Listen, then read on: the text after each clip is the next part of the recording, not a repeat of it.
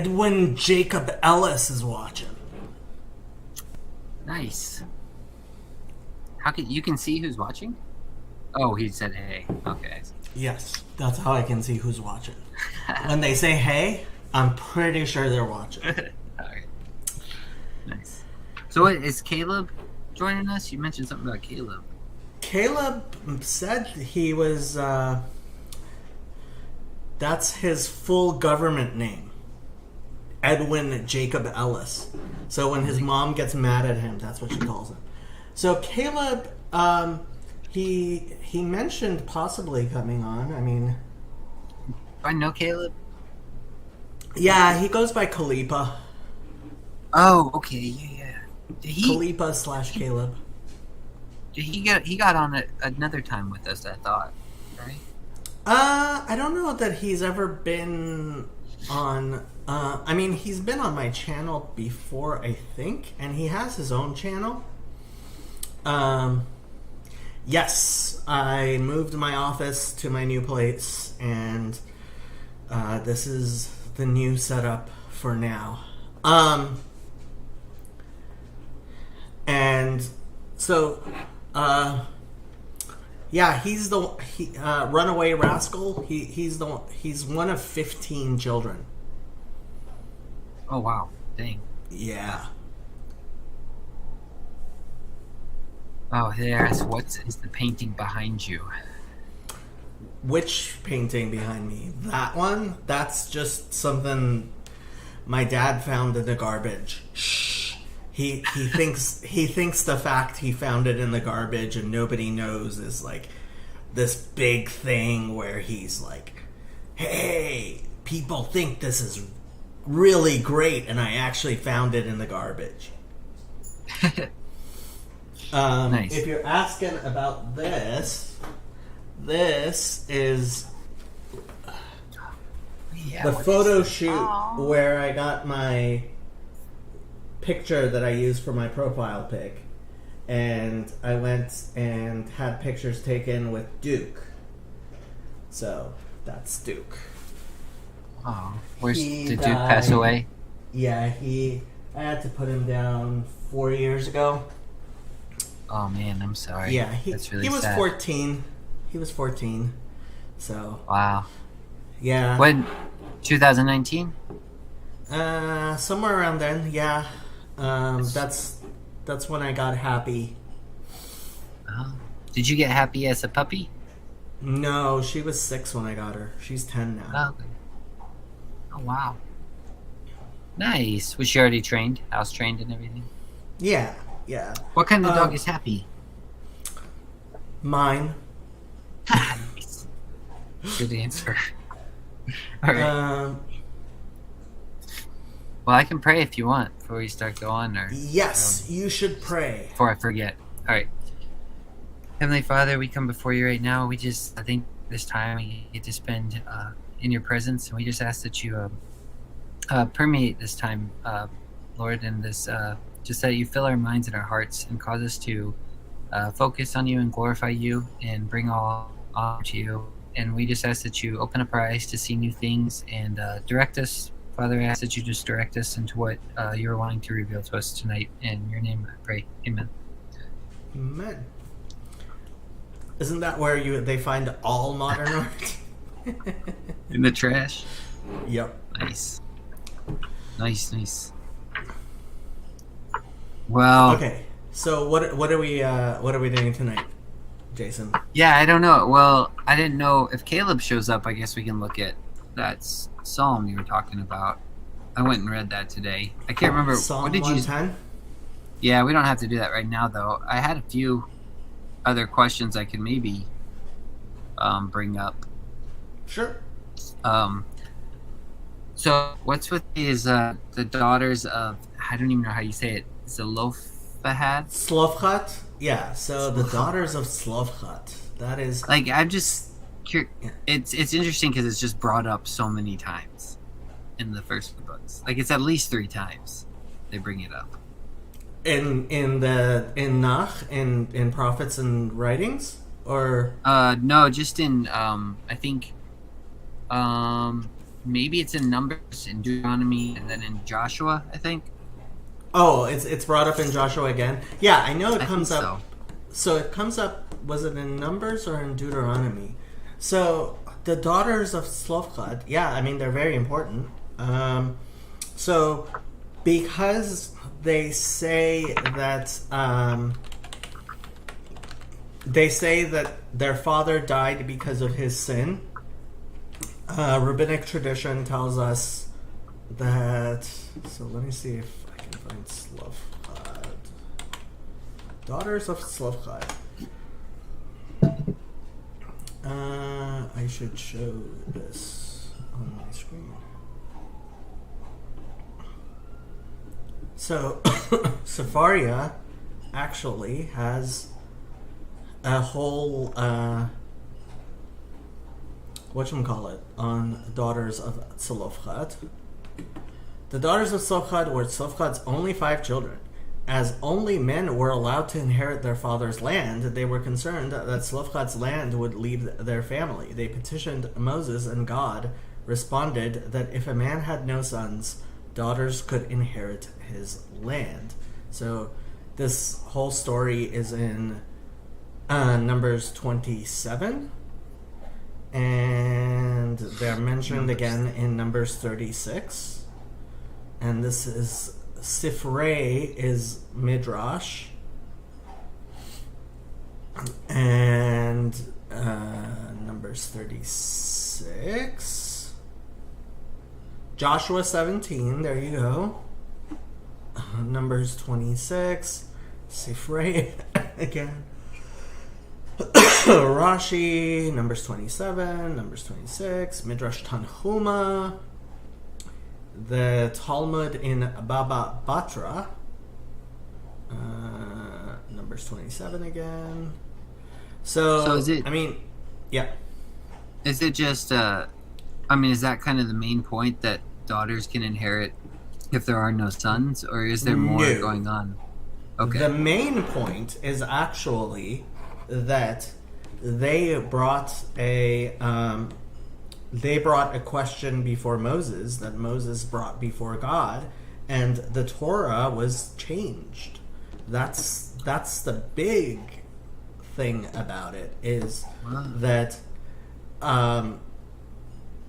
that's the main lesson we learn out of it, is that is about how we conduct Jewish law. Okay. Does that happen any other times where the Torah is changed that you know of? Because of if that a commandment is changed. I'm trying to Like think. the other thing that comes to mind was when there's that weird part where Moses gets mad because they leave the sacrifice without eating it, and then he says, I don't know, then Aaron and his sons say, we didn't eat it because such and such. I don't even remember. Let me see if I can find it. Gosh. The only thing Probably I can Leviticus. think of, I'm not sure what you're talking about, but the only thing I can think of is Pinchas, because of and for some reason they also mention Pinchas in this sheet. Pinchas, because of what he did, became a Cohen, even though he was born to Aaron before Aaron died, before Aaron became a Cohen, and so he wasn't going to be a whatchamacallit? A Cohen? Is that like a high Yeah. priest? What is it? Okay. That's a priest, yeah. So A priest. Okay. yeah. So why? Ew. They allowed the Jewish Theological Seminary to have people on Safaria. I should stop sending them money. I'm joking. What were you saying? So the part I was thinking about was Leviticus 10 verse 16. It says, then Moses made careful inquiry about the goat of the sin offering, and there it was, burned up. And he was angry with Eleazar and Ithamar, the sons of Aaron, who were left, saying, Why have you not eaten the sin offering in a holy place, since it is most holy and God has given it to you to bear the guilt of the congregation, to make atonement for them before the Lord? See, its blood was not brought inside the holy place. Indeed, you should have eaten it in a holy place, as I commanded. And Aaron said to Moses, Look, this day they have offered their sin offering and their burnt offering before the Lord, and such things have befallen me. If I had eaten the sin offering today, would it have been accepted in the sight of the Lord? So when Moses heard that, he was content. Yeah, but that's Moses being content. That's not... Okay. I didn't know if there's some type of change or something, or what was going on there. This was kind of... With the daughters of Slavchat, like, actually the halacha was changed. The Jewish law was changed because Moses brought their complaint before God, and God changed things. That's Okay. I'm not aware. I'm trying to think if there's any other place where that happens, and I can't think of anything. That's Oh, really interesting. what I was gonna say is, so Jewish tradition says, since they say that our father died because of his sins, Yeah. because of his sin, I believe it was in the singular. Jewish tradition is that he was the guy who was caught gathering sticks on the Sabbath and was put to death. Oh man, that makes it even better. I don't know why. It just that was a sad day for that guy. So what's the understanding with that? Was it like he was being rebellious, or was it just So or it's Jewish tradition kind of left up in the air? actually says that he was trying to prove a point, but Okay. so you have to understand, there's this concept in Jewish interpretation of the stories that are mentioned in the Bible, which is called Dakei Dakot, meaning the finest of the fine. And what we learn out of there is that really when, for example, it says that David was an adulterer and a murderer, or it says, for example, Ruvain disturbed his father's bed and things like that. Jewish tradition is that the Torah explains things on our level, even if what actually happened is much more of a spiritually fine thing that by a normal person might not even be considered a sin. So, for example, I think it's Numbers 10.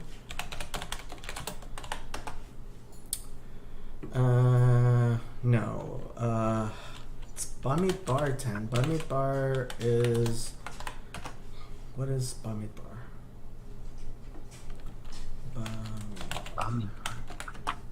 Bamidbar is Numbers. So it was 10. Maybe I'm thinking 30? Why can't I remember which... What are you thinking of again? Which one? the sin of Miriam? Oh, okay. Yeah, where is that? Man, Numbers mine is 12. Numbers 12. Yeah, okay. Yeah, Numbers 12. So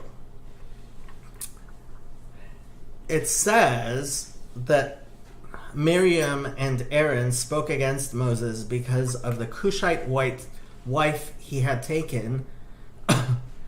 Wow, that's a new way of thinking it. He took a Cushite wife.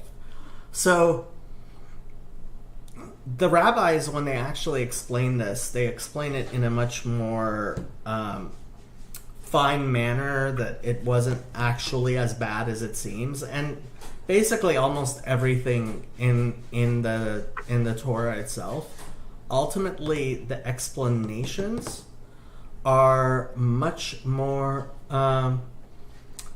There's a YouTube link, Sandy. Also, you're on Twitch, Sandy. I don't know if you noticed. Yeah, I dropped it in there for her if she wants to join. Yeah. So, but when the Torah is describing sins of great people, it has to describe them in terms where we also understand the sin, right? So when it says that that David was an adulterer and a murderer, right? It's actually on the level of somebody like David. His whatever sin he committed was like murder or adultery, whereas in did I make any sense? Do you understand what I'm saying? No, could you repeat that real quick? Okay, so so God grades on a curve. Okay. So if, let's say, you're somebody who actually sees prophecy, right, and talks to God, and God talks back, right? So if you commit a small sin, and you're a person on that level, then that is considered like me committing murder, right? Yeah, because that makes sense. God's grading on a curve. But when the Torah explains things, it explains them in ways that the average person can understand. So the analogy I give is the Torah has to be understandable to a rabbi who has been studying it since he was a child, and now he's 90 years old, and at age 90, right, he's reading about the sin of David for the first time. I mean, for the 90th or 100th or God knows how many times, right? And it has to be something that he can relate to. The same way that,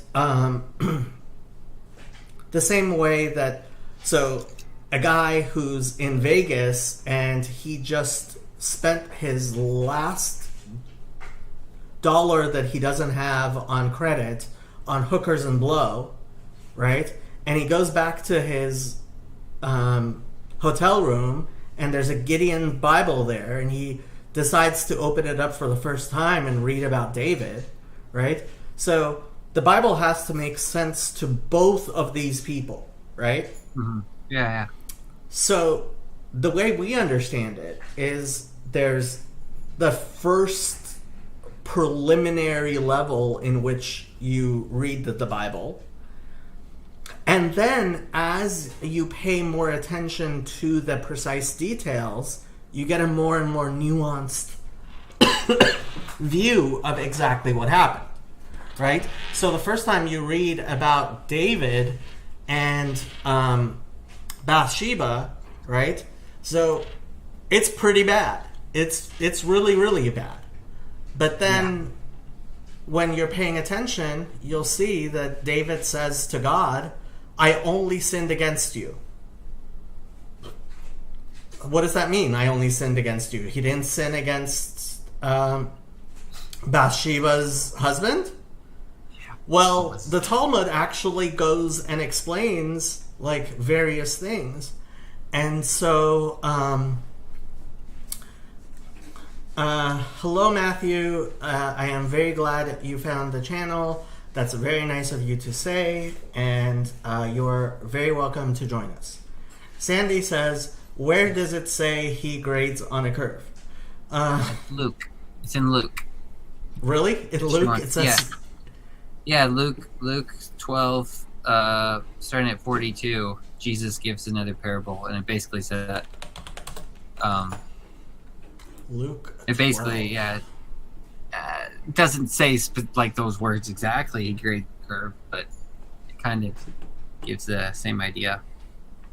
You want me to read it? Or? Starting at 42. Yeah. Go ahead. All right. And the Lord said, "Who then is that faithful and wise steward who his master will make ruler over his household to give them their portion of food in due season? Blessed is that servant whom his master will find so doing when he comes. Truly, I say to you that he will make him ruler over all that he has. But if that servant says in his heart, 'My master is delaying his coming,' and begins to beat the male and female servants, and to eat and drink and be drunk, the master of that servant will come on a day when he is not looking for him, and at an hour when he is not aware, and will cut him in two and appoint his portion with the unbelievers. And that servant who knew his master's will and did not prepare himself or do according to his will shall be beaten with many stripes. But he who did not know, yet committed things deserving of stripe, shall be beaten with few. For everyone to whom much is given, from him much will be required, and to whom much has been committed, of him they will ask more." Yep. So it's basically verse 47 and on, I think, is what the kind of the gist I mean, of it. But, yeah, that's basically it. I mean, God is just, and it is something that is, a parable of the talents. I was thinking of. I mean, where in the Torah does it say that God grades on a curve? Well, the story of. There's plenty of stories you see that, like, God is much more harsh on some people than he is on other people. I've never heard that section described as grading on a curve. Interesting. But you see it all the time. You see, like, God is much I don't want to say harsher, but he's more exacting on the people to whom he has given much, as opposed to people that he hasn't. And frankly, even like, if you're listening to Paul Vanderklay talk about Romans, right? Even Paul's understanding of Romans is very similar. So even Paul of Tarsus might have gotten something right. What do you mean, the part in Romans 7 or something about before the law? Oh, That, I mean, I don't know. yeah. I don't know. Me trying to understand what Paul of Tarsus is saying is not easy. I try, but like, I'm going to. She can't believe you said that. You say that all the time. Yeah, I always say Paul sometimes gets things right. I don't think grading on a curve is quite right. That would suggest God compares you to the average or mean goodness, which is a different idea than him having a higher standard for people with more. Yeah, I guess maybe grading on a curve isn't. God is just. That's how you say it. God is just. And like a just judge judges you based on your capabilities. And since God gave you all of your capabilities and he knows everything, so he knows what you're capable of. He knows what you're not capable of. And so, yeah. Yeah, there's a part in Proverbs that kind of reminds me of it where he says something like, when you come before God and you say, surely we did not know this. And then it says something like, does not God who weighs the hearts consider that? Or something like that. So that's kind of another part. I guess it's not in the first 5 books, but I don't know. It seems like it's there, and it seems like it's at least within the story, like you're talking about. It's you kind of pick up on it, but I think it definitely is in the story. I mean, just looking at Genesis, you see with Abraham and everything that goes on. Like, I think it's just one of those givens that if you're paying attention to the Bible, God judges fairly, and you can't be fair if you judge people the same regardless of have I ever been wrong? I'm just waiting for the day I make a mistake so I know what it's like to be wrong. Yeah, I haven't been listening to Paul's thing on Romans. I think is he still doing that, or did he do that a while back? No, I think he's still in Romans, yeah. I haven't been listening as much. Yeah. I did listen to him get in the gosh, what was it? He said something that I thought was kind of interesting. Oh yeah, he said something about when you guys were talking about baptism in the Jordan River. He was said something about that. And Paul said something about how it sounded like he thought it was wrong that Christians were getting rebaptized in the Jordan River or something. Oh, you didn't know about this? Why is that so bad? Because Paul said there's one baptism. Getting baptized again is like one of the worst things you can possibly do. Oh, I didn't know that. Man. Well, if I think you're you a get Baptist, baptized all the it's time. not. Oh, no. Like when the Anabaptists started rebaptizing people, so they were put to death by drowning all over Europe because they were like, we'll baptize you.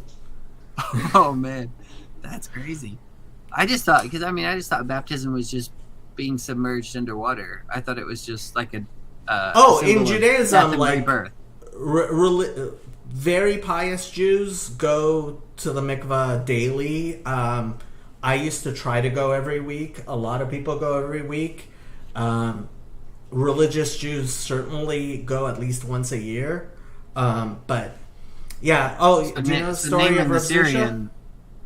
He did it 7 times, right? Yeah, I mean, honestly, like frankly, like sprinkling water at people, like how that's a baptism, I'll never get. But yeah. Oh man. So do you know the story of Reb Zusha that No. Fraudwith is telling us? We should. No, let's hear it.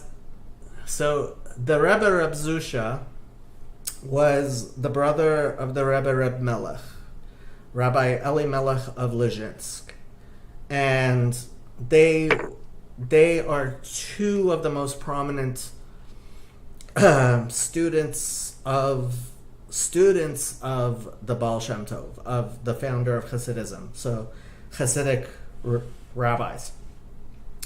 And Reb Zusha was known as being an incredibly humble but rather poor man. The Rebbe Reb Melech, his brother, published many books and was actually quite rich. And when Reb Zusha was on his deathbed, he started crying, and his students asked him, "Rabbi, why are you crying?"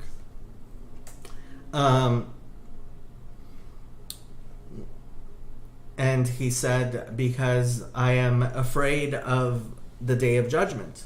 And they said, "But Rabbi, you're such a holy and pious man. Like, you're more pious than all of us. If you're afraid of the day of judgment, then what about us?" And so Reb Zusha said, "I am not afraid that on the day of judgment they're going to ask me, 'Why were you not like Moses? I wasn't born to be Moses. I was not Moses.' And I'm not even afraid that they're going to ask me, 'Why aren't you like your brother, the Rebbe Reb Melech?' Because I wasn't him. I wasn't born to be him. But I know that on the day of judgment they're going to ask me, 'Why weren't you Zusha?' And for that, I'm not going to have an answer." Wow. It's pretty heavy.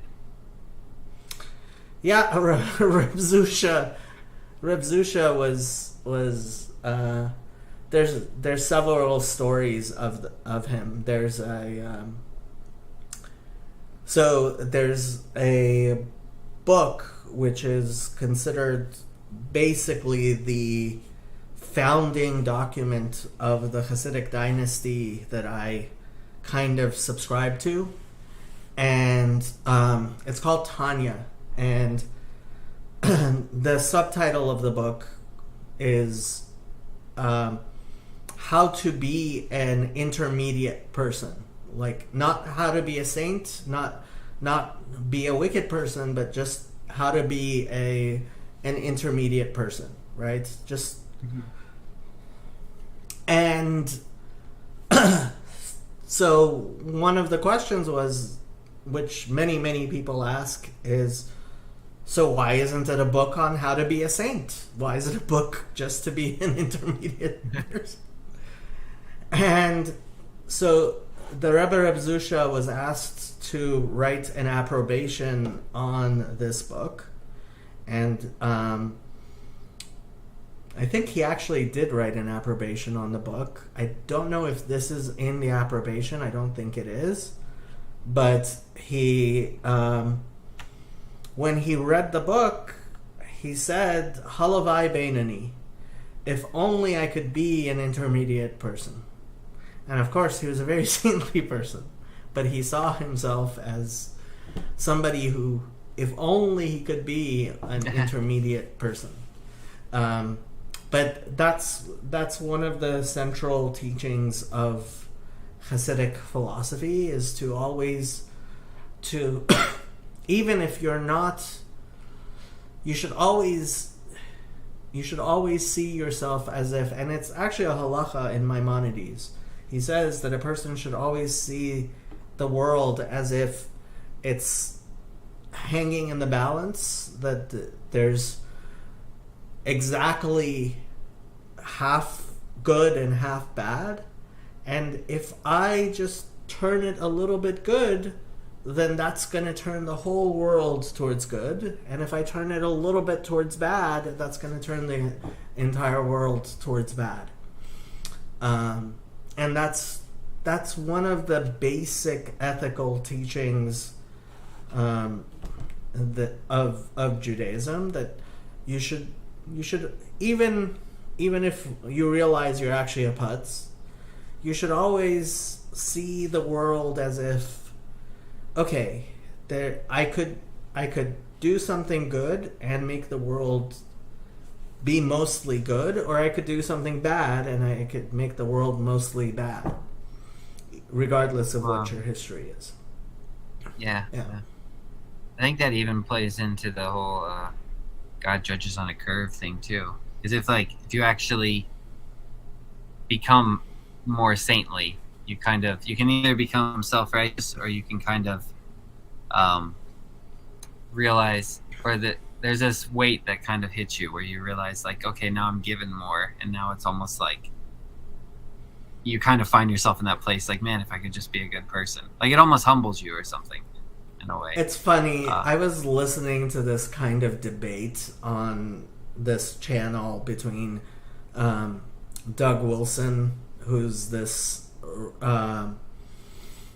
YouTube Reform pastor, and somebody else, and they were talking about hamartiology, which is your theology of sin, and they were like getting so deep into it.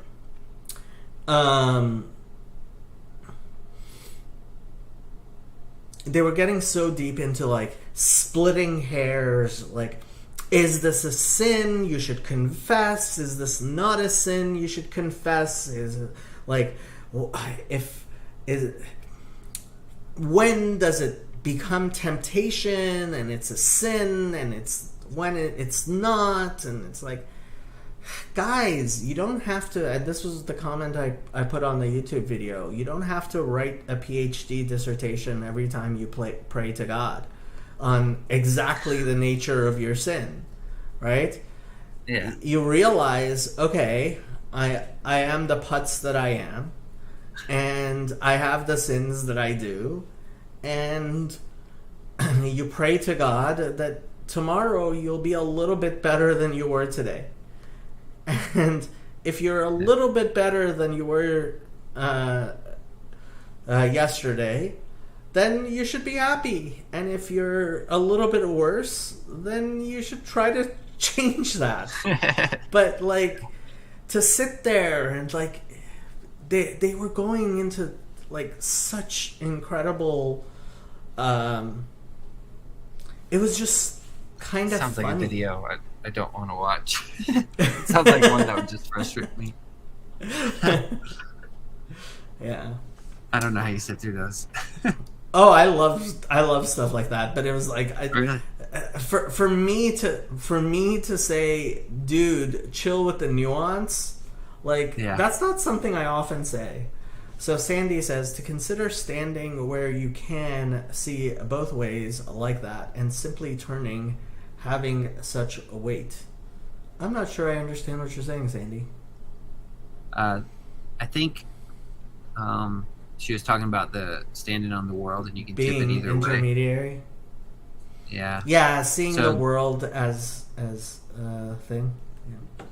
But Jacob, don't you know we're totally depraved? I'm not totally depraved. I'm just a tiny bit depraved.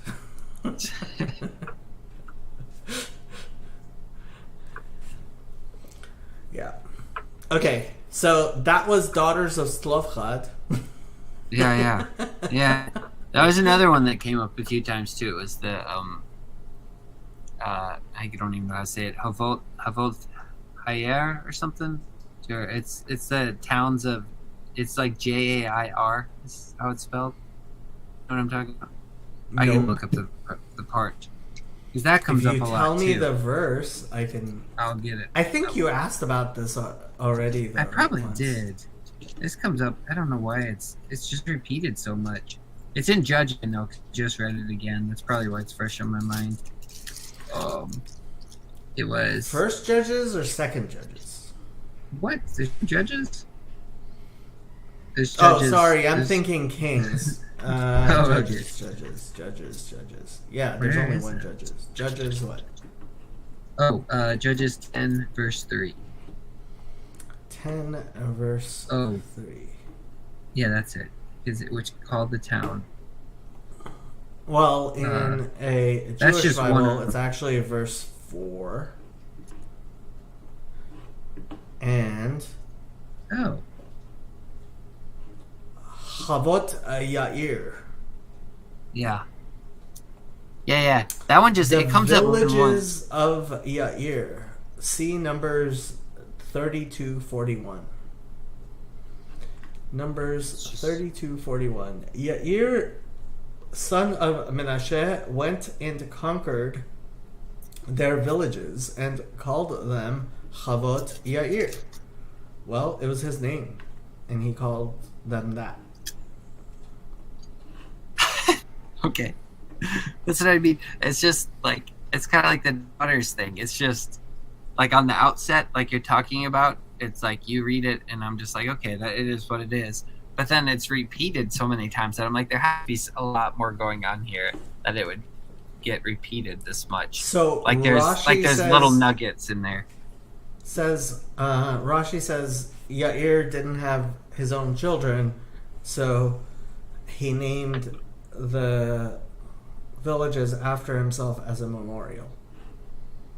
That's weird because I thought in Judges it said he had 30 sons.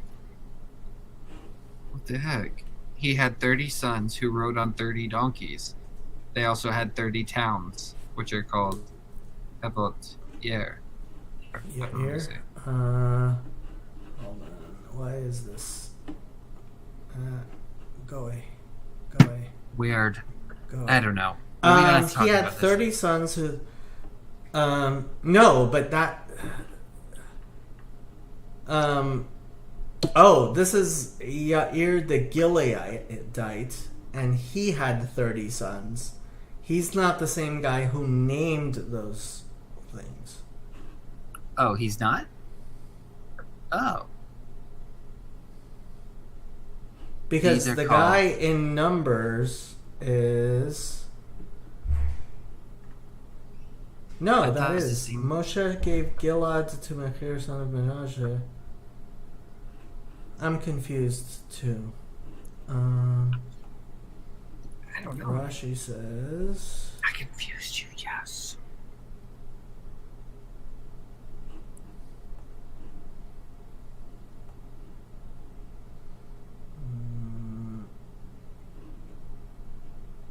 Hold on, let me see. I'm trying to think of where else it is. For some reason, I thought it was.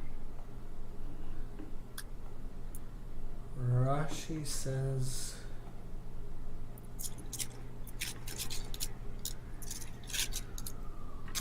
There are no super commentaries on here.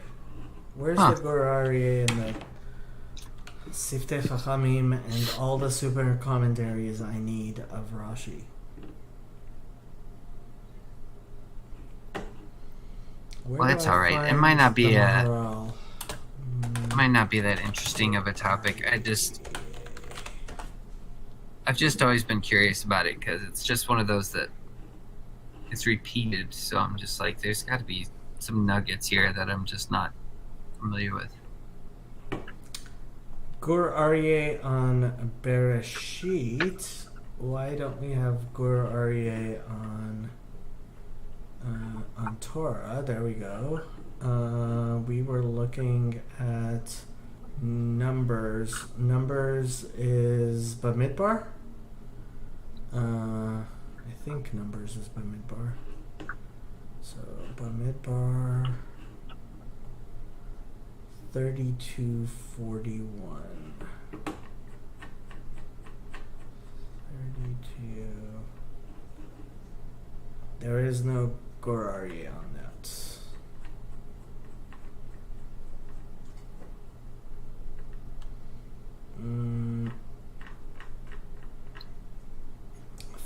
3238.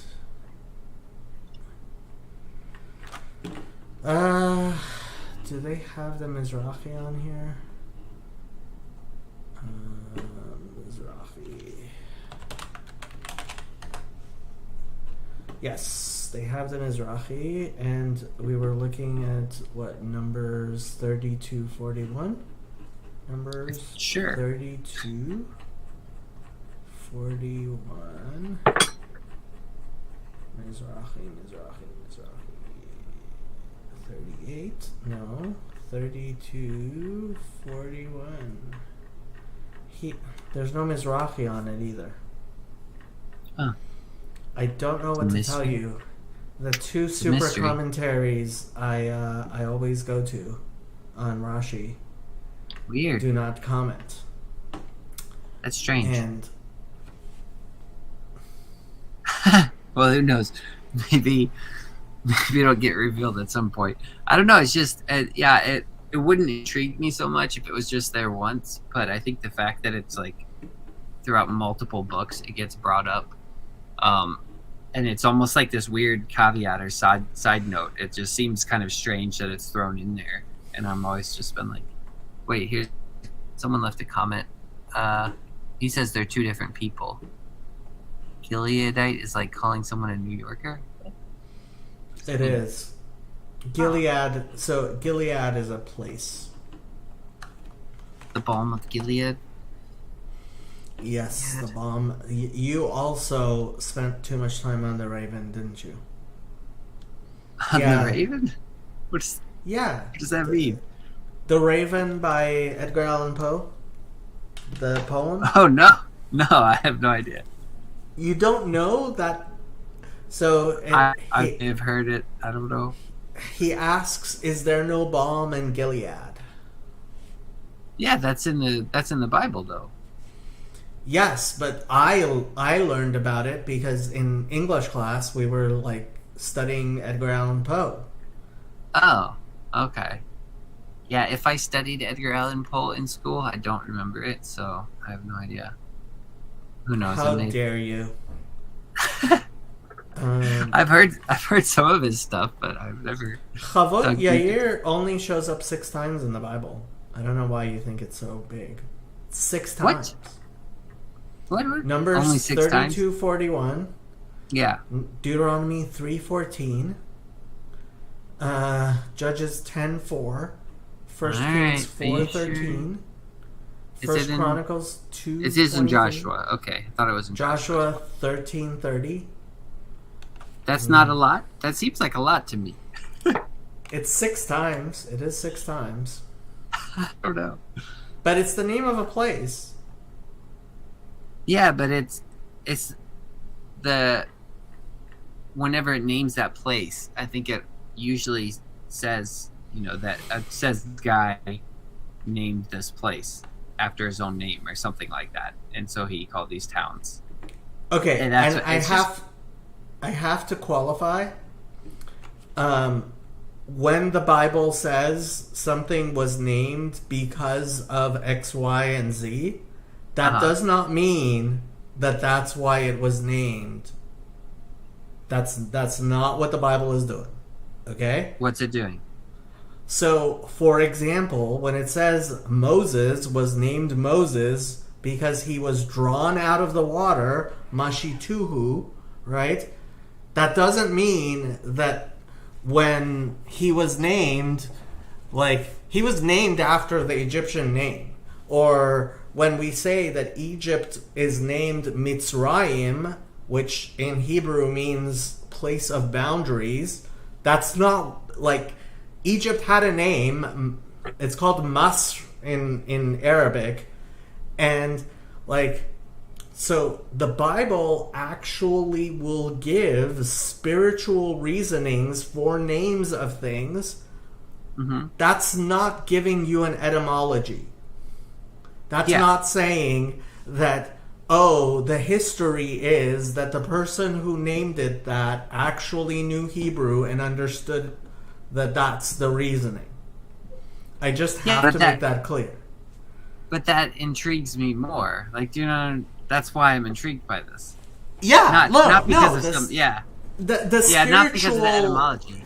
Right, the spiritual derivation that the Bible gives is important. But, what is this? It bothers me when people like read it as if, oh, Moses was a Hebrew name. It's like, no. Moses, like, when God revealed the Torah, saying Moses' name comes from being drawn out of the water, it's not telling you that Moses isn't an Egyptian name. It's not telling you that Moses is a Hebrew name. That's not what it's saying. Just wanted to make that clear. Good point. Glad you clarified that. I was laughing at Luke's comment over here. Dominic Luke should hop in says, here, man. Gilead's Island. There's 11 people watching and nobody wants to join us. Nobody likes you. They love me. They don't like you. Then me thought the Ergu Drenser perfumed by an unseen censor. Oh, I'm guessing that's part of the Raven. Why did the Bible plagiarize Poe? I memorized the Raven in college for a lit class. I believe you. Is Jason a Noahide yet? Jeez, are you a Noahide, Jason? Not that I do knows anymore. God. I don't think I am. You don't think you are? Oh, sorry. I think Jason is too Jesus-pilled to be a Noahide. Lame, level up JS. Who's wrong? This may be your first time. Bomb of Gilgalad. I don't know wrong. Is that another friend of yours? You have all these friends, Jason. No, that's not, I don't know who that is. No. Me neither. Could be. We could be friends with him now. So we could, we did kind of drop on Galatians. We didn't get back into that. So we could always do that as well. But I don't know that it'd be much help because, I do think reading it, I don't know, it's weird because reading it from a Christian context with the Christian background, it reads one way, and then reading it from Jewish context, it totally reads a different way. And that's why I feel like there's I have no clue what he's saying. And Garth, if I knew that movers would move things as easily and as well as they did, I would never, ever, ever, ever, ever move myself ever again, and I will not, because the guys who moved my stuff, oh my god, it was just so easy, and I just, it was beautiful. I gave them a lot more money than they charged. Because it was worth it. Did they pack it too? Yeah, everything, like, and they were so quick, and they, like, oh my god, I can't believe they got this desk here as easily as they did. I didn't think this desk would fit out of my office door, and like they got it up the 2 flights of stairs here like it was nothing. Dang, that's crazy. Once I had to move, me and my dad had to move a sleeper sofa off like 2 flights of stairs, and that was hell. Yeah. Anyways. Well, these guys, they really knew what they were doing, and they had all the equipment. And part of what made it easier was, so they had like this plastic wrap that they wrapped around my desk, and then it made it a lot easier for them to hold it onto it with the plastic wrap, like as handles. So like, yeah. Wow. So did they move it? Did they like take everything out of your drawers, or they just wrapped it all in plastic and then moved it all in? They just wrapped everything. Although, that's like nice. they would have done nice. They would have done anything. Like I didn't make them do like I didn't really. It was the first time I'd used a mover, so I wasn't really sure. So I actually took all my electronics, put them in my car. I was like, okay, they can destroy anything, and I won't mind too much. But they didn't. They moved things much more nicely than I did. Garth was a truck mover once. Tough work. This is tough.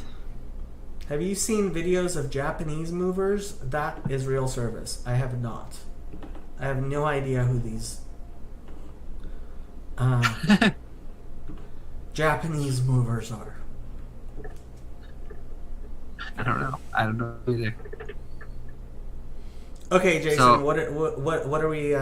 What are we? You're keep asking me interrupting. that. No. You're interrupting my Bible study with all this stupid moving talk. Why do you do that, Jason? I'm not. This is the comments. You're reading the comments. It was Garth, not me. Oh. So I don't care. We could either talk about whatever, Galatians or Baal of Tarsus, or we could talk about Ruth. Maybe I might have some questions about Ruth. What are your questions about Ruth? All right, that's where you're gonna go. I was talking to Cal the other night. He had called me, and somehow it came up. I had drawn this picture a while back of, it was a watercolor painting or whatever of Ruth, and it had the reapers coming down and everything. And I was kind of playing on the part in Revelation where it talks about, I guess, I don't know if it's supposed to be an image of Christ, but it talks about this. Basically, there's this figure in heaven who's sitting on a cloud. He's holding a sharp sickle, and he says, "Thrust in your sharp sickle and reap the harvest, for the harvest of the earth is fully ripe." And then that kind of combined with the parable Christ gives, as in like the reapers being the angels and reaping the whole harvest of the earth. And I always kind of thought Ruth is kind of a mini version of that, or like more immediate version of like almost like a cosmic image or something. Like you have this Lord of the harvest, Boaz, and then all the reapers of the field, and then this foreign feminine figure who somehow gathers the remnant of all of the harvest that's left. Well, I mean, gleaning, I don't know where I'm going with this.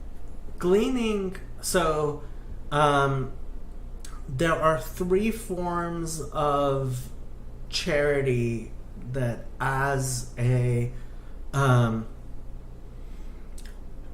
farmer, you are required to required to give to the poor.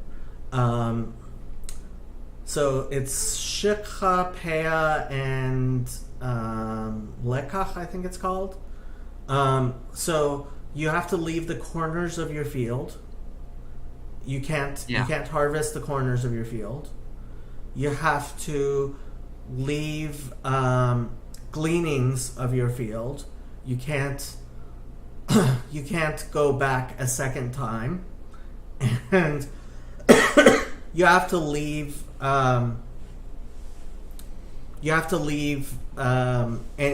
any forgotten sheaves. So if you bind a sheave and you forget it, you can't go back for it.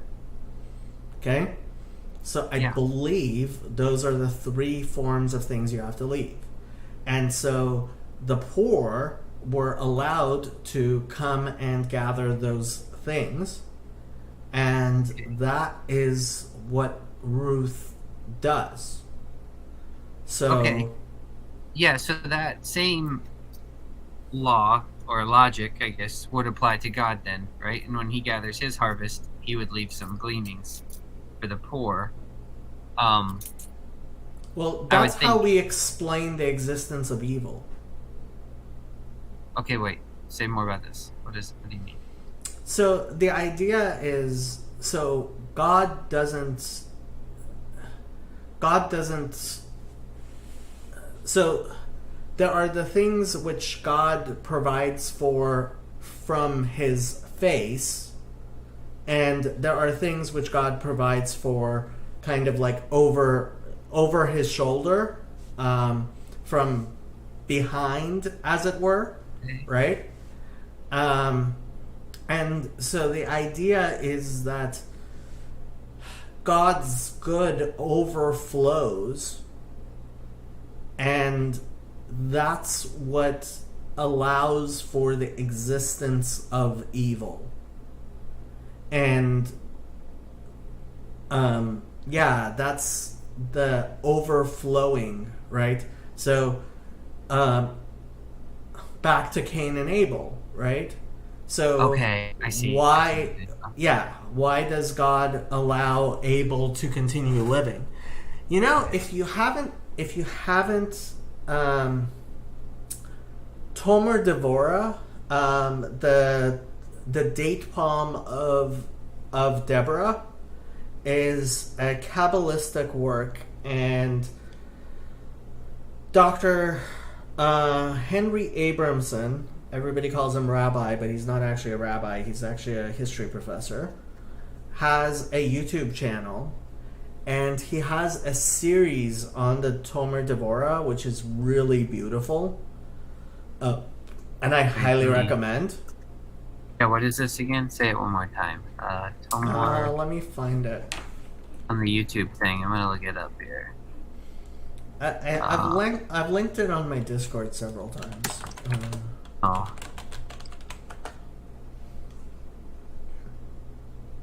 Tomer Devorah. Is it?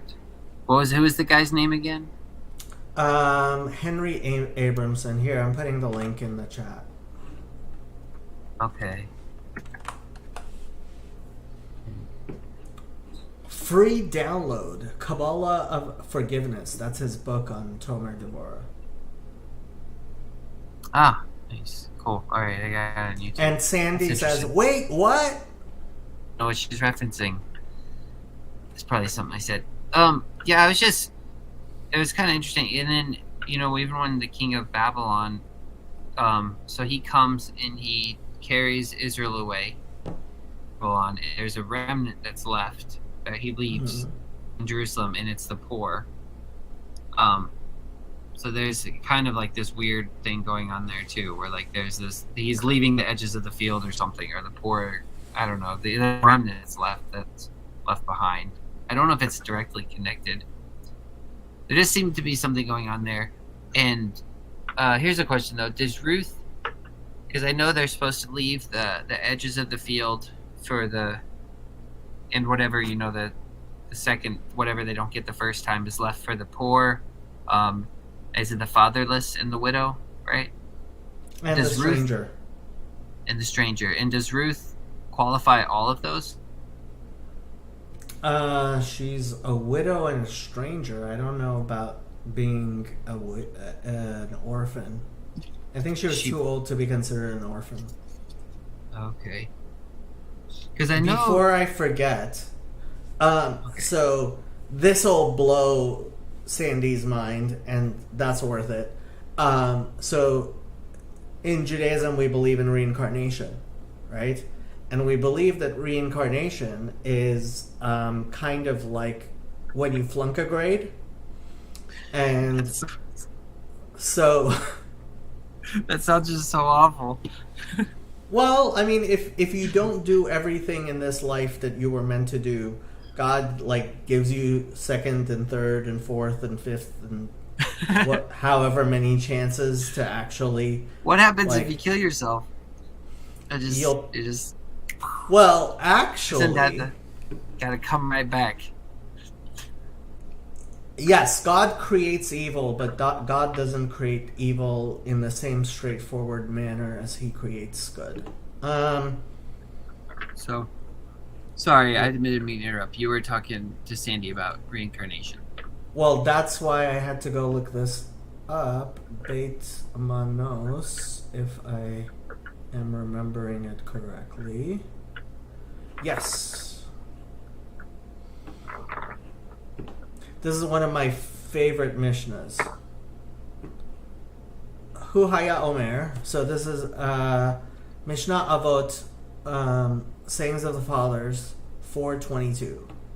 He would say, those that are born will die, and those that are dead will be revived, and the living will be judged.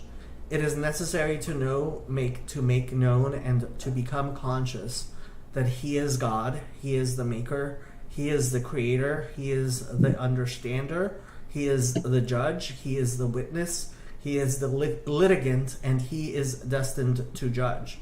Blessed be He who has before Him no wrong, no forgetfulness, no respect of persons, no taking of bribes, for all is His, and know that everything is according to the reckoning. And do not let your evil impulse assure you that the netherworld is a place of refuge for you, because against your will you were created, and against your will you were born, and against your will you live, and against your will you die, and against your will you are destined to give account and reckoning before the King of Kings, the Holy One, blessed be He.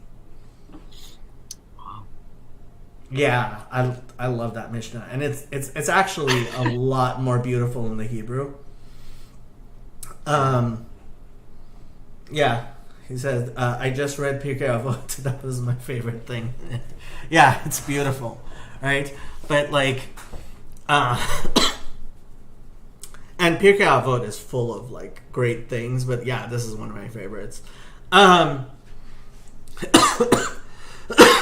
And so that's the explanation that the Kabbalists give for why these generations are so much lower spiritually than previous generations.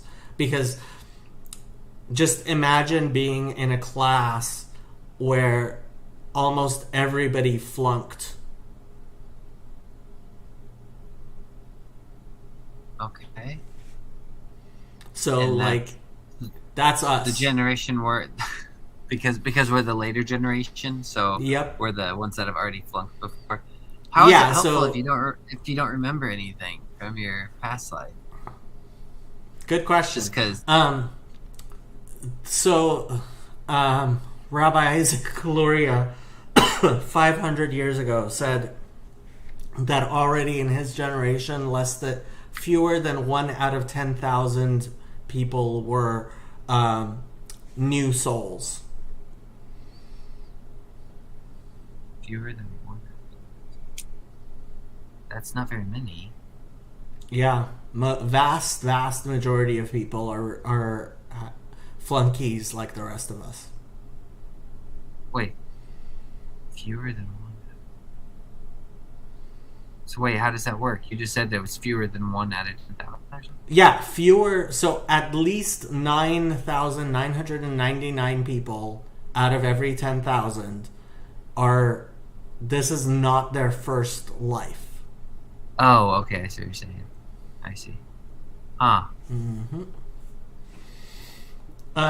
It's an interest.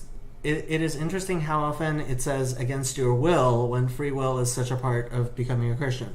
Well, I mean, free will is an important thing, but free will. So, like the Talmud says, "Hakol b'dei shemayim chutz mirat shemayim." Everything is in the hands of heaven except the fear of heaven. How many new souls? The Talmud says that Ra HaKadosh Baruch Hu, that God saw she tzadikim mu'atem hem, that righteous people are few. Lefichach hafizeram b'chol hadorot. Therefore, He spread them out among the generations, and we believe there's always at least 36 righteous people in every generation. Is only a part of the previous soul that comes in a Gilgal. The part that was not corrected. This is also correct. Yes. Wait, what does that mean? A Gilgal? Oh, reincarnation. Oh, okay.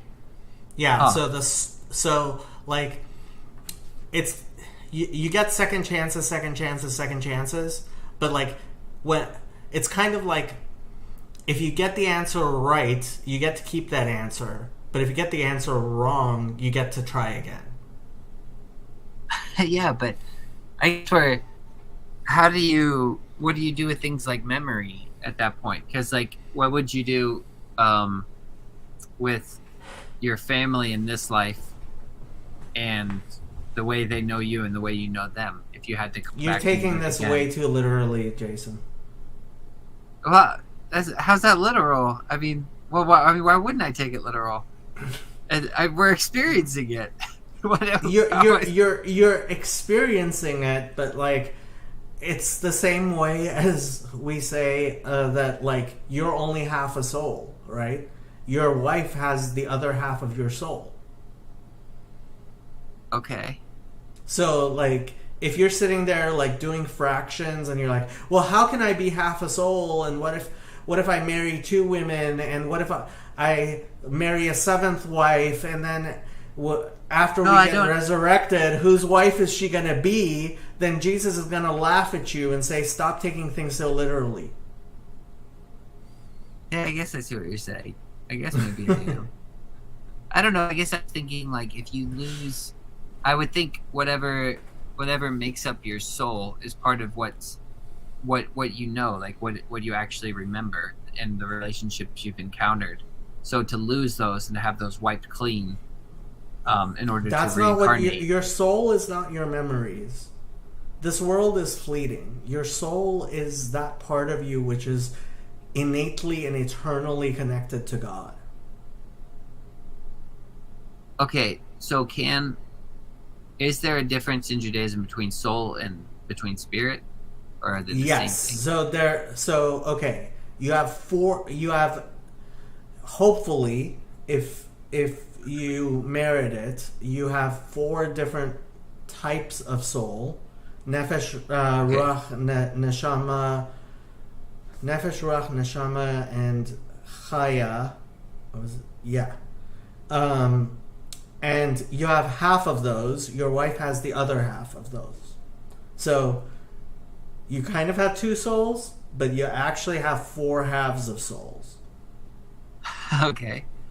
So then what does Jesus Fraudwith, like, why did I think you were like CRC? Because you know way too much Judaism to be... and Yechida is only for Jews. But you were saying... Oh no. Well, Jesus says, I'll tell you whom you should fear. Like when he's saying, don't fear men, I'll tell you whom you should fear. Fear God, who can destroy both body and soul in hell. So how would a Jewish person read that? Of like your soul, if the soul is the part that is eternally existing with God, what does that mean? Does it just mean what do you think it means? It could be wiped clear. Like... Yeah. Like, God can... So, what I would say is the job of your soul is to make an imprint on your nefesh, which is your material soul, and to the degree that it makes an impact, that's... But if it makes no impact whatsoever, right? I think I've talked to you about this idea of there are those who hell will end and their suffering will not. I think Right? you mentioned this before. Can you explain it again? Yeah, so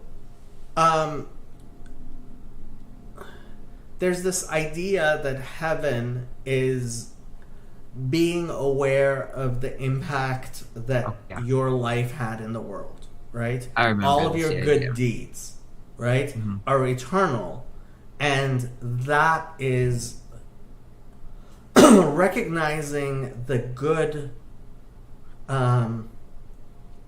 recognizing the good effects that you have had eternally. That's heaven. But Mhm. you also recognize all the bad effects, right? So if you are a person who gets to go to heaven, right, you also have this aspect of eternally remembering all of the things you failed to do. Whereas somebody who has no good in them whatsoever, world to come. Did I do that or did you do that? I didn't do that. That's really weird. It's a That ghost. is We get a ghost. Oh my weird. goodness. Derek is watching us. I know Derek. Do you know Derek? I think this is Derek. Is it? I don't. Is I it don't the think you same met. Derek? I don't think you met. No, Oh, he's- it's your friend Derek, not my friend Derek. I know him actually, like personally, not through Discord or something. So, yeah, he's. Is I don't memory think he's been around different than Discord. knowing? Yeah, I guess it would be. But I guess I was just thinking, get reincarnated. That kind of alters your soul. I guess maybe it doesn't. In my mind, I was thinking, well, then it does. So then you're just kind of a completely different person at that point. So you're not really reincarnated because you don't have the same memories, the same relationships, this or that. What made right. you? So It's gone. reincarnation. So people who are more exact in their language will actually talk about transmigration of souls, as opposed to reincarnation. And it's different composites, right? Like Fraudwith said, like only sections of your soul transmigrate, and that's why. I mean, people take this stuff way too literally. Once you're doing like math, like the people who are like, well, if I have 4 half souls, does that mean I have 2 whole souls? It's like, no, you don't get it. You're being way too literal. I see what you're saying, but you're the one who's always doing math when it comes to the Trinity. So, touche. Hey, all I have to say about the Trinity is 3 gods is way better than what Gentiles used to have as gods. So, like, you guys are almost there. You're You're down gonna to have 3 gods. Yeah. Like, just Yeah. 2 more to go, and you'll be there. Like, I'm rooting You know- for you. We'll get there. Don't worry about it. Yeah, it is a weird thing. Another thing. I saw you tagged. Oh, yeah, I guess that- it was you tagged some video. I watched that. It was a short video, I think, and he was talking Yeah. about. Gosh, I can't remember what it was anymore. Something about the Trinity. Yeah, so this Protestant guy,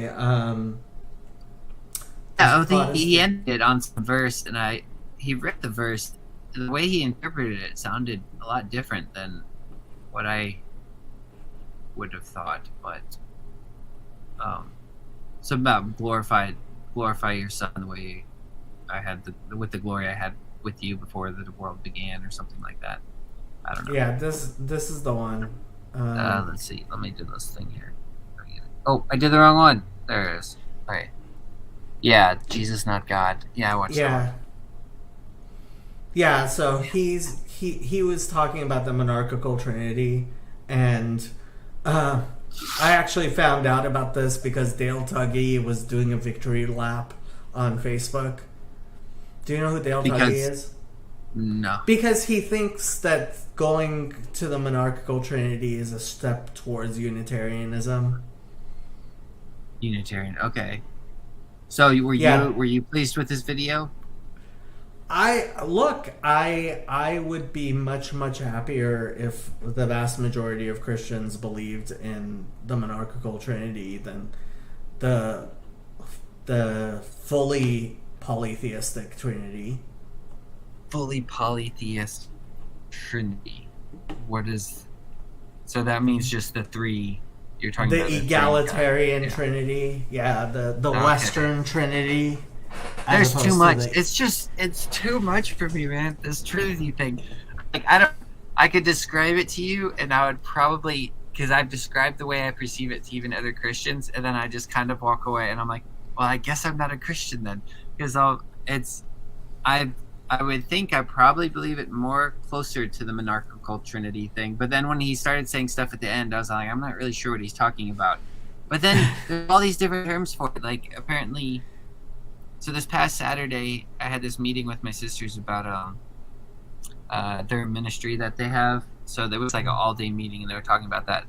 But then two of the girls that were there brought up how I guess this past year, Stephen Furtick has been getting in trouble because I guess he's been preaching modalism, which is like some other Trinity thing. And I'm just like, there's too many of these things going on. And everybody gets their panties in a wad over it. And I'm like, what is happening? It's just, it's crazy, man. When it comes down to it, like, barely anybody can describe the Trinity without being some sort of heretic. Yeah, it's frustrating. And I was talking to Luke Thompson about it today in a chat because I was just telling him, I was like, it's weird because I don't even know where to start because the girls I was talking, like most Christians I know personally, I don't even know how to even really ask about the Trinity because it's like it's a mystery, but then everybody has their idea of it already that's so formed that it's kind of a closed discussion. If Jesus didn't teach it, why do you need to know about it? I don't know. I think anybody who believes in the Trinity has to answer to me why Jesus didn't think it was important to at least give a parable or some sort of creed or something you could say that would be like, okay, I believe this and it's fine.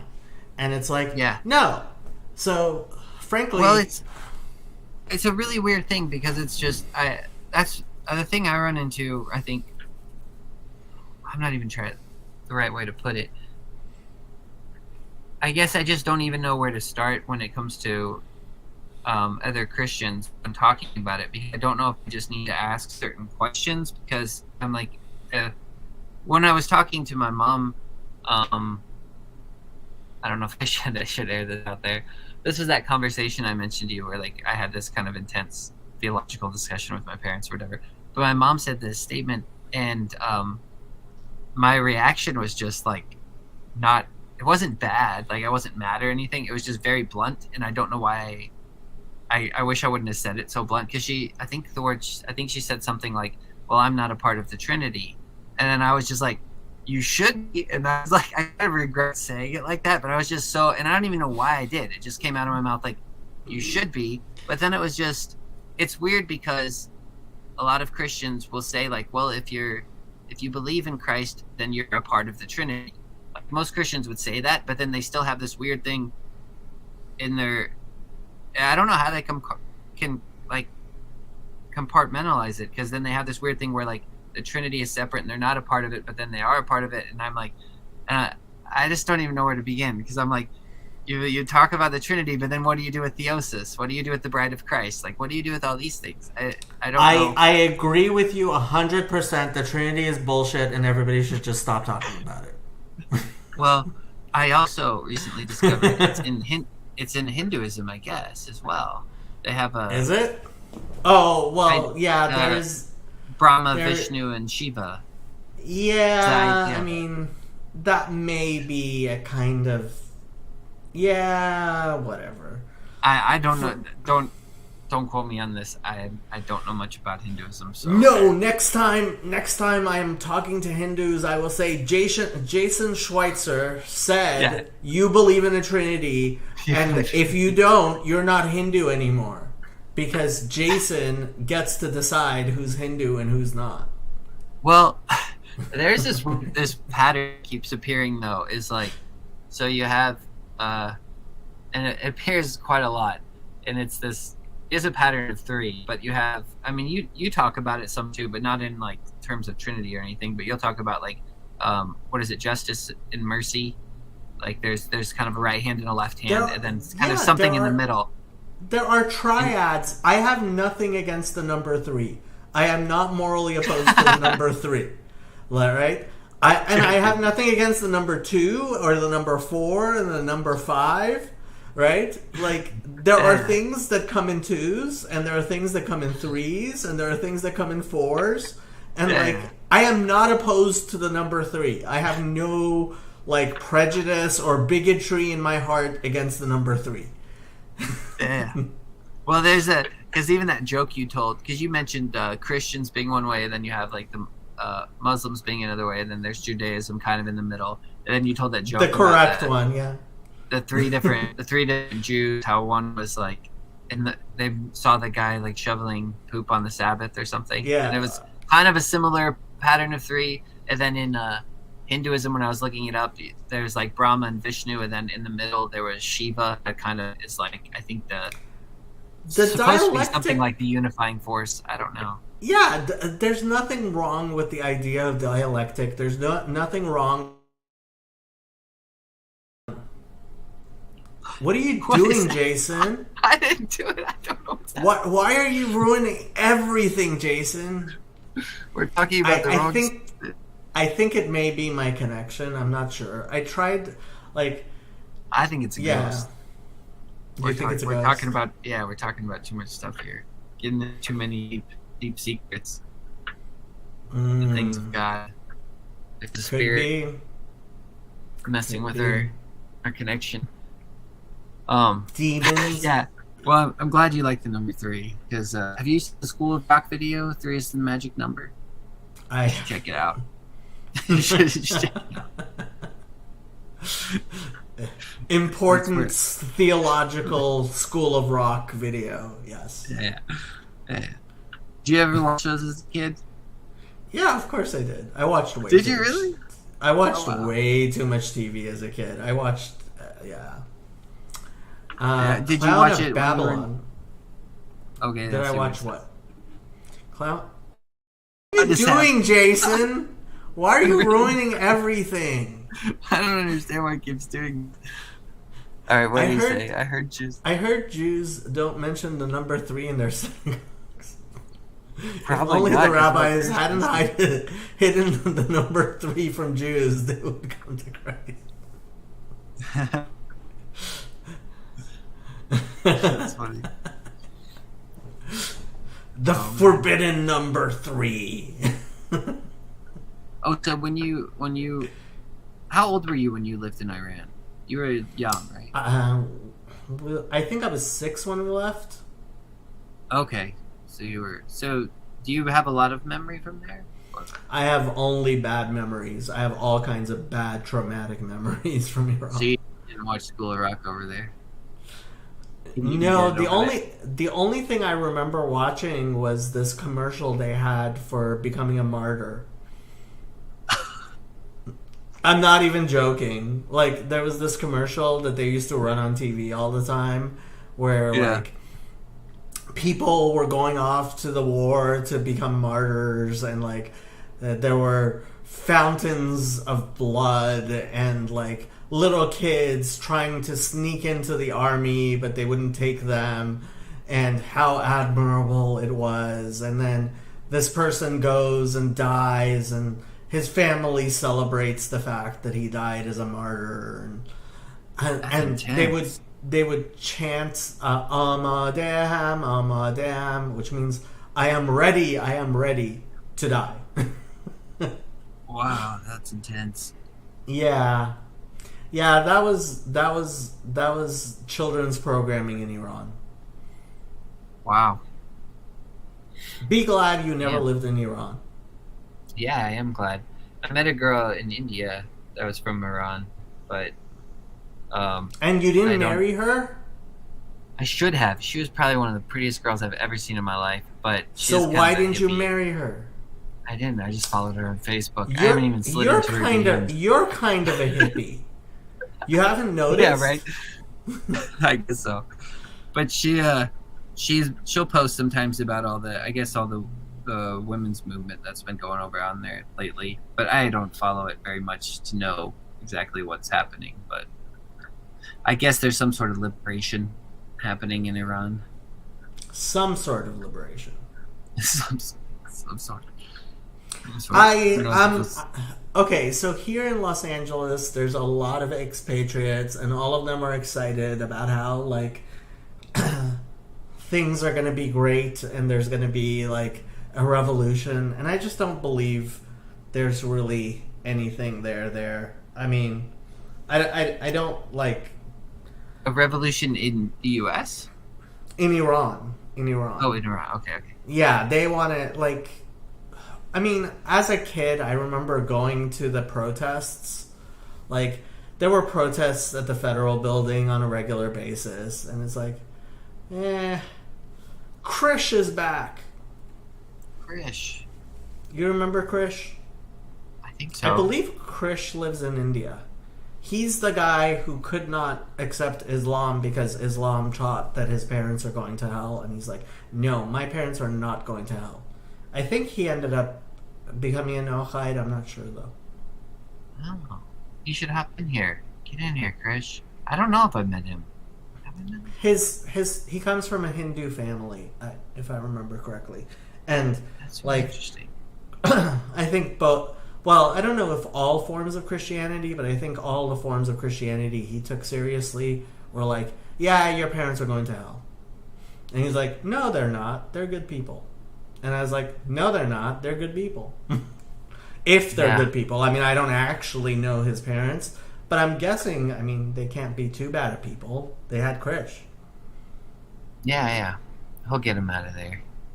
If they are in hell. Well, they're still alive, I Just believe. kidding. Oh, really? Oh, well, yeah, they're fine. No, I'm the... They're you know, fine I'm so kind far. of a universalist, so it's... Oh, he's Krish! coming in? Nice. What? That's not a person. It's just an Yeah, abyss. What's going on? Hello, Hey, Krish. man. Hey, how are you guys doing? Good, how are you? Good, how are you? Yeah, I'm doing pretty good. So, are you in India? Oh no, I live in the U.S. You live in the U.S. Do your parents live in the U.S.? Yeah, they do. So maybe you could clarify something for us. Jacob was just telling me that you grew up with, I guess your parents are Hindu and everything. In Hinduism, is there a trinity? The Brahma, Vishnu, and Shiva? I guess you wouldn't call it a trinity, but I just stumbled across this idea. Yeah, it's definitely something similar to that. So what is Brahma is like the creator, and then Vishnu is that kind of like the son of God or something? Like, what is that? Because I know that a lot of the avatars come from Vishnu, right? Yeah, like it's like one god, but in like different forms. So. Oh, okay. Huh. I don't know. Avatar. Sorry, I'm avatars. No, it's all right. It's interesting to me. I don't know. I've been to India, not too many times, a few times, but Oh, okay. How was it? it was good. I love it there. I think it's hard for a lot of people because it's such a change from the U.S., but I love it. We're talking about a group trip to Israel next February. Not this February, next February. I would love Oh, to. wow, that's pretty cool. So were you born in India? No, I'm from here, but my parents were born from India, so. That's cool. If you don't mind me What part? asking, where in the United States are you? Oh, Atlanta. Oh. Our friend Mitch is down there. Oh, wow. Mitch is in Atlanta? I didn't know Mitch was Yeah, he in is. Atlanta. Yeah, Yeah, he's in Atlanta. Yosef was in Atlanta. He was going to Georgia Tech. What? Where's Joseph now? He's in D.C., I believe. Oh, okay. Why? He got a job there. Decent.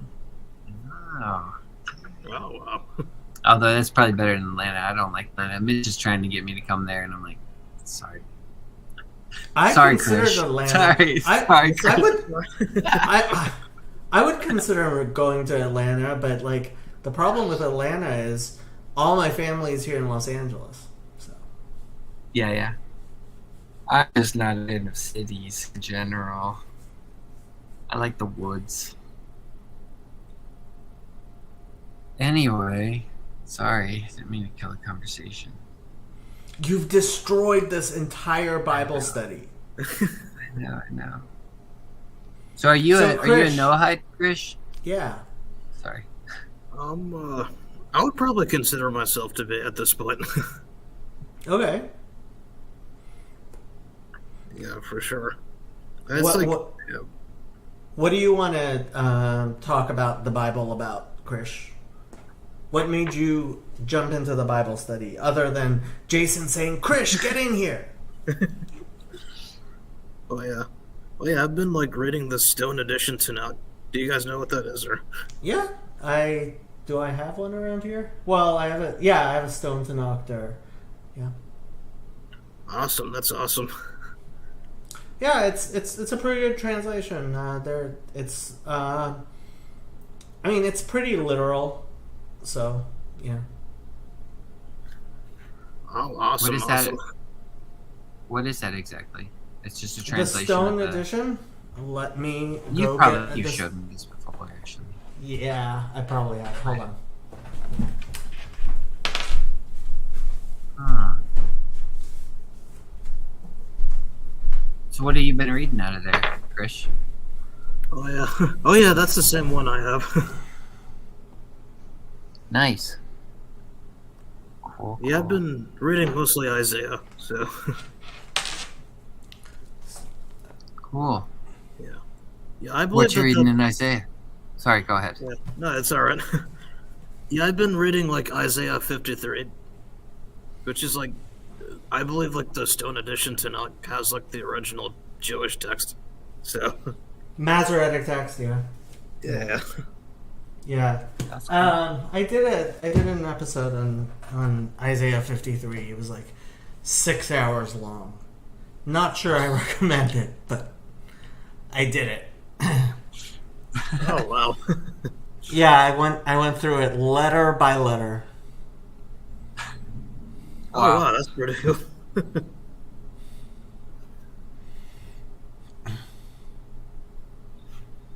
Isaiah 53. He's already done it.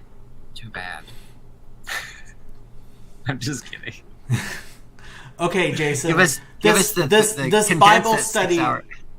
This Bible study has like totally gone off the rails. Like Sorry. you're supposed to be leading this Bible study, and you're just not leading it.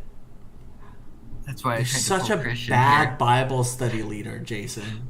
I know I'm messing with the I'm screen every chance so I get. disappointed in you. I will never forgive you. Well, I was trying to talk about Ruth, and I don't know how we got off of Ruth, but I'm still interested in all of that. Well, I mean, How did we Ruth, get off that? what can I tell? Well, we started talking about gleaning things, and Yeah. then we started talking about reincarnation. That's how we got off of it. Oh, yeah, that really distracted us. So that Yeah. wasn't me, that was you. You took that. Yeah, I mean, when I say like, yeah, I'm usually talking to myself. Why did the Jews stop reading Isaiah 53 in their synagogues? Checkmate, Talmudists. Yeah, I don't think Isaiah 53 was ever read in the synagogue. That's was? part of the funny thing. Well, okay, so the Haftarahs, I guess, like, you could read any part of Isaiah for a Haftarah, but various Haftarahs. So this is part of what I talked to Father Stephen DeYoung about, is, like, so the synagogue services, like, when it talks in the New Testament about Jesus going to the synagogue and reading Isaiah, right? Yeah. Like, if you've been to a synagogue and you've seen a synagogue service, you have an understanding of, like, how that happens, because you know what it's like to get called up to the Torah, you know what it's like to read the Haftarah, like, all of that stuff, right? But, like, how does a Christian understand it? Like, when was the last time you just went to church, Jason, and they asked you to read from Isaiah? A Christian understands it like a mic drop, I think, where Jesus just goes up and he reads this and he's like, boom. But why was he That's how I've reading heard it it to described. begin it? But I don't why? know. Like, I don't like, know. Because he's a in- baller. when in your churches do, like, random strangers come up and read from Isaiah? When they're the Messiah, you go and you push pastor away and say, look. This Yeah, is going he down. just punched That's- the pastor in the face and was like, takes the mic. He's like, it's That's how- mine, That's how us biatch. Christians, yeah, exactly. That's how us Christians envision it. No, I don't know it. Yeah, because we don't have anything like that. Yeah, we just sit there and we let the pastor read. No, so how does it Brown happen says, though? Jesus? No, Jesus. Yeah. So, during the synagogue services, people get called up to the Torah, and Yeah. If you know how to read yourself, you do read from the Torah yourself, but very few people do that. There's somebody who actually reads for you. But, like, on the Sabbath, 7 people get called up, and the 7th person also reads from the Haftarah, which a lot of the Haftarahs are from Isaiah. And that's how it happens.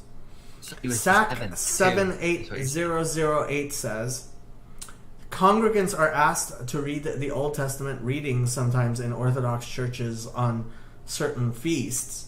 So Oh, nice. I guess that's when Jesus went up, was on certain feasts, and he was. I actually doubt, like, there's a lot of stuff in, like, it's like, you guys got rid of so much of the synagogue services that, like, it's like, I'm sorry, you can't it's funny to me that Christians now claim continuity from they're like, yeah, we're the continuation of Judaism from before Jesus. And it's like, no, you're not. You very obviously decided you didn't want to do that. Like, in Nicaea, you guys said horrible things about the Jews and how you don't want to be like the Jews and how being like the Jews is horrible. And now, 1,500 years later, you bunch of Judaizers are like, no, we're just like the Jews. So if he read from Haftarah, was he the 7th reader that day? Yes, he would have been the 7th. Yep. Oh my goodness. Sounds like David. Being the 7th? Okay, was David the 7th or the 8th? Because I'm pretty sure in Chronicles it says he was the 8th. But am I just being too literal again and counting too much? I have no clue. What? Really? Oh my gosh, I'm gonna pull this up and I'm about to blow your mind. Blow my mind. With this, you'll be like, what? How is he the 8th? I'm probably just reading it wrong. Chronicles. Never mind. First or Talk second about Chronicles? something else. It'd be first, I think, because it's talking about the genealogy part. First Chronicles? Yeah, you're First one of those Chronicles. weird people who reads the first 10 chapters of Chronicles. Yeah, yeah, I am. Oh my gosh, where is it? I don't know where it is.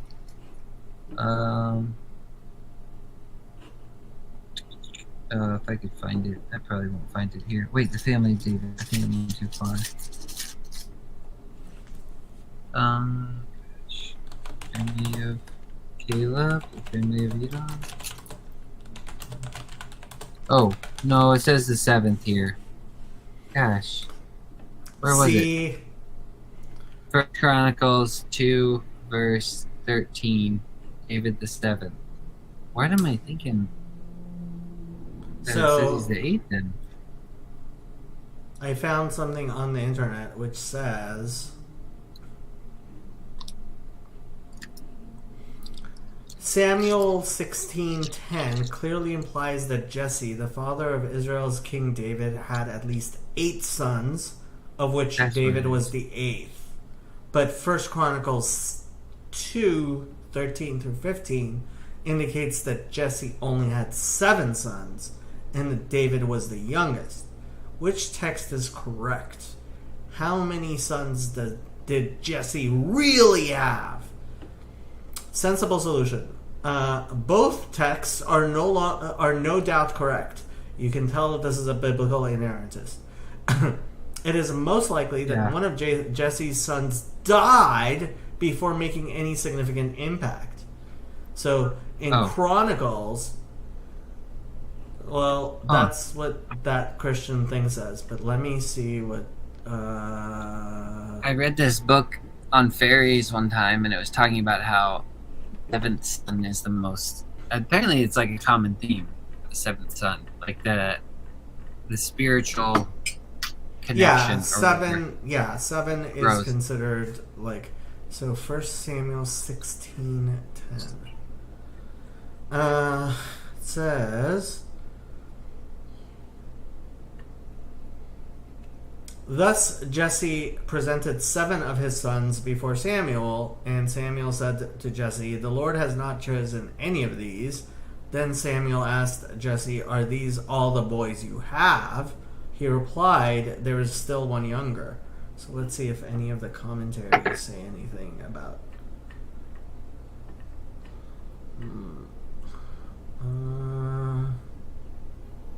It could just. I don't think it matters that much because it says 7 in both of them. So I think This it's is just me getting incredibly hung up. important. I don't know why you're not. This He is could really be important. the 7th and the 8th. of the- Metsudat David says, where were we? What happened to it? Shivat Abana b'divrei hayamim lo chashav ki im shiva im David shvi'i ובמדרש יש שהיה לישי עוד בן ושמו אליהו המוזכר בין הנגידים שנאמר ליהודה ולא 8 בנים ומה שלא חשבו בדברי הימים יראה שהיה מאישה אחרת. Oh, okay. So Metsudat David says that David may have been from a different wife.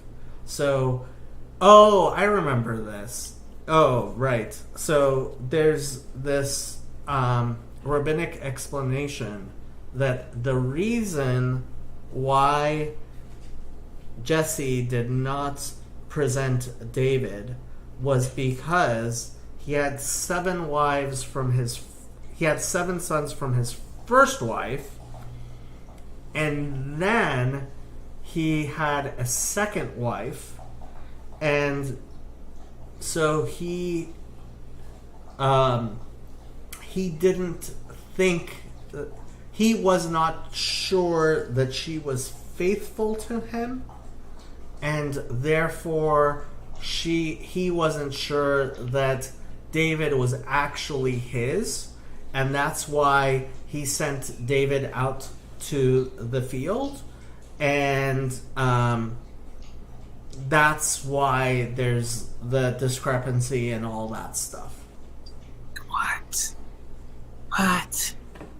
Completely different. Huh. Clown of Babylon says, Orthobros say that they have the right liturgy. How do you deal with the fact that they don't know about Musaf? They don't know about almost anything. They don't even know what the Amidah is. So this is the funny thing. So, like, Christians talk about the blessing of the heretics, but they have no clue what the blessing of the heretics is. I don't know what that is. I don't talk about it though. So, or maybe I do. Do I talk about this? You In a don't roundabout talk about way? it, but, so the question What is- there's always been a question of when did Christianity really separate from Judaism? Okay. Right?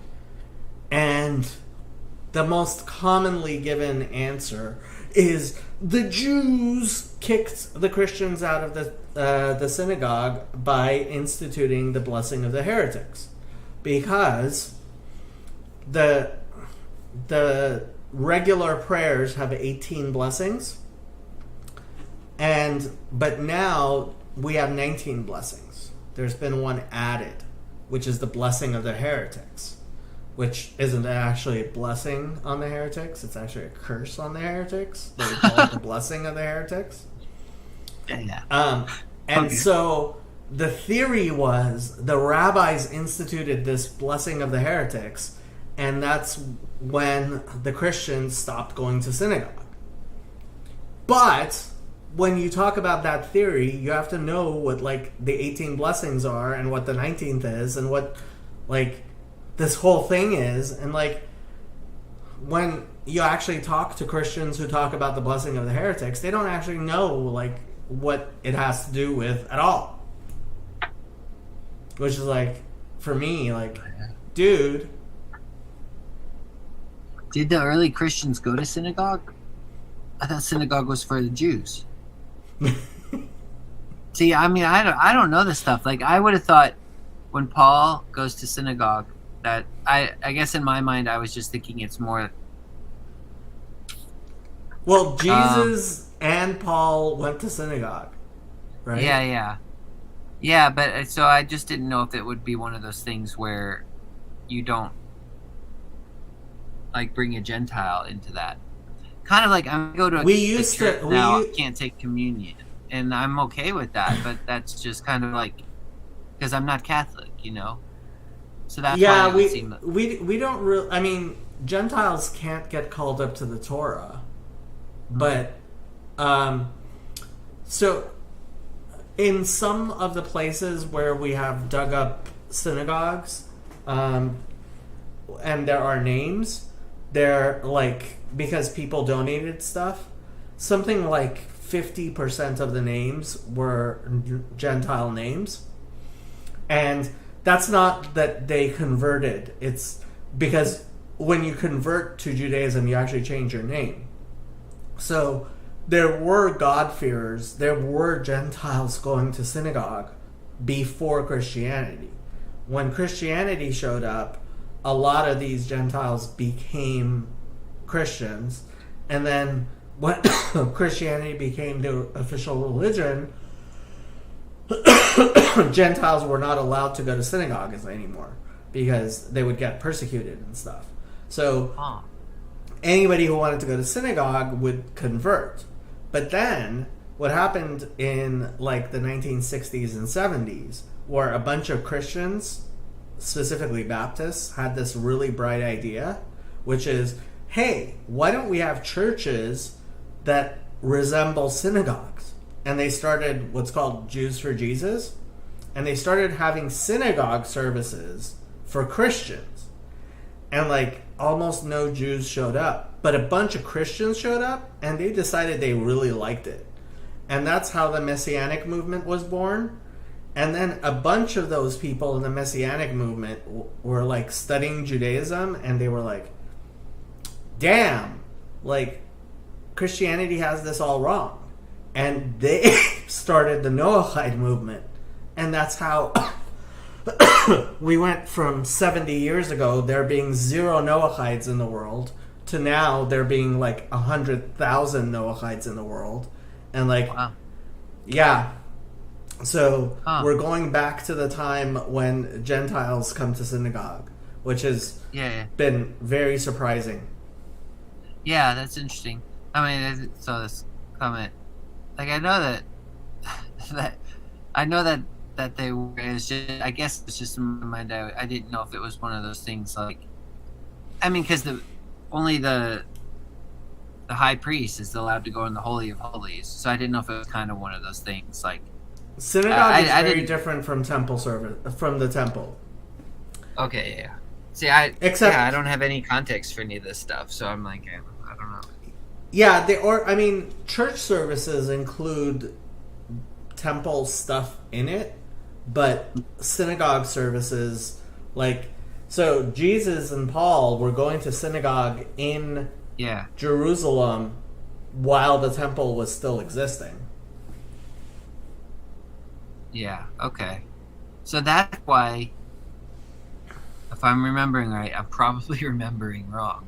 But there's this part in the book of Acts where it's the part where Paul gets in trouble because they say, you brought in an uncircumcised The part. person. Yeah. The part, yeah. The main part where it all it's all down Acts from there. 21, yeah. So, but that's. But that was that's at why the it'd be temple. confusing That to you. wasn't synagogue. That was That the was temple. the temple. Okay. So that's why it'd Supposedly. be different. Oh, And we have a Chezi. has he? He should hop in here too. He can spice this up. Since I've derailed it so many times, it's my. I think it's like screen changing. 7 a.m. in Israel right now, and he's Oh, probably that's too getting early his for kids, him. What is he doing? He's getting his kids ready for school. Oh my goodness. Being an adult. Yep, he has 3 kids, believe it or not. Yeah. Bli Ayin Hara. That means no evil eye. Wait, what? No evil eye? Yeah. So usually when I say somebody has 3 kids, I say Ken Yerbu, which means they should increase. But Chazi finds that hilarious that people would tell other people that they should have more kids. It's 5:50 in the morning. What is he doing? Oh my gosh. You're insane. Well, he also has to do his morning prayers and get his kids up ready for school, and Well, I'm then he has to go to work. Morning Yeah. prayers are pretty long. I'm Really? pretty sure Chazi could probably knock them out in half an hour. But it used to take me like an hour to do my morning prayers. Oh, And then that's I good. gave up. It's all your fault, What was I Jason. gonna ask? Yeah, I know. What was I gonna ask? There was a question. I forgot it now.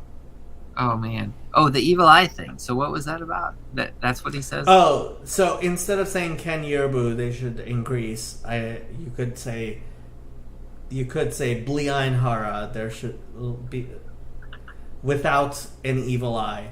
I don't know why. Morning prayers and some Torah study. What are you What are you studying these studying? days, Chazi? I'm guessing I'm here. Talmud. My guess is Talmud. I don't know. He might do Daf Yomi. Do you do Daf Yomi, Chazi? Chazi could do Daf Yomi. What is that? Daf Yomi I've heard you is talk about this before. a page of the Talmud. Then the rascals get up. That's cool. The rascals are his kids. I- He's not talking about his wife. I hope. okay. Yeah. So this I evil s- eye saying that this is a page a day? No. Oh, he does not do Daf Yomi. Yeah, page. Well, folio page a day. Yeah, if you do a page of Talmud a day every day, in 7.5 years you'll finish the Babylonian Talmud. Whoa. Nice. Did you guys have to start? He is putting on phylacteries. Tefillin. So do you put that on just for study, or does you wear that all? You wear that all the time, right? No, usually you wear it for morning prayers. Oh, okay. On non-holidays. Yeah. Oh, okay. My brother does the daf, and we discuss it during the week. That's cool. Man, that's fun. Yeah, Yosef's been doing daf yomi for 10 years now.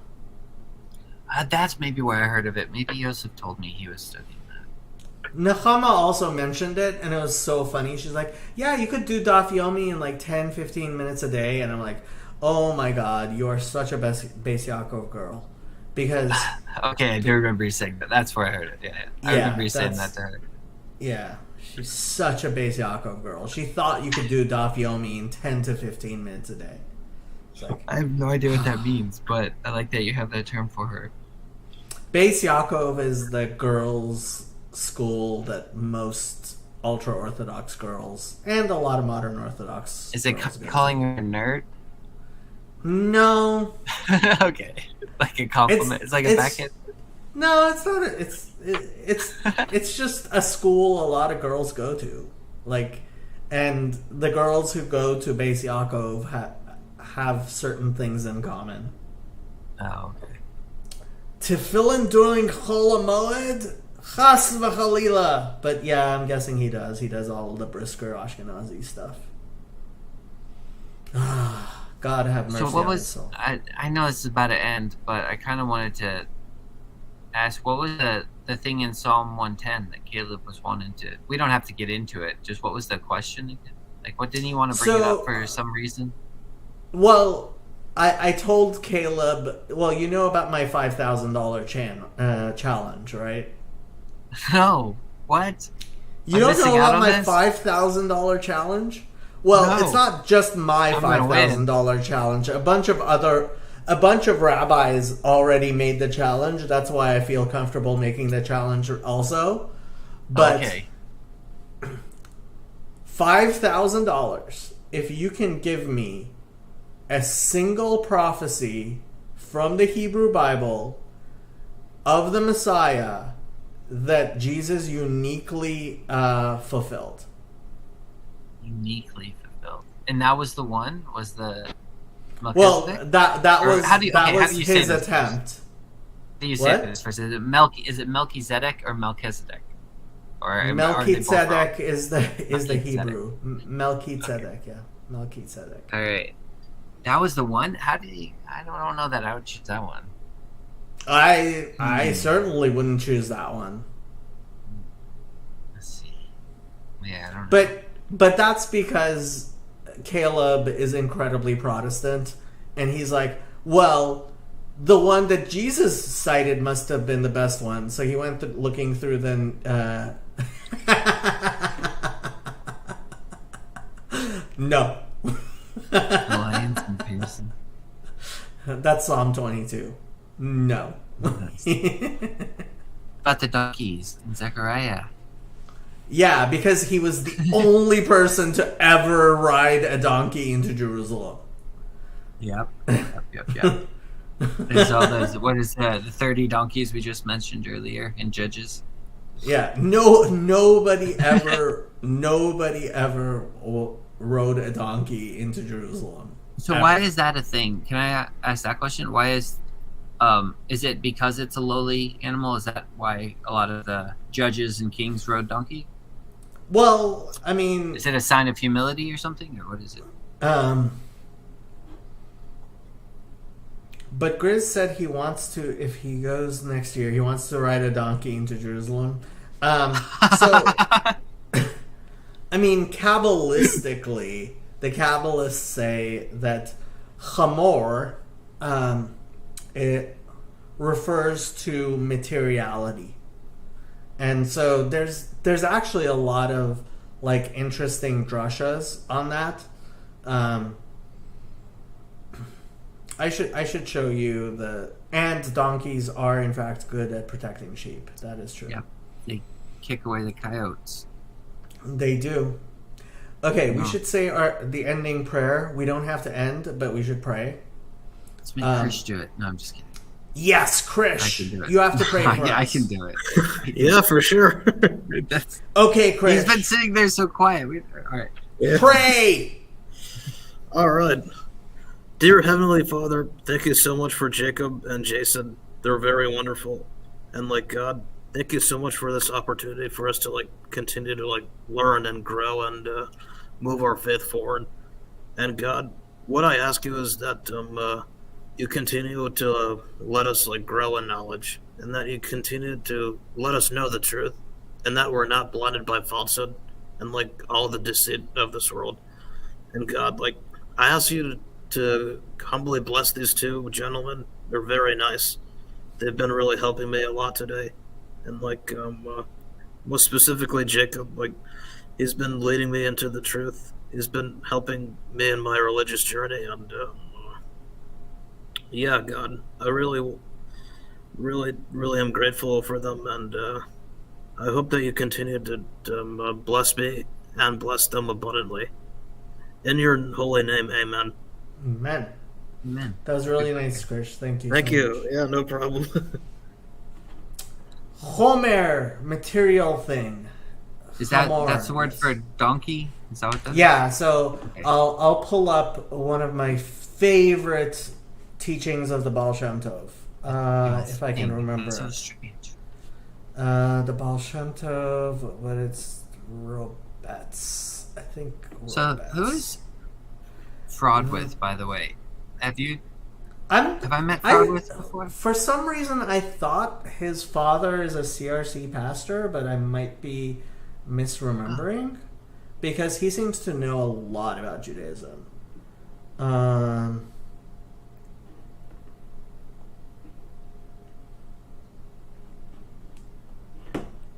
back to the donkeys. Was there something you wanted to talk about, Krish, by the way? I feel like I've just been, running amok with this thing. Oh yeah. Well, I guess like what I was curious about is like, is there like any verses that talks about like what the final Messiah will do?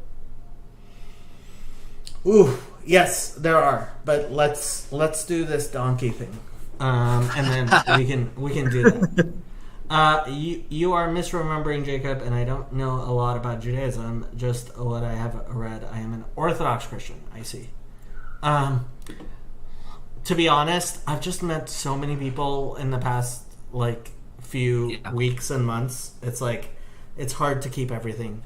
Okay, so this is the Baal Shem Tov's explanation of this verse, Exodus 23:5. So, Ki tir'eh chamor sonecha robetz tachat masa'o v'chadalta me'azov lo azov ta'azov imo.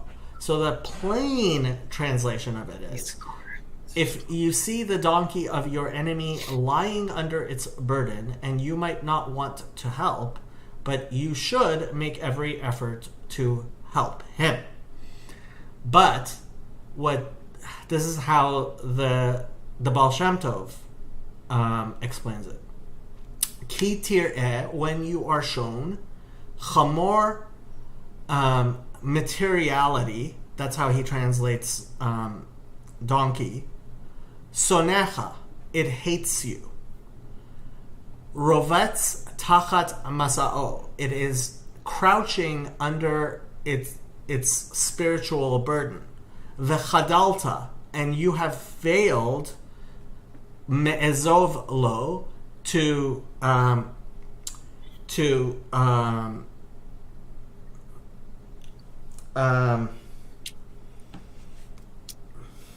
do you say, divorce, remove yourself from it, your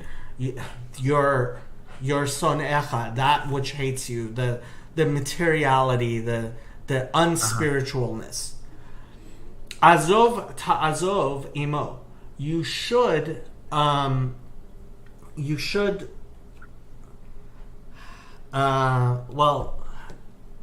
make the effort with it. So what he's explaining is that the spiritual is that what you are shown by God is materiality being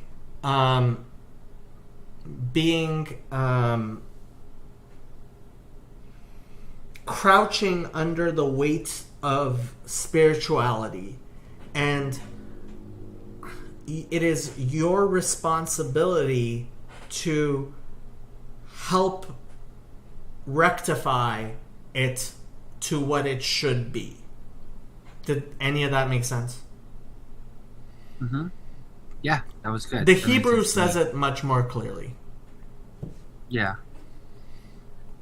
Chazi wants to know if you're coming to the BOM Israel trip. Dude, I would love to. I really, really would. I've wanted to go to Israel for a long time. Like I said, I guess I just have to see how it works out financially, mostly at this point, I think, because like with my sister's ministry thing, I know where I'm already locked in to go to Honduras in March. And we're supposed to have a family vacation, so I'm supposed to do that with my family. And then I think in November, I'm going back to India, spend some more time there. But I should be able to, especially if the tickets are only $800, like you were talking about. That'd be sweet. How long is the trip for? Are you just going for a week or longer?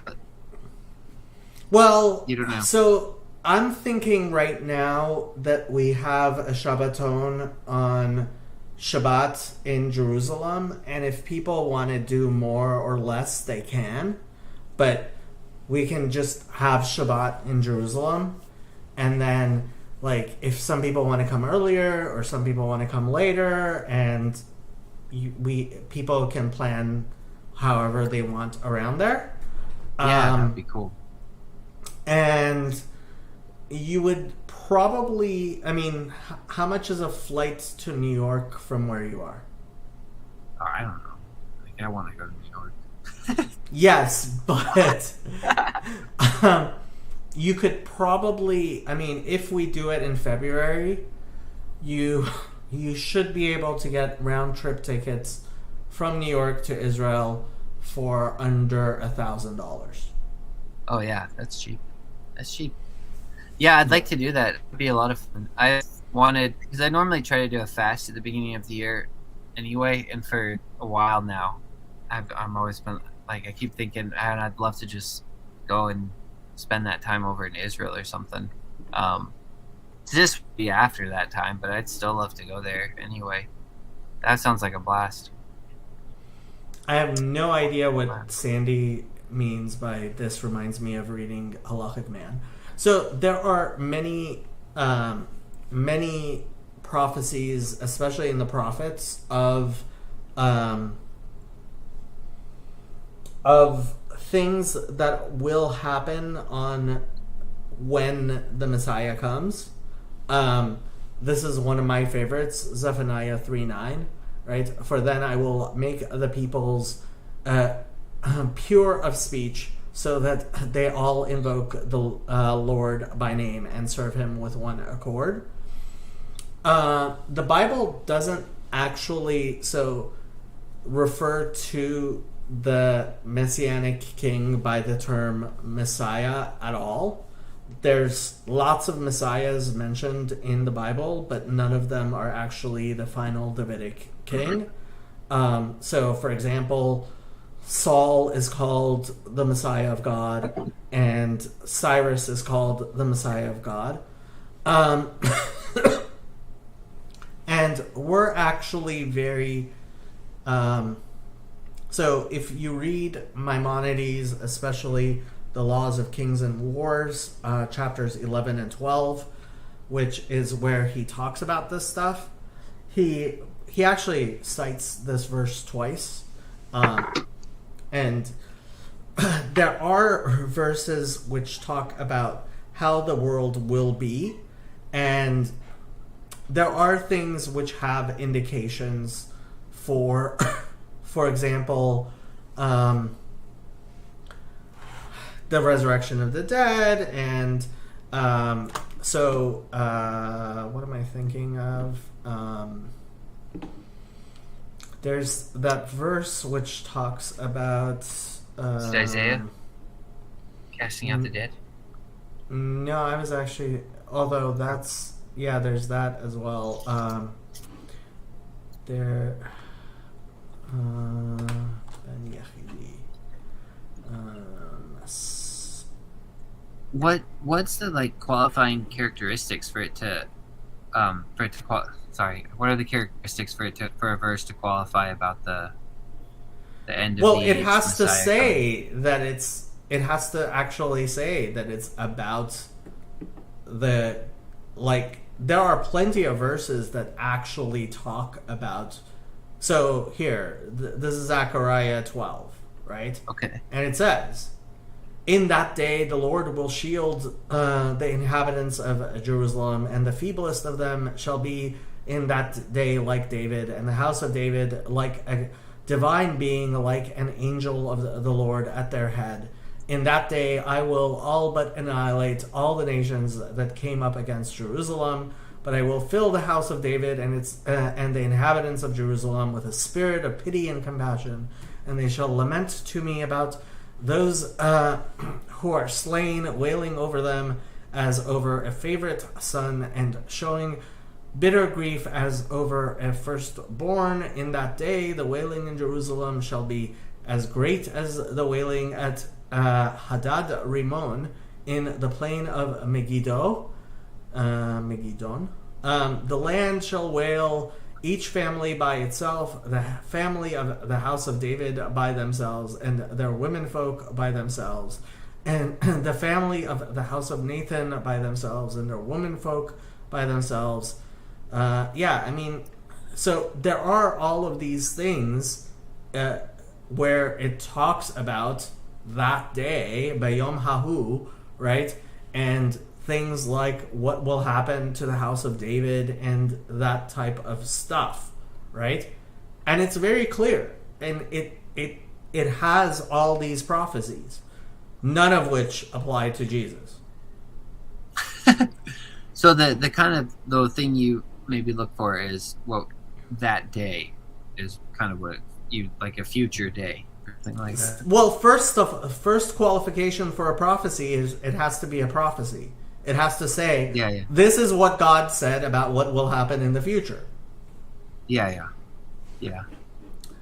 Chezi says, "Seekers of Unity, Paul Pajot Symposium in Israel." Amazing. Honestly, like, what do you think of the dates, Chezi? I was thinking Purim Katan next year would... Purim Katan, since there's a second Adar, might be a good time. There won't be a lot of tourists. It'll be February. So it'll actually be pretty cheap, and we shouldn't have too much trouble, like, if we are getting hotel rooms and stuff, getting them on the cheap. But, and then, like, I guess we could plan, like, things on Sundays, or, you know, on Friday before Shabbat, or, I don't know. You're the one who's going to have to plan it all. You're the one who's in Israel. You and Nahama. Where is he in Israel, by the way? He lives in Jerusalem. Oh, nice. Wow. Cool. Chezi actually lives in Jerusalem. Wow. And Could be the Jerusalem Messiah. is really tiny. No, he cannot. He's a Levite. Oh man, you're being too Of- particular, too mathematical. Of the people who could be the Messiah, Chezi, unfortunately, is not one of them. I'm gonna tell him you said so. He I can't. He's think not he's listening right now. Oh. He's doing his prayers. What is he doing? He could be doing his prayers. This is possible. Oh man. Yeah, and I listened to that conversation, and gosh, how do you say her name again? Nahama? Nahama. Okay, Nahama. She was it like northern Israel? Is that where she lived? Yeah, she lives in the okay. Golan. Yeah. That's cool. Har- That's cool. I heard you Megiddo, mention Har- Jordan as well. Were you planning Yeah. on going there? See, the problem with Jordan is Jordan, like, deliberately, like, if you're coming into Jordan from Israel, they know that you are a tourist, and so, like, they charge you large amounts of money just to come Okay. into the country from Israel. See. Yeah, And Petra I would be think- cool to see though. Yeah, Petra would be cool, but I think, like, a trip to Petra is like $300 or $400, something like that. I don't know. I never went. Nechama Nechama means comfort, doesn't it? Yes, Nechama does in fact mean comfort. So we got a little distracted. Are there any other verses about the end times to answer Christians? There are plenty. I mean, There's just a lots and bunch. lots of them. It's just Christians don't talk about any of them because none of them apply to Jesus. Well, yeah, he seems to fit that Messiah ben Yosef category a little better, I think. I think so, but like, so for the longest time, Christians were said that the rabbis came up with the idea of Mashiach ben Yosef in order to explain away Jesus. And then when it kind of became clear that no, the rabbis didn't come up with this idea, the idea is older than Christianity, then they started saying, see, Jesus was Mashiach ben Yosef and he's going to be Mashiach ben David. And it's like, no, they're two different people. Well, I'm fine with that. Well, I don't even know how that works, other than maybe some sort of reincarnation like you're talking about. I don't really know how that works. No, wait, because don't get me on this. This will be bad. Anyway, what was I gonna say? I just lost my thought. There's something else. Oh wait, so you were Chezi's wife calls me and the rest of us, but the funny part for me is that she calls me as part of the rest of us. She calls us Chezi's Jesus friends. That's funny. So you were asking, like, you basically said though there's not a single Messiah prophecy that Jesus uniquely fulfilled, right? Yep. Yeah, because he fulfilled a lot of them, just maybe not uniquely, I guess. So that makes sense. I don't know which ones, like, I mean, what exactly did he fulfill? Like, was he a direct descendant of David? Not if you believe he was born of a virgin. What was Mary's lineage? Or Who does that not cares? That's not how it works. matter? You can't inherit the kingdom from he's done with his prayers. Now he's going to go eat pancakes. Oh, nice. When I was in Israel, Let's give pancakes us- were give us a- only for really rich people. Really? Wheat was very expensive in Israel. I don't think it's as expensive as it used to be because Israel doesn't grow any wheat itself. All of Yeah. it was imported. Yeah. But I mean, wouldn't you have said that Jesus fulfilled? Well, I don't know if that's Messiah prophecy though. But I mean, even if you say that he kind of fulfills some of the stuff that applies to Messiah ben Yosef, then wouldn't that Well, I mean, qualify as him? that's not the Messiah. If we're talking about the Messiah, we're talking about the Davidic Messiah. Oh, okay. And so, okay, here's another question. The Davidic Messiah, I think Yosef mentioned this to me. That doesn't necessarily mean like that just means the son of David, kind of, right? Well, I mean, yeah. Like he's not supposed to be kind of like another, like, because there's verses about Elijah coming back. It's not so much like David's coming back. It could just be the son of David, type thing. Right? Well, I Or is mean, it- there is this idea that there are. I mean, you could argue that David could be resurrected and be the Messiah. There's nothing wrong with that. You could argue that about Jesus. I'm just kidding. Why? If you're going to have a Messiah who's resurrected, Why wouldn't it be David? Why wouldn't it be Jesus? Because David was much earlier, and like he's the actual David. That's true. It's true. I mean, You have a point there. this is part of why I think Caleb wanted to talk about Psalm 110, because there's this idea, right, that Jesus brings up, which is so David says to the Lord said to my Lord, right? So Yeah. it's Jesus calling the Messiah his Lord. I mean, David calling the Messiah his Lord. So it can't be a child of David. But I think what people don't realize is actually I think Jesus was actually a Cohen. I think he was actually not.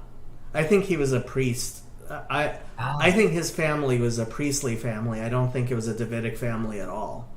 That's my thinking, and that explains the virgin birth to me and what happened with James and a lot of stuff with that. But like that's a really fringe theory that most people don't agree with, would find weird. But like that makes sense to me. Huh. So that for you explains him saying the Lord said to my Lord? Yeah, because he also says he shall be a priest, as I said to Melchizedek. So there was this idea that at least some people in Qumran had, which was the Messiah that they were looking for was the priestly Messiah, not a Davidic Messiah. The priestly Messiah. So is the Davidic Messiah is just kind of a kingly Messiah? Is that what you're thinking? Yes. So there's I thought- the four craftsmen, right? Yeah, And the four okay. craftsmen are the priestly Messiah, the Davidic Messiah, the Josephite Messiah, and Elijah, basically, Okay. right? And apparently, a lot of people in and around Jerusalem at the time were looking for a priestly Messiah, especially because of the Maccabees, and because the Maccabees. So, pretty You don't much, have to get it up. I mean, as the best that we know, like the descendants of David were still living in the court of the Exilarch in Babylon, and like so that's the thing. I actually think Jesus and John Hyrcanus exactly, and I think Jesus was actually a Cohen, and then that's why they had to come up with the virgin birth and like make his dad not a Cohen anymore, because James, and I mean if you read James the brother of Jesus, yeah. Oh, I just had an idea. What is it? Oh, let's hear it. So, did you hear about the James ossuary? No. The James ossuary is the purported. Do you know what an ossuary is? No. Okay, so literally it means bone box, and Okay. what used to be done during the Second Temple period times was instead of actually burying people completely, what they would do is they would put them into these tombs for a year, and after a year they would come and collect their bones and put them in an ossuary and bury the ossuary Okay. in tombs. Okay, and so we have a bunch of there's a bunch of ossuaries from the Second Temple period. And somebody a few years ago claimed to have found, it's like 20 years ago I guess now, claimed to have found an ossuary which said James the son of Joseph, the brother of Jesus. Yeah. Dang. So Yeah. what was your idea? My idea, I didn't understand why it would be brother of Jesus, but I was wondering maybe it could have been James, the brother of Joseph, the son of Joseph HaKohen, the whatchamacallit, the priest, because that is something people put on gravestones. I mean, I don't know if that would work at all, but like, because I don't understand, like, brother of Jesus, it doesn't sound right to me. Like, why would anybody put that on James's ossuary 2,000 years ago? Nowadays, sure, but like 2,000 years ago, there's a lot of people who argue that it's a fraud. James Tabor thinks it's real, but that's James Tabor. He thinks everything's real. So I have a question going back to Melchizedek then. So I thought that he was both priest and king. He was. Right. Yeah, okay. So then with David, is it kind of the same thing? Because David does all that weird stuff where he's wearing a linen ephod and all that. Like, I never understood any of that. So this was a big. I mean, Fraudwith is right. John Hyrcanus. There certainly were people, especially around the Maccabees. Like the Maccabees they claimed the kingship to themselves as priests, and there was So one of the reasons the Book of Maccabees didn't make it into the Jewish Bible and thus the Protestant Bible was because the rabbis didn't like this idea of the priests also being kings. And that's something that in Rabbinic Judaism we rejected, like the Pharisees rejected, but there were definitely, like, I think Zealots and Maccabees and stuff who thought that, like, it would be a king who was also a priest, like the Maccabees. And when you look at the names around Jesus, like, almost all of the names are, like, really Maccabean names, not least of which is Mary, because the last living member of the Maccabees was Mariamne, and she was married to Herod, and she had 2 sons, and Herod had both of them killed, and I think had her killed as well. And a lot of people named their daughters after her. And, like, you see all the Marys around Jesus. And Matthew is also a Maccabee name. Judah is a Maccabee name. I think Joshua was as well a Maccabee name. So there were a lot of Maccabee names around Jesus. That's very fascinating. I mean, all those names are pretty common. Well, they are and they aren't. Mashiach ben Yosef, the return to Israel via the broken vessel of Zionism. Chazi, being Zionist, believes Mashiach ben Yosef was Zionism, and that's something that Rav Kook said. What does that even mean? Messiah ben Yosef was Zionism. Zionism, yeah. That's an idea certain people have had. I think that's where I actually got the idea that Mashiach ben Yosef could have been Christianity. Okay. I'm struggling. I don't know how to... I'm struggling to see how that... The idea is that Mashiach ben Yosef isn't an individual person, but like a movement of people. Yeah, I mean, I don't know why that's necessarily absurd, because if you have a body of people, it would follow the head or something, I guess. So that kind of makes sense. And the concept of Mashiach ben Yosef is a lot less, like, detailed and particular than Mashiach ben David. Yeah. So, gosh, what was I going to ask too? So You ask so many questions, Jason. Yeah, sorry. with the idea though of the Davidic Messiah that everybody's looking for. Like you could say, Jewish people and Christian people are still looking for, because even Christians have, the second coming of Christ.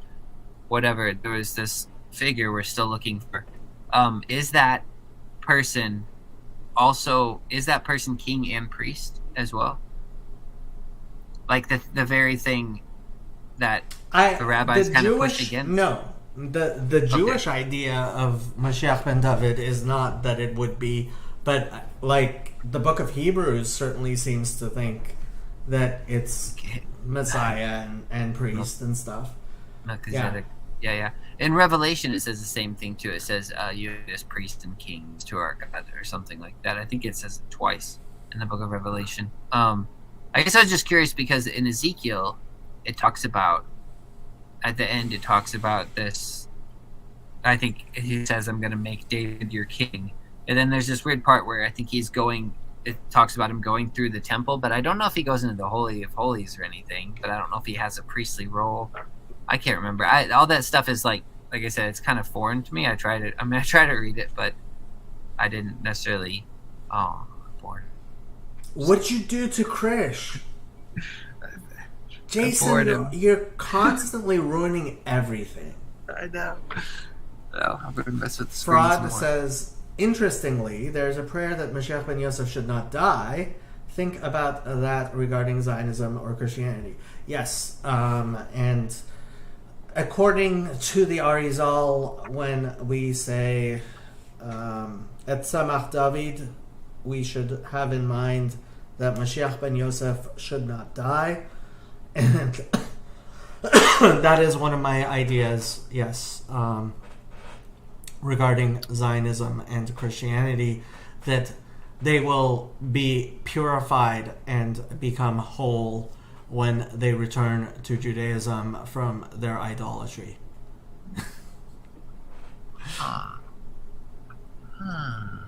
So Zionism is it's different than Christianity though, right? Or is it very similar? I mean, Zionism, the problem with Zionism, political Zionism, was it was very secular and anti-religious. And the religious Zionists were like, yeah, that's fine, we'll fix it. And Chezi still has hopes that... So apparently Israel is thinking of putting In God We Trust on their money now, which Chezi seems to think is a good thing. I don't. But I mean, Chezi is very optimistic about the religious potential of the state of Israel, where I think the state of Israel should stop pretending to be representing my religion. Well, it's a hard thing to balance, right? I mean, because don't we always do that over in the U.S. too? We're always like, why would you elect a Christian as president or something like that? Like you should, the separation of church and state. Isn't that kind of the same idea or something like that? I agree. I need to get a cough drop. I will be back. All right. I'm gonna try to find this part here where it talks about this David figure in Ezekiel. Then I can let Jacob go. I know I'm probably taking too much time. Let's see. Eastgate Prince. Yeah. Jason, why do I still have a cough? It's all your fault. I know it is. I was trying to find that part. I think it's Ezekiel 44, where it was talking about. So it says, "Then he brought me to the outer gate of the sanctuary, which faces toward the east, but it was shut. And the Lord said to me, This gate shall be shut; it shall not be opened, and no man shall enter by it, because the Lord God of Israel has entered by it. Therefore it shall be shut. As for the prince, because he is the prince, he may sit in it to eat bread before the Lord. He shall enter by way of the vestibule of the gateway, and go out the same way." Which so I don't know. This is Ezekiel 44. It's verse 1 where it starts. I just don't know what's going on here. That's why I was always confused, because I'm like, it sounds like in Ezekiel he's talking about this other temple, and where David's going to be made the prince, and then he talks about this part where it's like the Lord enters the gate and the prince is also allowed to enter through the. And I'm like, does he have a priestly role? I don't know what's going on. This whole part is just kind of obscure to me. I don't know what's happening.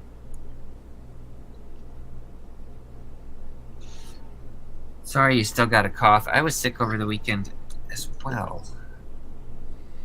How dare you? I probably gave it to you. Yep, all the way from Tennessee. Yep. I got sick on New Year's Eve, and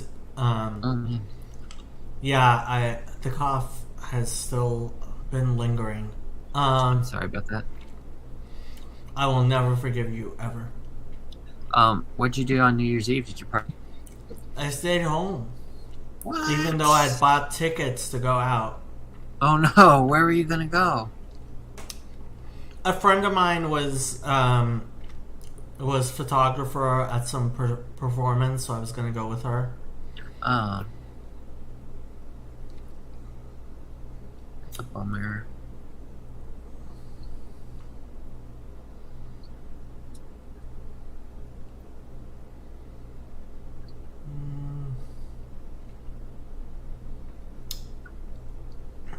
So Rashi says, the high priest is a prince. He is considered a prince. And because of this, his importance, he will be permitted to eat. So Rashi's interpretation is this is just talking about the high priest. Oh, okay. Okay. Huh. Let's see. Alright. That's how Rashi sees it. Is Solomon considered a Melchizedek figure? Not that I know of. Alright. It might just be me then. Well, The 'cause thing there's is, so in Psalm 110, where it says, where Christians translate it as in the order of Melchizedek, Yeah. like that word does not mean order at all. I've heard you mention this before. What does it mean exactly? I remember it's something kind of weird. Why am I not finding this? I thought it was on this one. Like the office? In the office of Melchizedek? Or after the form? Divra, I mean, it just means matter, regarding, something regarding. Okay. Divrati. Let me find it. Divra. So kind of, it wouldn't be like kind, would it? Like it's kind of similar to in Genesis in the kind of Melchizedek?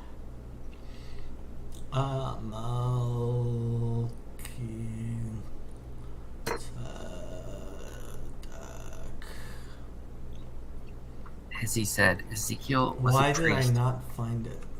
Ezekiel is one of my favorite books in the Bible. It was so much fun.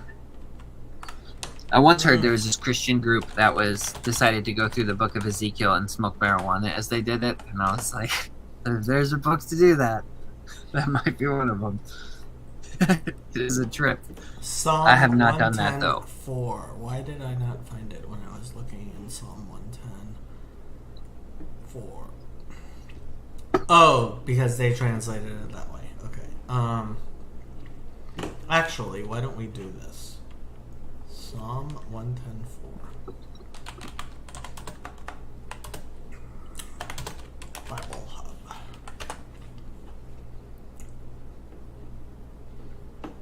Hebrew.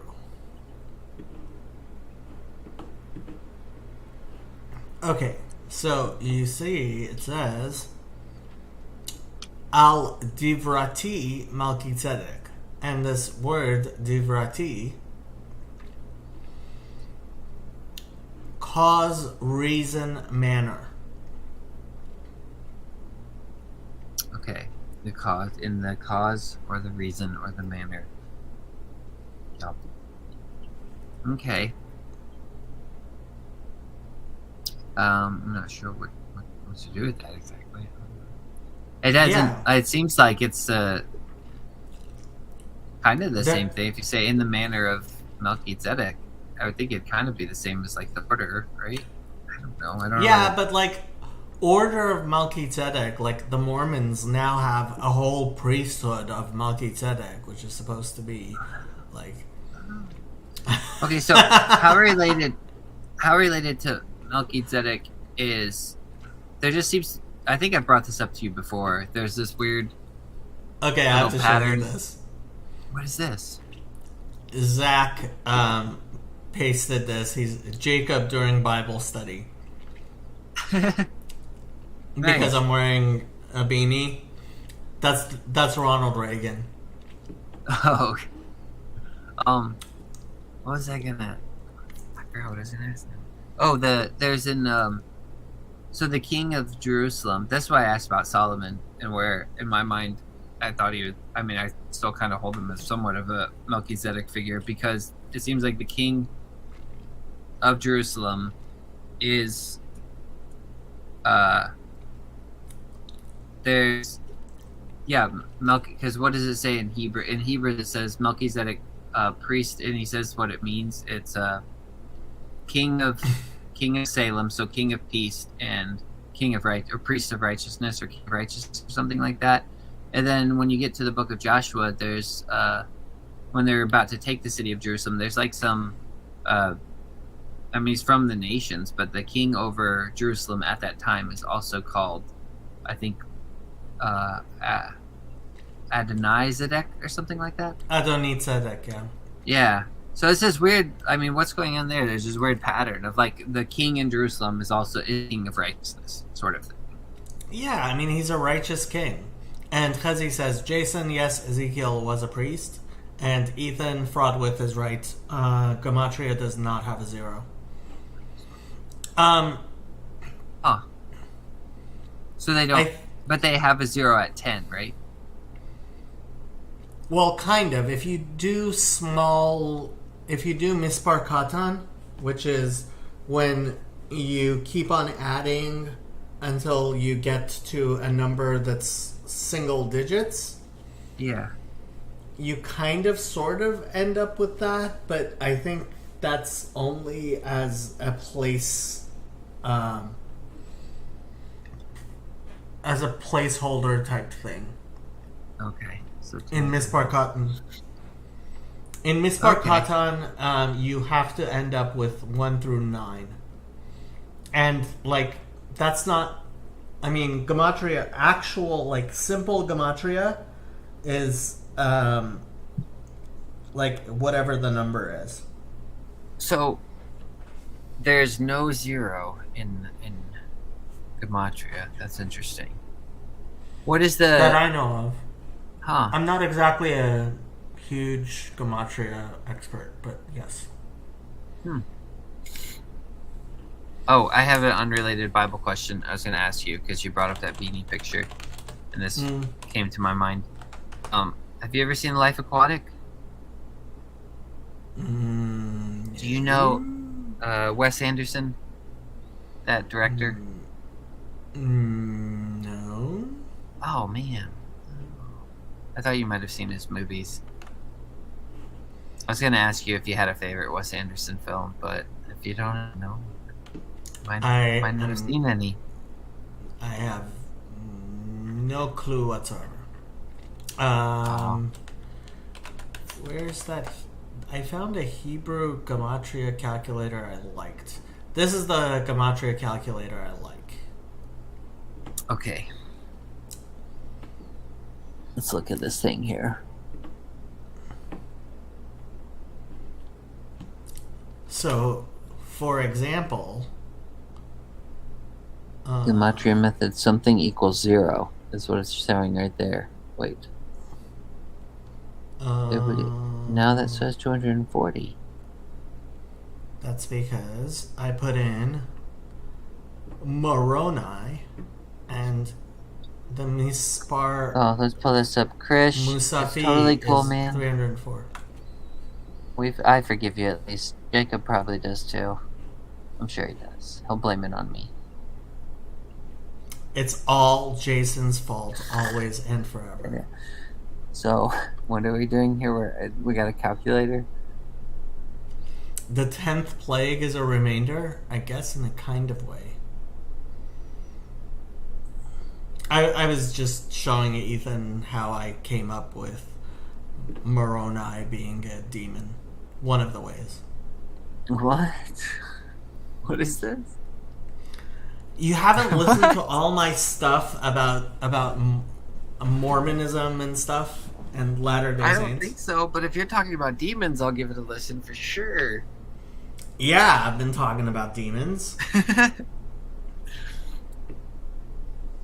Have you ever witnessed any miracles? Depends what you I mean mean- by miracles. Yeah, that was a very vague question. Sorry about that. I have never witnessed something that cannot be explained by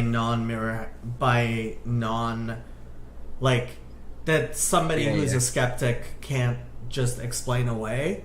But I've certainly witnessed things that I don't believe are simple, like including I had a calling to investigate the Latter-day Saints, and so I made an appointment for missionaries to come visit me, and they called me and they said they called me and they're like, "Oh, can we bring somebody with us?" I'm like, "Yes." So they bring somebody with them. He was Jewish. Start talking to him. Within a couple of months, his son was going to the small Hasidic synagogue that I helped found 20 years ago. Oh, wow. Yeah. Yeah. Dang, It was that's like, cool. yeah, that's not normal. That's just not normal. Yeah. You cannot get me to believe that that's just something that just happens. Yeah. That's really cool. That's cool. Ethan Have you ever- won't join because his wife's at home. And he doesn't join live streams when his wife's home. Okay. So here's another question, and I know this is different from a miracle. I probably wouldn't put this in the same category, but have you ever seen an angel or a demon, or believed to have seen either one? Actual visually, no. I see. What about entertaining angels unaware? I'm just kidding. I will never excuse you, Ethan. Miracles are good. Magic is the equivalent to bad. Yeah, so I definitely am convinced that the Church of Jesus Christ of Latter-day Saints is spiritually possessed. They're performing magic? Is that what you mean? What do you mean by that? I think spiritual. at least some people. I think some people there are definitely performing magic, and other people there are performing miracles. And I think there's a lot of. I have never been the type, like, I don't generally believe, like, there's a lot of spiritual, like, otherworldly things happening in most places. I definitely think that the LDS and Mormons,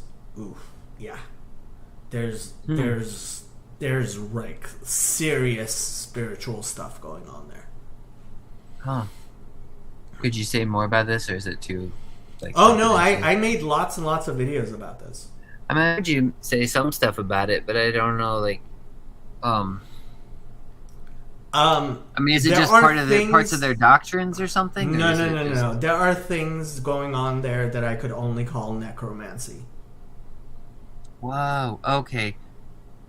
Is it kind of like trying to talk to ghosts or something? Or No, they're inviting ghosts to come and possess people. what? Is this Yeah. I think Bethel Church was. Is this similar to what they said about Bethel Church, where they were laying on graves and trying to suck up the? Kind of. Their baptism for worse. the dead. Their baptism for the dead ceremony. I can honestly say. I haven't even heard of this. Yeah, I have lots of I have several videos about Mormon stuff.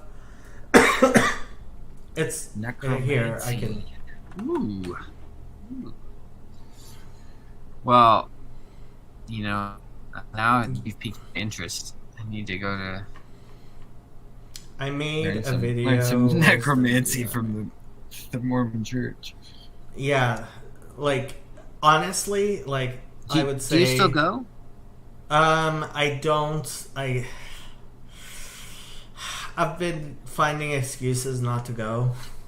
Yeah, get necromancy.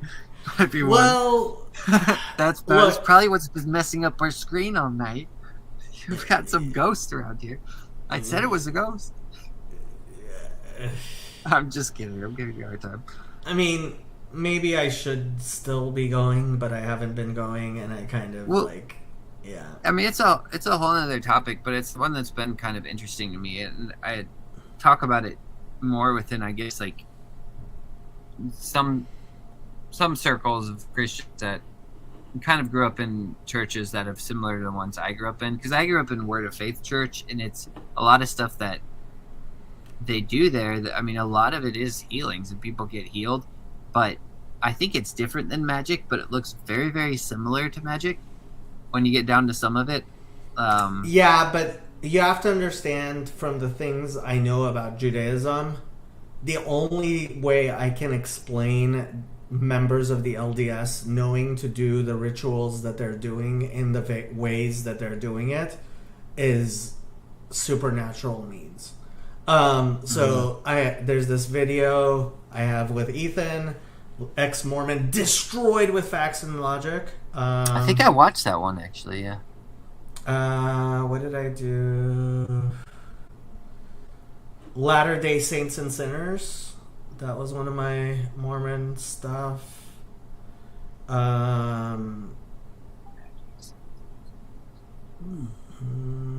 look, who's that handsome guy? Materialism. Yes. Materialism, magic, miracles, and Mormons. That was one of my Mormon stuff. Mormon lobster fight. That was one of my Mormon stuff. Jewish Orthodox and Mormon voices to LDS missionaries. I think that's the first Mormon thing I made. Okay. So, Sandy said not a good thing, Jason, but I'm not sure what she's referencing. Is it the necromancy or the stuff I was talking about in charismatic circles? I don't know. I have no idea. And the return of Israel to its home and land Yeah, after golly. 2,000 years, miracle or magic, one of the two. That's his brother. The Talmud explains how to see a demon's footsteps, chicken feet. Destroyed. What is this? Explains The demon. Talmud in Brachot, it's the first tractate of the Talmud, talks about certain rituals you can do to tell if a demon has been visiting you in the night. Whoa, that's interesting. Do you throw flour on the floor? So you Something see like it? that. Yeah, Yeah? something like that. That was yeah. in the book. Gosh, it's not in the Protestant Bible, but it's what is it? Bell and the Dragon. It's a story in one of the. If you haven't read the story, you should gotta check it out. It's pretty good. I think I listened to you reading that story. It was good. I love it. It's great. But Daniel could tell does the you same love it. thing. Yeah, it feels like a fairy tale sort of. So do Jewish people believe in jinn, Not like or is that just an Muslims, I don't Islamic think. thing? Yeah, I think that is mostly an Islamic thing. Although, yeah, I mean, honestly, I've never been a big thing. And Chazi likes to mention the names of demons. What? Um, What is this? I need to talk to him about these things. This is crazy. Shapeshifts into King Solomon? I think that's from the Quran. All right, so is he familiar with Solomonic magic? Heard of this? Like, because this maybe have bled over into the Mormonism thing too. Because I've heard of, like, it's a lot of like Latin words, and I'm assuming it kind of came out of Catholicism stuff, but a lot of it's they talk about the Ring of Solomon, and it's a lot of I mean, I don't know that much of it, and I've never practiced it, but I know it's a. Yeah, sure, I believe you. I got a ring right here. No, but it's like there's actually summoning angels and things like that, and drawing circles and all the weird. Several people on BOM have mentioned being active Satan worshippers. Yeah, see this. I don't think this is. I mean, it could be a form of Satan worship, I guess, and they just don't know. But it is. As far as I know, it's like it's considered like high magic or something. Whereas like witchcraft and paganism and stuff is like more nature based. This is more like ritual magic, and it's probably something kind of like using 3 generations of Black Cat's ashes. Yeah, because he's saying it's Pesachim 68b. I remember. Are you sure it's not also in Brachot? I remember Brachot around page 10 having something like that.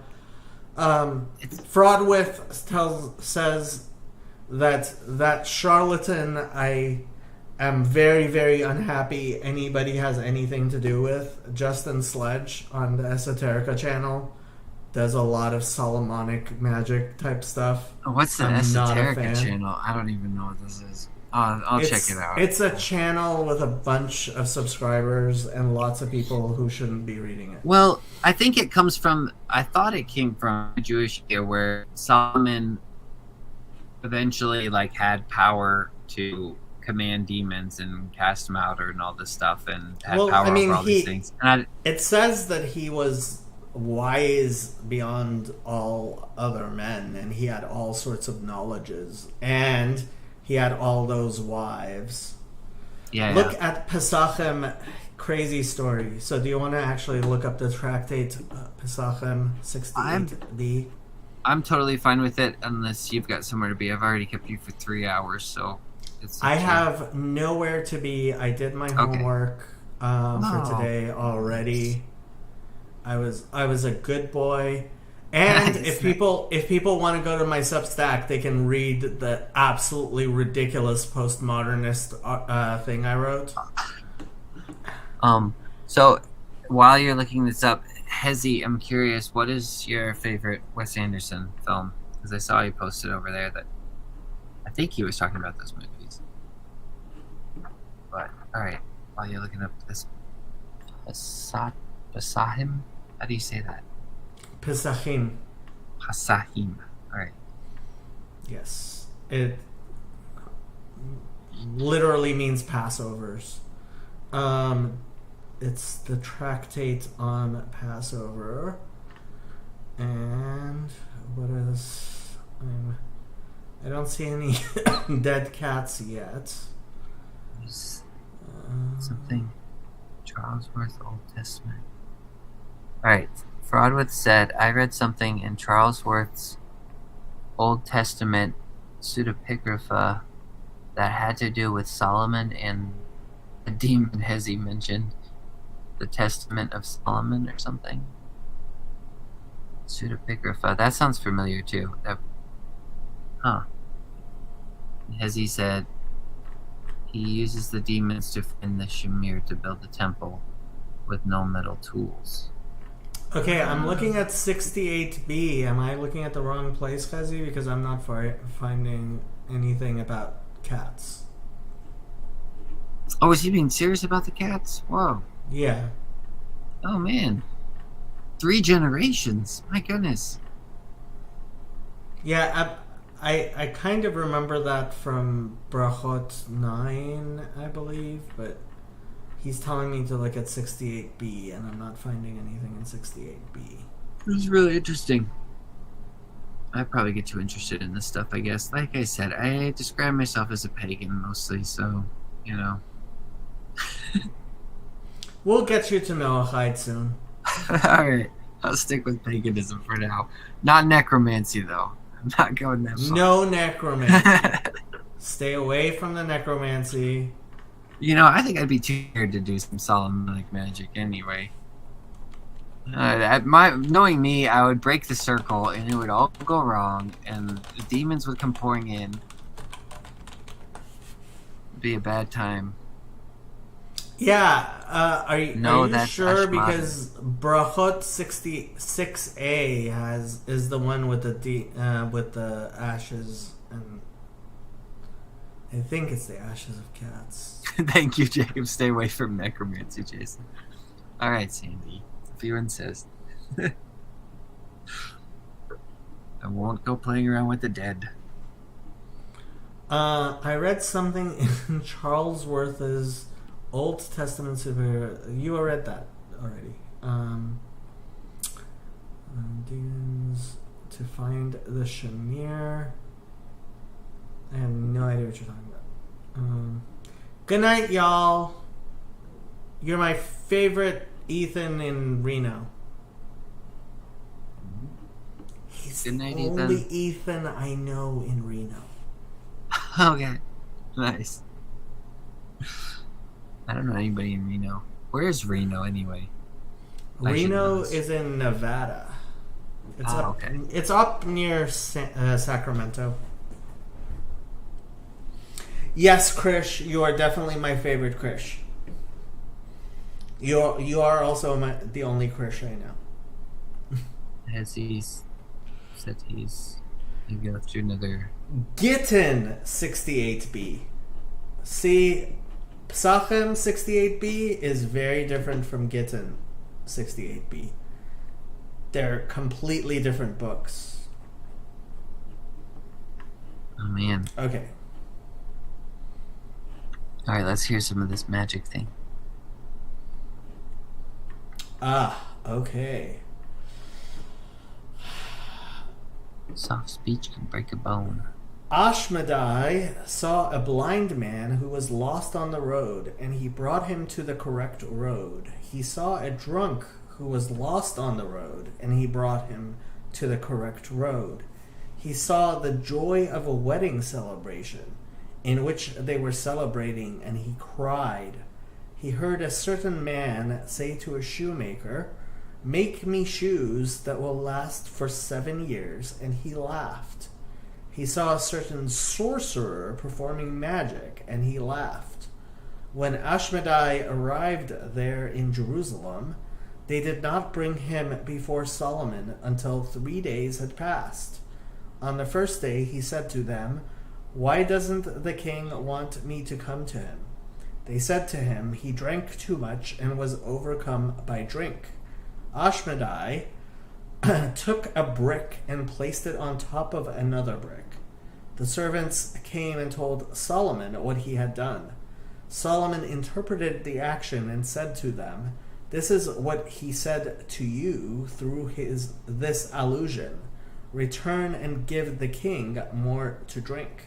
The following day, Ashmedai said to them, "And why doesn't the king want me to come to him?" They said to him, "He ate too much and was overcome by food." Ashmedai took the brick off the other brick and placed it on the ground. The servants came and told Solomon what Ashmedai had done. He interpreted Ashmedai's actions and said to them, "This is what he said to you through this allusion. Take his food away from him." At the end of 3 days, Ashmedai came before Solomon. Ashmedai took a reed and measured 4 cubits and threw it before him. He said to Solomon, "See, when that man, Solomon, dies, he will have nothing in this world except the 4 cubits of his grave. Now you have conquered the entire world, and yet you are not satisfied until you also conquer me? Solomon said to him, I need nothing from you. I want to build the temple, and I need the shamir, that's a worm, for this. Why is Ashmedai, it? Okay, never so the shamir worm, so there are parts of the temple that can only be built with stone that has not been hewn by metal. And Yeah. so the rabbis teach that there's a worm that chews through Okay. stone. see. Ashmedai said to him, the shamir was not given to me, but it was given to the angelic minister of the sea, and he gives it only to the wild rooster, also known as the duchafat, or the hoopoe. I can't tell you how much I love this. This is amazing. He trusts by the force of his oath to return it. Why is this in the Bible? This is why isn't this in the Bible? And what does the wild rooster do with it? He brings it to mountains that are not fit for habitation, and he places the shamir on the craggy rock, and the mountain splits. And he takes and brings seeds of trees, throws them there, and it becomes fit for habitation. And this is why we interpret the word dukafat as a cutter of mountain, Nagar Torah. The Aramaic translation of the word dukafat in the Bible is Nagar Torah, cutter of mountains. They investigated and found the nest of a wild rooster in which there were chicks, and he covered its nest with translucent glass. When the rooster came, it wanted to enter the nest, but was unable to do so. It went and brought the shamir and placed it on top to crack the glass. Solomon's servant threw a clump of dirt at the rooster, and the rooster knocked over the shamir. The man took it, and the wild rooster went and strangled itself over the fact that it had not kept its oath by not returning the shamir. Later, Benayahu said to Ashmedai, what is the reason that when you saw that blind man who was lost on the road, you brought him to the correct road? Ashmedai said to him, they proclaim about him in heaven that he is a completely righteous man, and anyone who does good for his soul shall merit to enter the world to come.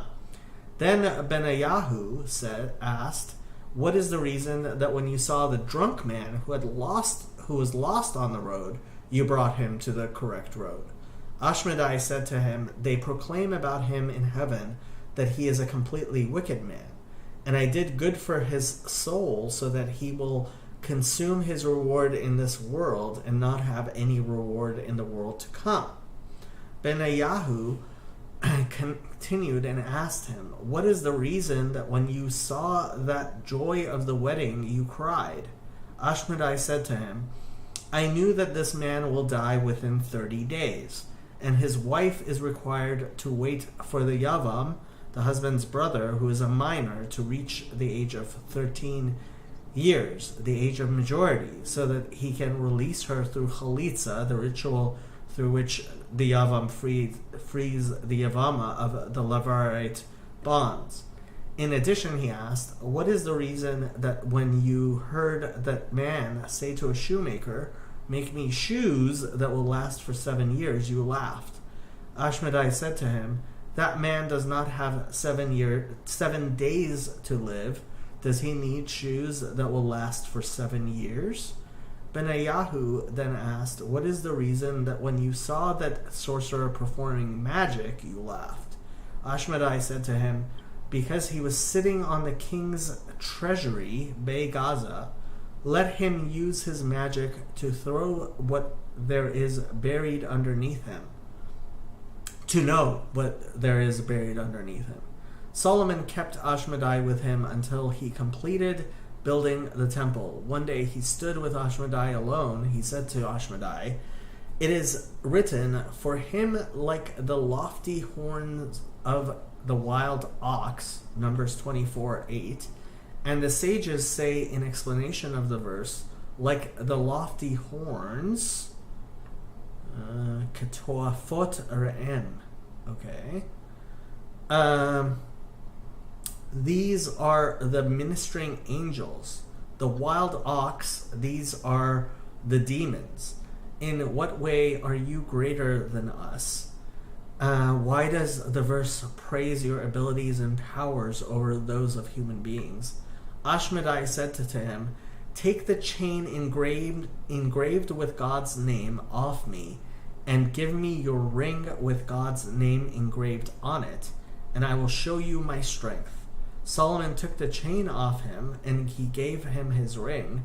Ashmedai swallowed the ring and grew until he placed one wing in the heaven and one wing on the earth. He threw Solomon a distance of 400 parasangs.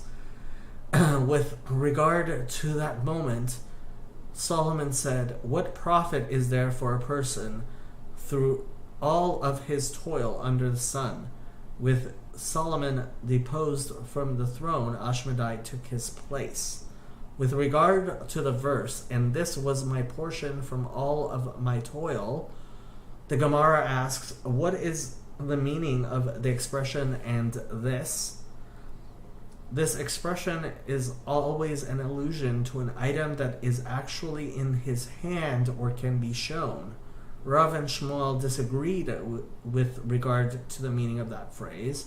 One said this is referring to Solomon's staff that remained in his hand, and one said this is referring to his cloak.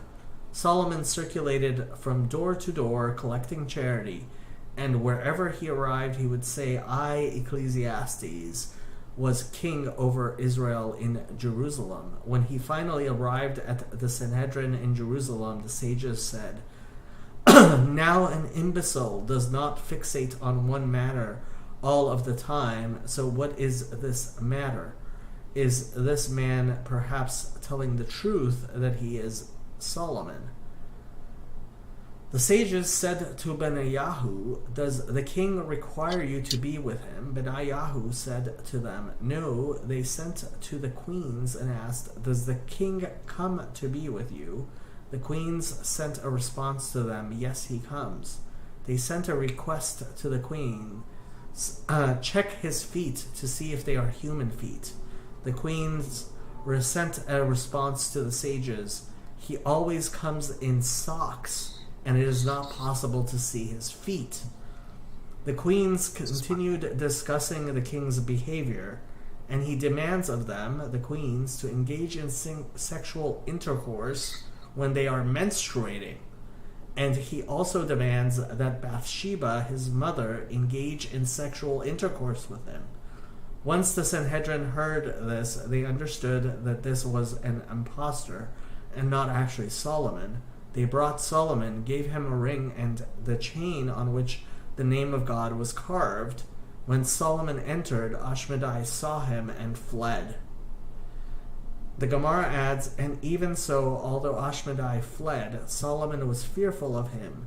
And this is as it is written, behold the bed of Solomon, surrounded by 60 strong men from the warriors of Israel, all of them holding swords and trained in war, each man with his sword on his thigh from fear in the nights.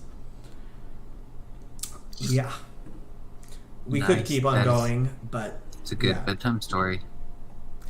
Chezi is a fool! Not really. That story Reno was intense. I love that. Lake Tahoe. Go to the page before you in the middle of the story. You said 68B. It's not my fault. You should have said 68A. So apparently the story starts earlier. Oh, the story starts a lot earlier. So Ashmedai was the demon that Yes. Hezi mentioned earlier? Okay. Yeah, don't tangle with those demons, monsieur. Yes. Don't give him your magic ring with the name of God on it. Goodness. That was a Why would you do that? I thought That's a silly Solomon thing to do. I know. I thought the wise here. What's he thinking? Don't give away those magic rings to demons. Well, So if you want to look up Gitten, you can look up Gitten and find all of these interesting stories in the Solid. yeah, this is great. You know, there was another one in God, why am I drawing a blank? I can't remember what it's called. Apocrypha. It's the books that are excluded from the Protestant Bible. And the There was Jewish another Bible. one. Yeah, that's true. There was, gosh, what was it? I can't remember. There's another one that kind of reminded me, like, it felt kind of fairy tale-ish as well. And there was one part where the guy, like, he takes some fish and he's got to do some ritual with the fish and, like, take its gall and make some, like, healing tincture or something with it. I don't even know what he does. I can't remember what it's called. I'm trying to remember the name of the book. I don't know. I don't know why I'm drawing a hungry. blank right now. All right, it's midnight here anyway, so I should probably hop off. But thanks for doing Tobit. There it is, Fraudwith. Thank you, the Book of Tobit. That one was a really fun one too. I really enjoyed that story. So, But if we anyways. stick around some longer, Chezi will come on. will he? That's At what he least he's a said. two-headed man. When did Chezi say, if you're around in half an hour, I might come on? Oh, I don't know. Did he say that? In the office in 30, if you're still around. Oh, He said that. when did? He said that like 25 minutes ago. Oh, so he's almost there. Mhm. Oh, I should probably stick around a little bit then. Do you need to get some food? I think I am going to go raid the fridge. I will be back. All right.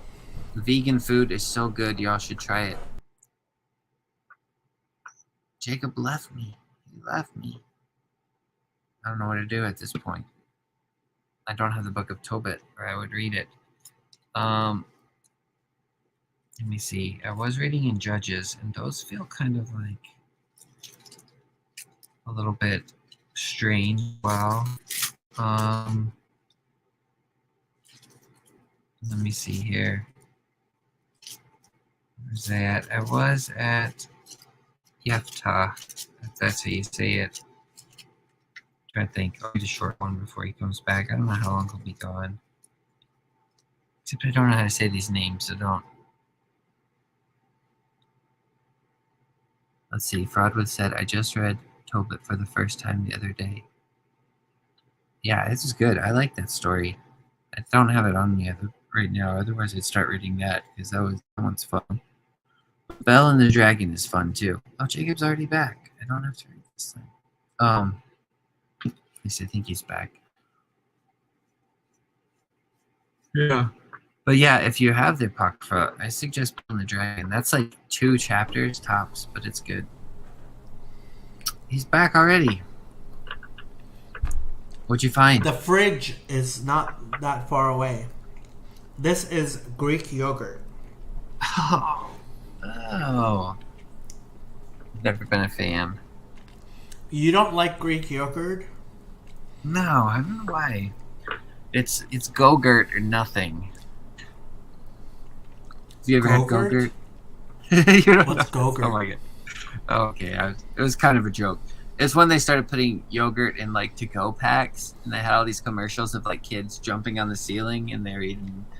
It was that the action version of Go-Gurt. So you didn't need a spoon; you could just squeeze it straight out of like a popsicle pack, straight into the mouth. Yogurt in a tube. That's a good way. A very good way to describe it. Grim keeps on accusing me of doing mukbang. What is that? I didn't know either, but so there on YouTube, there's a place where you can see what people subscribed to your channel are searching for, and one of them was mukbang. So I went and looked it up, and it's videos of it's videos of people eating, and apparently like there's like some sort of fetish people have for watching people eat on YouTube. I didn't know this was a thing. What a great way to make money. Now I know how to get my channel some more subscribers. Eating on YouTube. So All right. Just some yogurt. Well, you need to get some Go-Gurt on here and some Crystal Burgers or White Castle.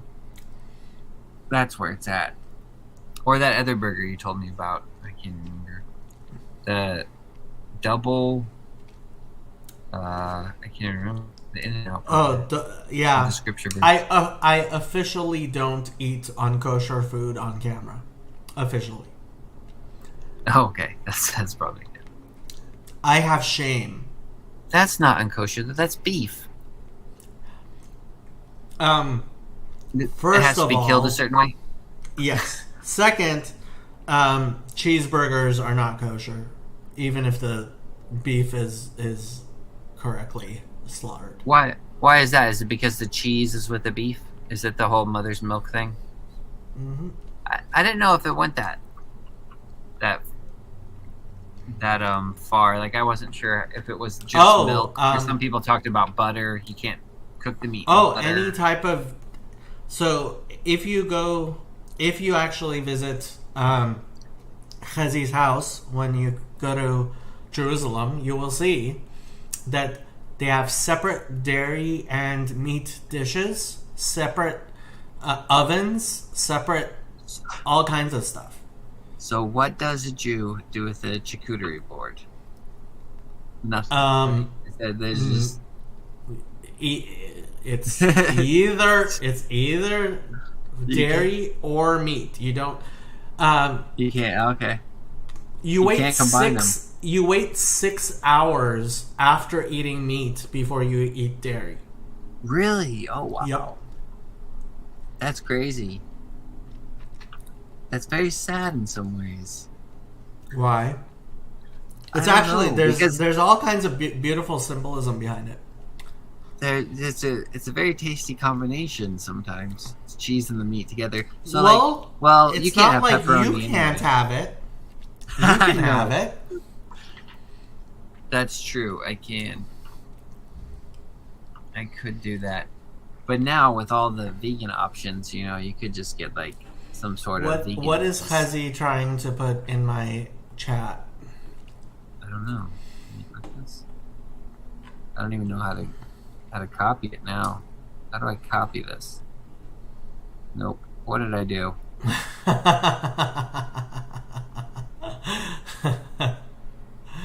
I'm messing stuff up here.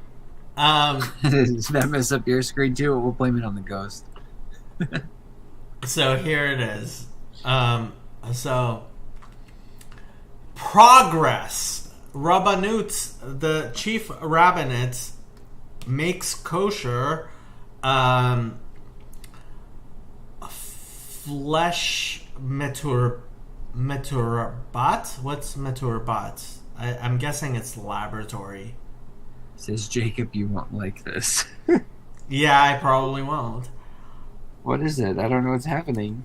That looks like some steak and shake fries right there, next to some sort of piece of. בפסק הלכה תקדימי קובע הרב הראשי לישראל David Lau. So David Lau, the chief rabbi of Israel, made a halachic ruling כי הבשר המתורבת שמייצרת 1,000 farms hu parv. That's the lab-grown beef that Aleph Farms is making is parv, meaning you can eat it with meat or dairy. Ulam k'dei sheyugdar ככזה תצטרך החברה שמפיקה את מוצריה מתי גזע להגדירם כצמחוניות. I can't read modern Hebrew. I'll have to I'm break it down bad for at us. reading modern Hebrew. What happens if you accidentally stir a fleshige pot with a milchig spoon? So that's not a huge problem. As long as it's not a huge problem. The spoon becomes treif, but I think like the food isn't a problem. Had tofu rice dish rather than meat at a friend's house because we had cream in our coffee. Yep, that would happen at a Orthodox Jewish house. I like fried tofu, but lab-grown meat seems to be interesting. I hope it will spread. Yeah, I mean, frankly, I have no problem with lab-grown meat, as long as it's What is healthy. that? I've never even heard of this. Lab-grown meat. What is this? So the idea is that instead of growing meat on animals, you grow it in a lab, and then you don't have to make animals suffer. I've never heard of this before. So you grow meat. So is this kind of like mushrooms? Like what? I don't understand. Well, okay, Is it or tofu? just What is- imagine. Okay, well, so halakhically, I don't think this would work, but I think for if you're not worried about Jewish law, you could make this happen. Like, Okay. let's say you decapitate a cow, right? Yeah. And then you keep it alive and growing in a lab, right? Oh. And the flesh keeps on growing. Okay. I see. There's nothing that says you can't just like find a way to make the flesh keep on growing, especially if the cow has cancer. That sounds very resourceful. Yeah, and I don't know that it would be healthy, and I don't think it would be halachically.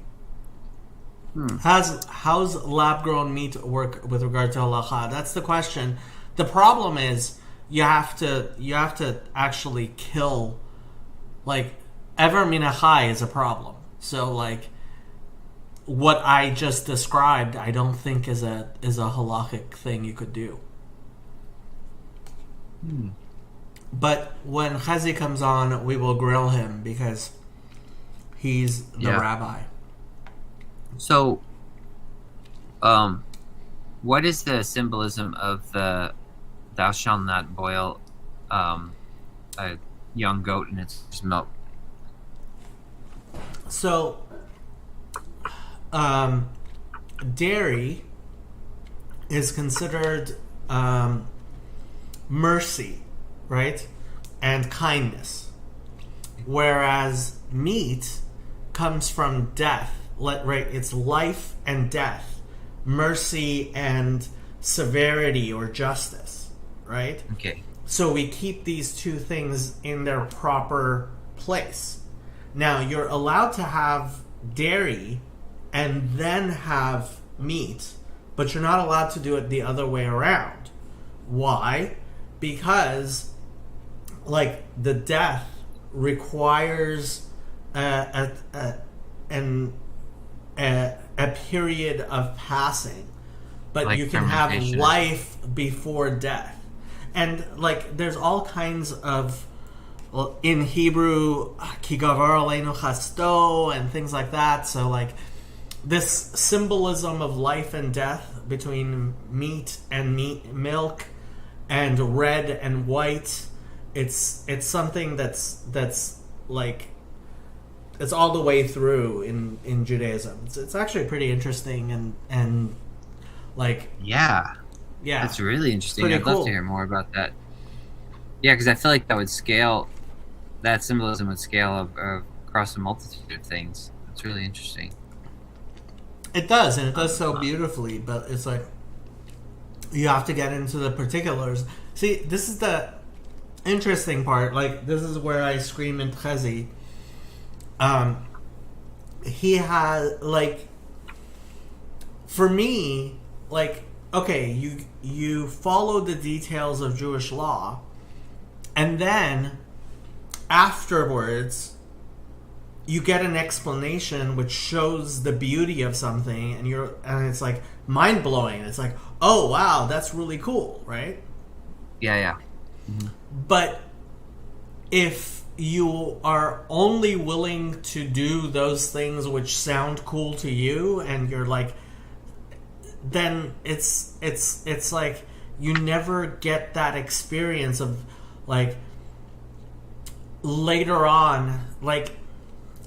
So for me, I didn't grow up putting on my right shoe, then putting on my left shoe, then lacing my left shoe, then lacing my right shoe. And like supposedly, Chezi is supposed to teach his kids, you put on your right shoe, you put on your left shoe, you lace your left shoe, you lace your right shoe, right? And like he can try to explain to a 4-year-old or a 5-year-old the symbolism behind it, but it's a little bit complex. I mean, I could explain it, but part of the whole thing of it is like you do all of these things and then you learn the symbolism and how it's a thread that goes through all of these things, and you're like, oh wow, that's really cool. Whereas, do you understand what I'm saying? Yeah, I totally get it. Yeah, it's weird though. I mean, I wonder if people might live their whole lives and never get that experience though. Like, I wonder if just like maybe you notice it and experience it because you missed out on it. Because sometimes I wonder that about myself too. Like I'll be like picking at symbolism and things, and I don't know. And other people, it just Than really seem to notice it. It's just that they don't really even care either. Like they don't find it interesting. I'm like no, but this left shoe right through, they like that's totally, I'm like, there's so much there, and they're like, whatever. They just, well, that's know. part of the thing. Like, there are definitely a lot of Orthodox Jews who, like, they grew up in an Orthodox family. All of their family expects them to keep all of the, rituals and stuff. And yeah, they don't believe in any of it. And they hate it. And when they can get away with not doing it, they don't do it. But they keep things up for appearances because that's the world that they know. And for a lot of those people, like, all this stuff is nonsense. And they actually get mad when somebody like me, who, like, my parents don't like when I do the Jewish stuff, and like when I was living the Orthodox life, like, it was a constant battle with like my family members and stuff. And the people who had to do it but didn't want to do it, like the people who were in the reverse situation from me, which is like every time, I would be doing my morning prayers when my parents wanted to do something else, or I would be insisting on going to synagogue or not riding in a car on the Sabbath or whatever, right? And these people were like in a very opposite situation where they wanted to be watching TV on the Sabbath and like they couldn't because they were stuck in this religiously observant community.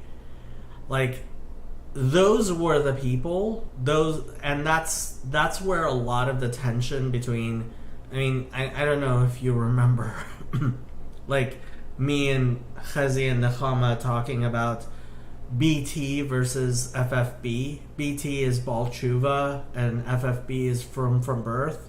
So Baal Tshuvas are people whose family wasn't religious and they became religious. And then depends like how morning prayers are usually around half an hour to 45 minutes. It took me about an hour to complete them Like, I wouldn't always complete my entire morning prayers. Afternoon prayers you can do in 15 minutes to half an hour. And evening prayers are like half an hour or so. So, like, you spend about 2 hours a day praying. Yeah,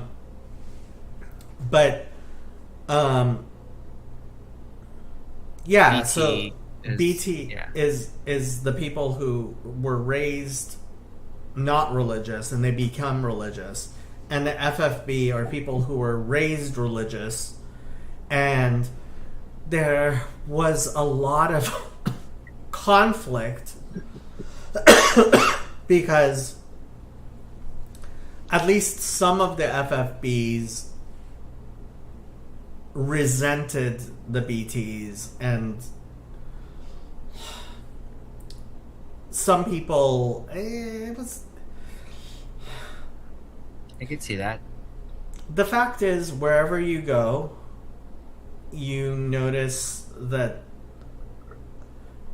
the people there are all human beings. Yeah. And it's disappointing. It really is. It's disappointing and it's encouraging at the same time. I don't know. It's almost beautiful in a way. It is. Yeah. I mean, it is really interesting because even going to India, a few times I've been there, it's like, it's just, you get there and the culture's different. I mean, people act a little differently, but you're like, they're all just people. And yeah, they're really not that much different. I don't know. People are people everywhere, but. They are, but I mean, there are differences between cultures. I don't want to pretend like there isn't. And Yeah, of frankly, course, frankly, I think Jewish culture is the best culture. Well, I mean, Jewish religious, I think, but at the same time, like I was talking to Chezi about, seeing young Hasidic hooligans throwing stones at people, and it's like, yeah, they're hooligans. Like, what, you expect there not to be teenage Hasidic hooligans, just like there are teenage everything else types of hooligans? Chezi came and left. He'll be back, I'm sure. Wow, that's pretty cool because it brings more value when a prayer is long, because short prayers generally doesn't connect you to God strongly. It depends. It depends. But yeah, spending a nice long time praying. Honestly, I loved it. Like, if I could live the life of somebody who like gets to spend all day learning Torah and praying and stuff like that, I would do it. I would totally do it. Yeah, there is something. I don't know. I feel like there'll probably always be that tension though between the people that have to grow up doing the traditions and the rituals, and the people coming in that didn't have it and really seeing the little hidden gems in it. Hey, Hezzy. Hey guys. Chezi's also wearing one of these. What do you call these things? Rum. A beanie? Beanies. Yes, you're wearing a beanie. So what was that modern Hebrew article I could barely read? First off, good evening. I hope all's well. Good Jason, evening. I hope all's well. Yeah. Your family's doing well. Your sisters are doing well. The ministry's doing well. There's so much going on. Demons. Messiah ben Yosef. Yeah. Shoes. Neat. The article I sent is just because you guys were talking about meat and milk, and basically engineered meat, right? Laboratory meat that gets, they're just taking the embryos even before, like, it's not even really like a cow, but they're manipulating via their gene magic, and they are creating meat. But the rabbis are saying, it's far removed already from the natural process, so this isn't a living thing, and therefore it's not meat. The ramification for that is, for example, you would be able to then have a cheeseburger However, I would still be against that for cultural reasons, though. Maritayan. And also that's, I guess, to a certain extent. Like, if the whole, again, assuming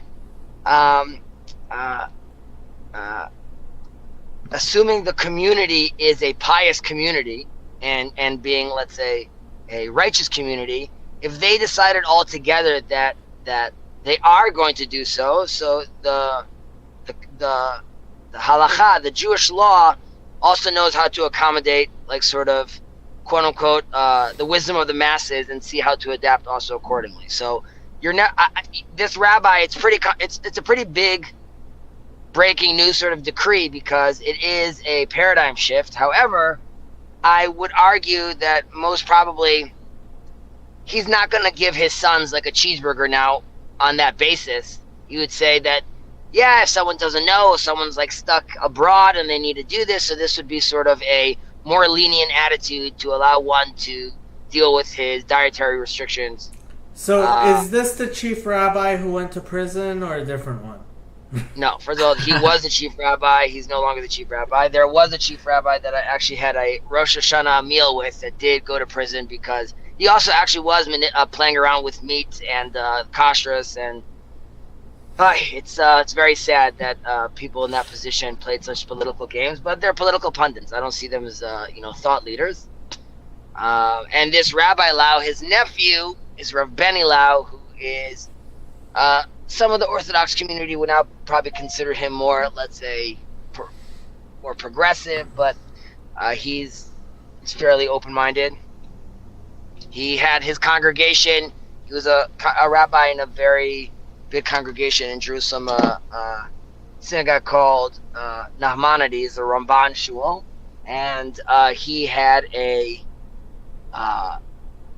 woman rabbi, co-rabbi with him for a while, which was at the Ramban Shul, the oldest synagogue in all of Israel.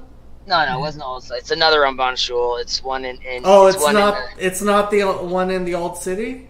No, not the one in the old city. And I mean, I was upset just because if you're gonna do that to a community, if you're gonna bring in like a female rabbi, she needs to like knock your socks off. And like this other rabbi, she was like, she gave this speech that was sort of like half-assed, and I was like, I don't know, like you want to like.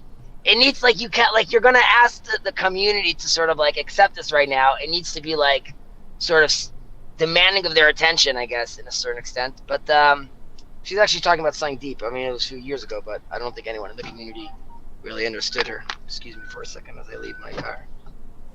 Guys can keep on talking. So, Sandy, it's if it's taken from an egg, it would not be considered alive because in Judaism you're echoing Chazi. Okay. Because in Judaism eggs are not considered alive until at least 40 days of gestation. Oh my gosh. And this is technical. How do they how do they do all this? I mean, did they have these rules before like scientific discoveries, or were the? A lot of this stuff comes from the Talmud, but yeah, it does. Okay, yeah, that's interesting. So yeah, they're allowed. So the rule is they're allowed to eat the. They're not allowed to eat the meat because it's not alive. Well, I don't understand. So my thing was, so if you take a cow, right, and you chop its head off. You have to actually kill the animal in order to eat it, right? Okay. So you can't keep on growing, and that would be a problem. But Chazi was saying that they take an egg and they grow it in a lab out of from individual cells. So you and could I guess eat it. Okay. Yeah. Technically. Wow, this is kind of like one of in churches where they find that little loophole in the rule. Well, okay, so I have to say this about loopholes. I'm just kidding. No, I mean I'm serious about this, but like, people think Talmud is like finding loopholes, and it's like, no, it's not about finding loopholes. It's about finding the exact details of what God has commanded, right?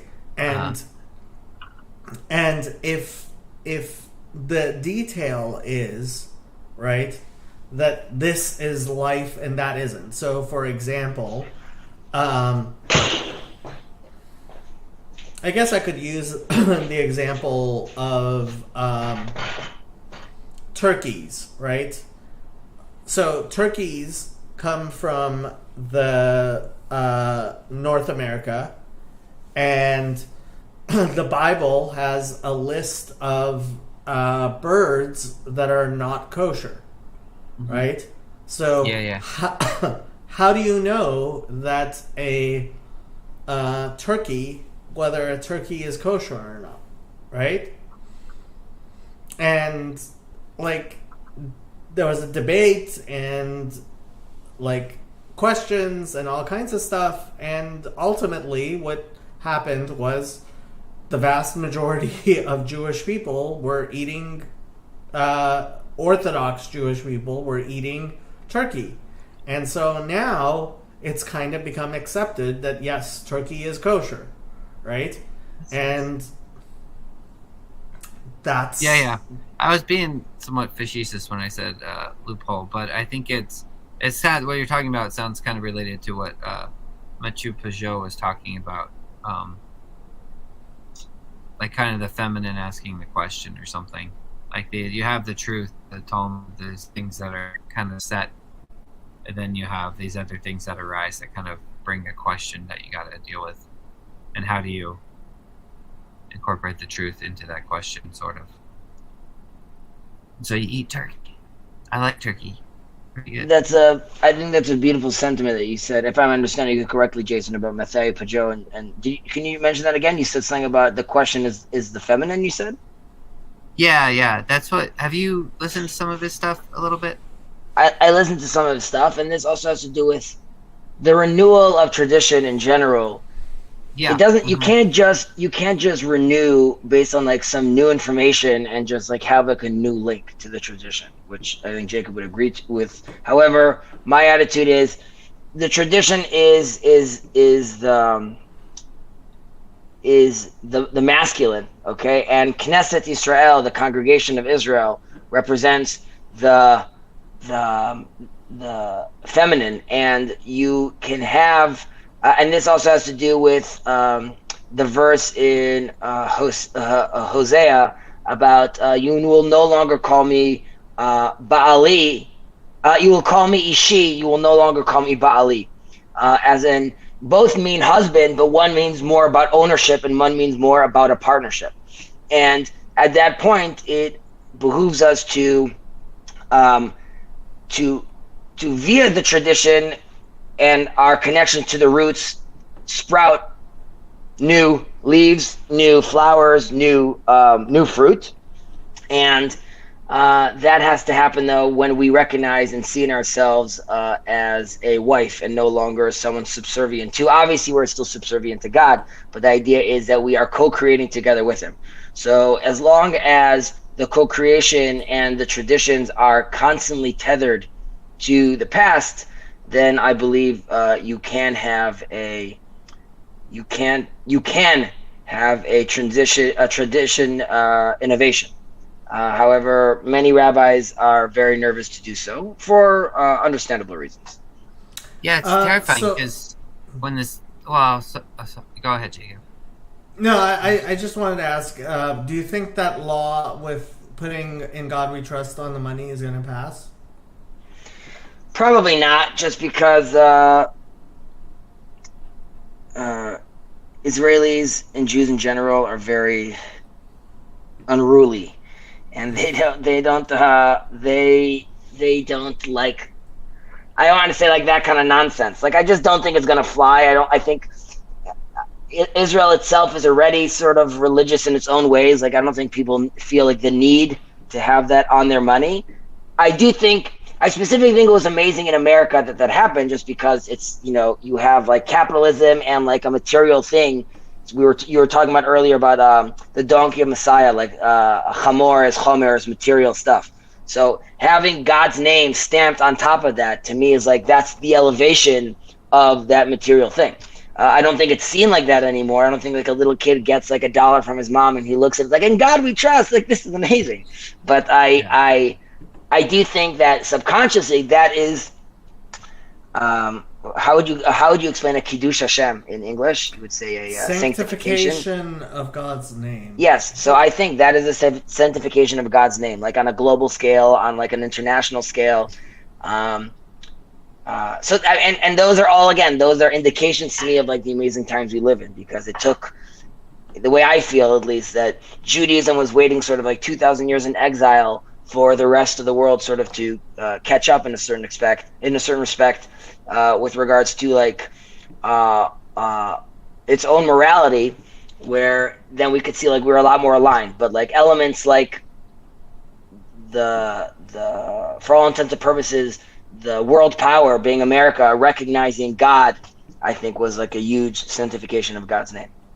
Yeah, I think in God we trust. I love it on the US dollar. I just don't think it's a very Jewish thing, so I didn't like the idea of... What does that mean? It's not a Jewish thing. You say blessings every day. You kiss the mezuzah when you leave the door. I have like garments on. And the rabbis, I mean, in Megillat Ta'anit, there was a holiday declared when they stopped putting God's name on the money. By the way, again, it also has to do with that's sort of where the generation is and at the right time. I guess there's times where it's less relevant and there's times where it's more relevant. So it's not something I would go to bat on. I don't think like the government should. It's more depressing to me that they are now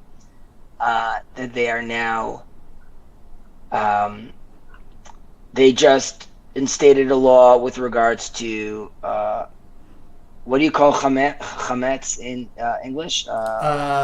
Chametz, leavened. Leavened, exactly. Yeah, on the Passover, you can't have that. So they're saying now this was a controversy that brought down the last government. So now they instituted it. They instituted into the law that you cannot bring into public institutions any chametz on the Passover, which is just crazy. Why is that crazy? It's crazy because it's not going to happen via. Shoving it down people's throat and enforcing it is going to happen ground up, and we should be. This goes all the way back to the Jordan Peterson video I talk about so much. We are not approaching and we are not explaining our own wisdom and our own tradition properly or well to the next generation or to ourselves. We're going about and forcing a community to act a certain way when. We should take into consideration how miraculous it is that we're all here together, and all the times that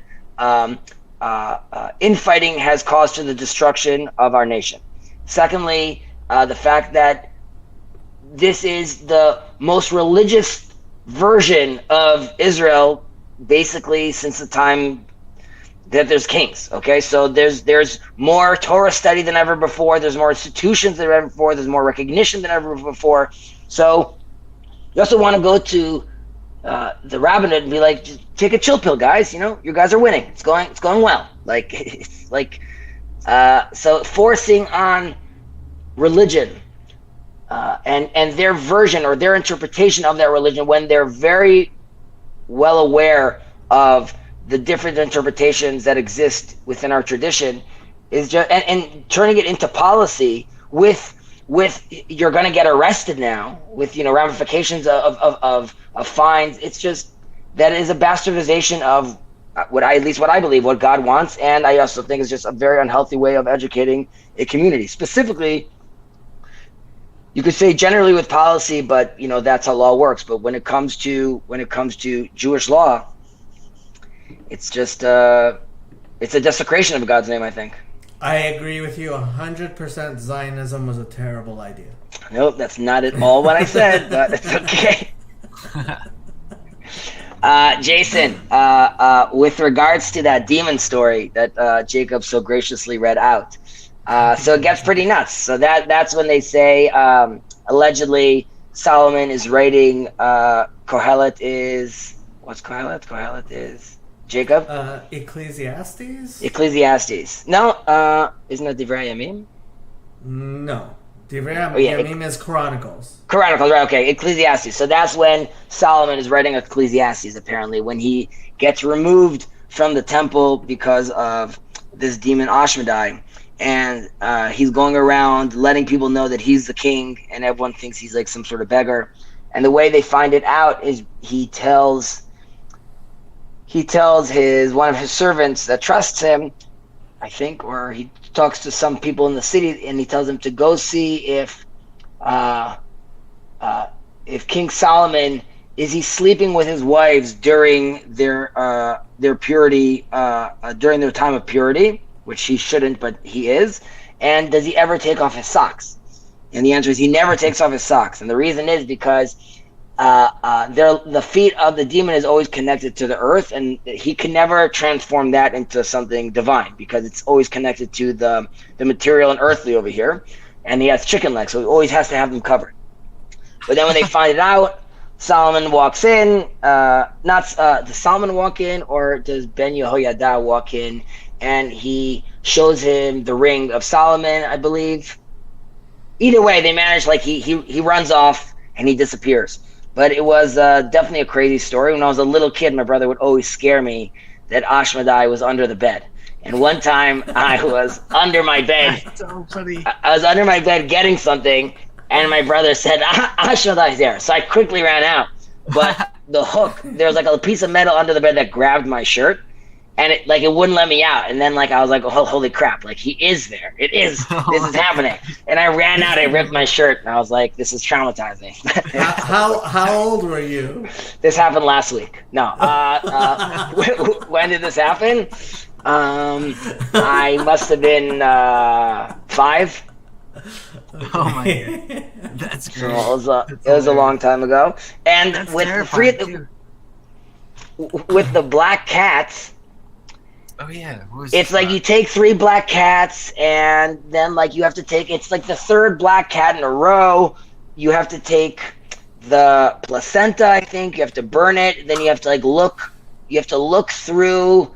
Either you put it in your eye, or you create like this sort of kaleidoscope with stretching the skin, and you look through it. You haven't lost me yet. I'm here. Let's do it. Yeah. When, so, when I was pretty 5, I had never heard of Ashmedai. Yeah, that's You're fine. You never heard of a tense story for children, but I guess not. Well, first of all, this wasn't a bedtime story by my dad. This was my psychopathic brother decided to be annoying to me. I guess we were 3 boys sharing a room. He probably wanted me to shut up or something. So I don't think it was a planned out theological quest he was on. I said This is your brother who's the rabbi now, or the brother who's covered in tattoos? Actually, it was. I mean, both were there. It was my brother who was the rabbi that actually said it, but yeah, he's not. He's not so crazy. I mean, he was never crazy, but he doesn't do that anymore. But he's the brother that does the daf, the daily portion of the Talmud. Yeah. I sort of ruined the Talmud for myself in a certain extent. How can you ruin the Talmud for yourself? That's impossible. Not, and I say this again, my father didn't pressure me, but when I went to my yeshiva, my higher theological and religious education institution, my father's attitude was that, this is a sort of I mean, you could decide to become a rabbi if you want to, but this is sort of a stage in your life right now. You're not going to do this forever. And the Torah is called the Ocean of Torah. And he said, this is your opportunity to drown in it, right? You don't have to come home. You don't have to call for the weekend. There's no pressure. You have 0 responsibility. Just learn. Just bask. And the attitude was, the expectation was, go through Maimonides, go through the Mishnah, go through the Gemara, the Talmud, and go through the Mishnah Brura. and you have 5 to 6 years to do so, and do that. So I decided that I'm going to do the Talmud in 2 years. That's what I decided that I'm going to do for myself, which means if you need to do basically 3.5 pages a day. And that was not fun. Finding myself like in the study hall at 2 o'clock in the morning because like I missed the day before, so now it's 7 pages, and I'm like crying because like I'm not interested in reading this page anymore, but like it's too far. I'm trying to figure out like how much does what's the weight of a sacrificial lamb, and you're like, what am I doing right now? Like I could be watching The Sopranos. So that was sort of like watching traumatic. The Sopranos. You wouldn't get kicked out of Yeshivat HaKotel for watching The Sopranos. First of all, in theory you would, but my last 2 years there when I was teaching there, I had like my own room with like my own like suite and kitchenette, so like it was really like less of an issue with like what I was watching inside my room. In general, like I had my own like sort of way about things, which the school didn't always love, but yeah. So after doing that, I sort of took a pause on the Talmud just because it was too much for me. I clearly love the Talmud, but I'm very against that. That's sort of the main focus of many of these religious institutions. I just don't think that needs to be like the main focus. Frankly, I think Bekias ruins Talmud for people. Yeah, there's a place for just to explain what Bekiyut means, Jason. So there's 2 ways to learn the pages of, or just in general, the Talmud. You could go sort of skim it, right? So you read the actual text in Hebrew and Aramaic, and then you hit on the basic commentary, which is Rashi, and sometimes you'll do his grandson's commentary. It's called the Tosfot, the additions, and you'll read some of their commentary. But like the second you see like a whopper one, you're like, forget this. Okay, so then there's doing it be'iyun, which is like means like digging deep. So you do the whole page, all the commentary on the page, and all the second commentary and third commentary, breaking down how it eventually comes down into how does this text develop over the last 2,000 years. So in general, you take a certain book, a certain tractate. So you'll take blessings, brachot, and in the morning, the first 5 hours of the day, you do it in depth. So everyone's learning it together, and you're learning that for the first 5 hours, and then there's a class about that. So you basically manage to do like maybe like a page a day or something, not even. And then throughout the week, you go through it skimming. So the idea is like go through the whole tractate and slowly also do it in depth. So yeah, when I was doing my version of 2 years, that was skimming through. That was just like reading, basic understanding, and then like going through. And then over the years, there'll be ones that I would go into depth. But Jacob is saying that doing it like the skimming version that a lot of people try to do is not it's not very cost productive, as they say. It doesn't. It's beyond that. I think it ruins the experience for you. It's like you're just skimming it, like as opposed to like actually taking Talmud seriously and trying to understand Ramban and Ritva. Well, this is the problem in general. Tradition is an issue I have. Let's say my son comes home and he has this little booklet. And he's in a modern Orthodox school. It's a co-ed school. He's in the old city. Hashem Yerachem. Why would you put your kid in a... No, it is not. Co-ed schools are... Co-ed schools, like, look into the science of them. There is no reason for anybody to put their children in co-ed schools. They absolutely destroy the ability of your children to learn. Look at the science. One second, Jacob. Tell us what you really feel. Look at the science. Okay. Look at the science. I think last time I looked at the science, women do more poorly, and it's better for the boys. However, ultimately, either way, my point is it's a modern school. Having said that, he comes home with a booklet, and on the booklet, it's called Vishinantem, sort of like you learned and to repeat. And if you want to have a basic control over these concept of the Talmud and the Mishnah, have your kid memorize, like, have him memorize this 7 times and have remember. And I'm looking at this, and I have like sort of no interest to teach this, to have my son learn his wisdom this way. On the other hand, I'm like, well, this is how my parents did it. Like, they just sat me down and they're like, okay, memorize this and memorize that. And it's difficult because you end up feeling like there's no way avoiding indoctrination in to a certain extent. Right. You're saying no right. There's no way of completely embodying, avoiding showing your kid how you do it. You indoctrinate your children. There's nothing wrong with that. I'm not saying there's something necessarily wrong. I'm saying it's a struggle I have because I don't want them to I want it to be like sort of a lived experience, which they obviously are living every day. But Jacob was mentioning earlier, I believe, something about like how one puts on his shoe, right, then left, then right, as far as tying. And do I teach that to my kids? It's important for them to grow up realizing that if they don't do that, God isn't mad at you. Yeah. That's like it's important to remove the guilt. However, at the same time, I want them to understand why it's important to do so, with regards to the mindfulness and the alignment and the mind space of where you should be and how you orient yourself when you wake up in the morning, and really how you live your whole life, whether it's your business practices or your relationship with your wife. But historically speaking, if I start like getting upset, like that's the wrong shoe, and then you're like, what am I doing? Or because there's people that will just come and say, they'll go back to their child and take off their shoe and like do it again because like they think like the sequence didn't happen, and if the sequence didn't happen, like we upset the God, or like bad things are going to happen to me right now. So I don't think people necessarily should not take these things seriously, but they also have to recognize. What did your parents ever say to you? Chazi, you put the wrong shoe on, God's gonna strike you down?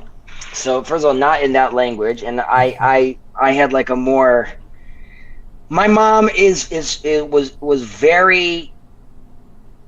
She's a very pious woman, but she was like very intense, and like she married like a psychologist who she would be like, it's Sabbath right now. My dad's like, time is a concept, and like, who are, what's. What happened? He got a phone call when he gets. Sorry, I got a phone call. Yeah, my dad is also like a very also religious person, but my mom was definitely very intense about this, and I'm sure it caused the tension that she had with my brother, which now they've reconciled. She definitely sees now the error in her ways and how she should have gone about it. And I've mentioned this before, how generally speaking, in a lot of the communities, family has beaten ideology. Like almost many families now are not going to tell their son that is no longer religious to not come to the Shabbat meal anymore. Like attitude is like, you're always welcome at the table, which is a much healthier relationship, I believe. So, but yes, my mom was definitely very intense about, constantly, it's time to go to the daily prayers, wake up, go right now. You're playing with your friends, like, go do this right now, stop this game, go pray. So there was a lot of that. And we joke around that even if Messiah came and he would be giving a speech, my mom would go over and be like, I just noticed the clock. It's, you're going to miss the early prayers. So like, maybe it's time. Like there's like, she will tell it to anyone. She is going to go and let them know, like, I don't know if you should be eating that. Like, so that's a lot. And I think now she realizes that was intense, but okay, it's sort of a shame. I have to tell, I don't know if this is true of your mother specifically, but look, the education of Jewish women used to suffer a lot worse, and like it was really bad. And I am very, very glad that basically every intelligent rabbi was on board with serious education of women, because without that, it's ridiculous. So my mom has gone through a change since. Like I mentioned in the past, she became mashgichat kashrut. That means she became a she studied over many years, a supervisor over the dietary restrictions. So she did this whole program which is usually dominated by men, and she did this whole program with a few women. They had to fight in the courts to get it approved that they could do it, and they did it, and she finished. And this was like, hell for the whole family, because now, like, anytime she comes to all of our houses, she's like, I don't know about that, and I don't know about this. Either way, when she finished, she went to speak to the rabbinate in the neighborhood she was living in, to come and say, like, give me the position. And the two rabbis there didn't even look her at the face. One was on a treadmill, and while she was there sitting in this quasi-interview where they don't approach her at any point, they're like, oh, maybe she could go, like, teach the women some, like, purity laws. And she's like, guys, I just did, like, a 4-year program about a specific topic, and that's what I'm here to help with. And they sort of, like, scoffed her off.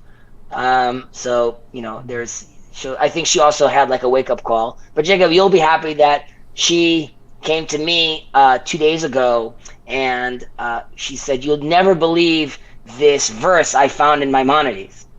Mm-hmm. And I'm like, no, Mom. I know the verse in Maimonides. I know he talks about Jesus and Muhammad. I know he says they're the path makers. She's like, would you believe this? I'm like, yes, I believe this. I'm aware. So slowly but surely, she's coming to it. She's been reading a lot of Rabbi Lord Jonathan Sacks, which also has, thank God. Oh, so Benny and I are possibly going to do. So Torah studies. Rabbi Jonathan Sacks did a year's cycle of sichot of the Rebbe on parshas, and we're gonna do the original sicha as well. I think that's a great idea. By the way, just with regards to like the halachic man, I think reading through Jonathan Sacks' books would be a lot more productive and a lot more impactful. I didn't suggest Halachic Man. That was Clown of Babylon. He wanted to do it, and I said, fine, whatever you want to do. I also, when I talked to Rabbi Mullet, I was like, yeah, I wouldn't have suggested it, but if that's what people want, that's what people wanted, and there's been a bunch of interest, so what am I going to say? No? Jason, you were talking about popping over to Honduras and going somewhere else, but would you actually consider coming to Israel for like a Bridges of Meaning like thing? Definitely. If there was like a yeah, definitely keep me informed. I would definitely love to plan that for sure. Yeah, we just have so work kind of slowed down the past 6 months. I think it's picking back up now though. So I've just I do like title abstracting work with like land titles. So if someone wants to refinance, I basically just kind of pull documents on a piece of property. Israel doesn't have land titles. This is a weird American thing with real estate. Yeah. Yeah. Israel has 7% of the land is privately owned. The rest is owned by our socialist government. Okay. Whose fault is that? The Zionists. The vampires. So my sisters, they have my sister Jessica, she started her and my youngest sister Natalie started it together, but Jessica kind of sort of heads it now, but they started a nonprofit ministry thing for like to help orphans and things like that. So they've done that for a few years, and we're going back to Honduras. We went to Honduras last year just to kind of touch base with the people there, and now we're kind of taking a smaller group back to go help build something. So that's going to happen in March. Then hopefully going back to India in November. I was supposed to go next month, but I had to cancel that. So I was thinking in Israel, if we did this, so I was thinking of having like a symposium with Jonathan Peugeot, Paul, and Zevi Slavin, and I think those are like all big enough names to attract some people. So that would be like, one thing, like a great meal, symposium, and like Q&A afterwards. Yeah. Then I saw there being meditation and psalm readings in the desert. I thought that could be like cool if we Yeah, did like that'd be something really over fun. there and had like some sort of like thing over there. And then I thought of having having 2 separate days, which were sort of, you know, sightseeing. I was talking to my cousin who's a tour guide to see how we would like curate like a very interesting, like, people got to use their own time to go to the places where they want to go, but I would want to sort of highlight like specific areas where it could also be fruitful for interesting discussions. So I haven't like decided yet like what those locations are. Clearly they have to be also very Christian to a certain extent. So I would, well, most of the group coming is okay. Yeah. So I think that would be also I think that would be very interesting. So I see it being sort of a like 4 days of like events, not full days, but let's say 4 days of events, and then the rest people could sort of, you know, travel and do their own thing. But Jacob, I'm thinking, and obviously I'm talking out loud, like planning this as I'm talking to you, like, would it be like finding like a hostel that could accommodate, like, you know, get good pricing, see how many rooms it could accommodate, then I would sort of see like what I would be fine people are with up that. to? I love staying at a hostel. I stayed at a hostel in India. It was so much fun. 'Cause you Most- meet people- Yeah, that's why I met I'm that talking girl about in Iran. I'm talking about a nicer hostel. Yeah, no. No. It doesn't matter for most me. people- we can camp. yeah. It doesn't matter. Look, the hippie girl from Iran was in the hostel, and she's ultimately- like one of the prettiest women ever. Ultimately, I think the best thing to do, especially, I mean, I don't know what the market is like in February, but if it's Adar Aleph, when very few people are coming to Israel, it shouldn't be difficult to let people make their own reservations where they're going to stay close to wherever you're going to have the events. Gotcha. And you can also have rooms and stuff. And frankly, the only time it really matters where people are sleeping is because Israel is tiny. The only place that it really matters is on Shabbos, and frankly, I think a nice Shabbaton in Jerusalem would be beautiful. But Right. So you want to have the Sabbath aspect, which I hear. I hear about having a Sabbath aspect, and then also the question is like, is that happening in Jerusalem? And is the attitude to sort of have like the full Sabbath experience, as in take the crew and go to the Israeli souk, the market, on Friday for like, you know, culinary extravaganza, and see like the hustle and bustle of all the people like buying their food before the Sabbath, and then go into like, you know, Friday night prayers, and then have at like the Kotel.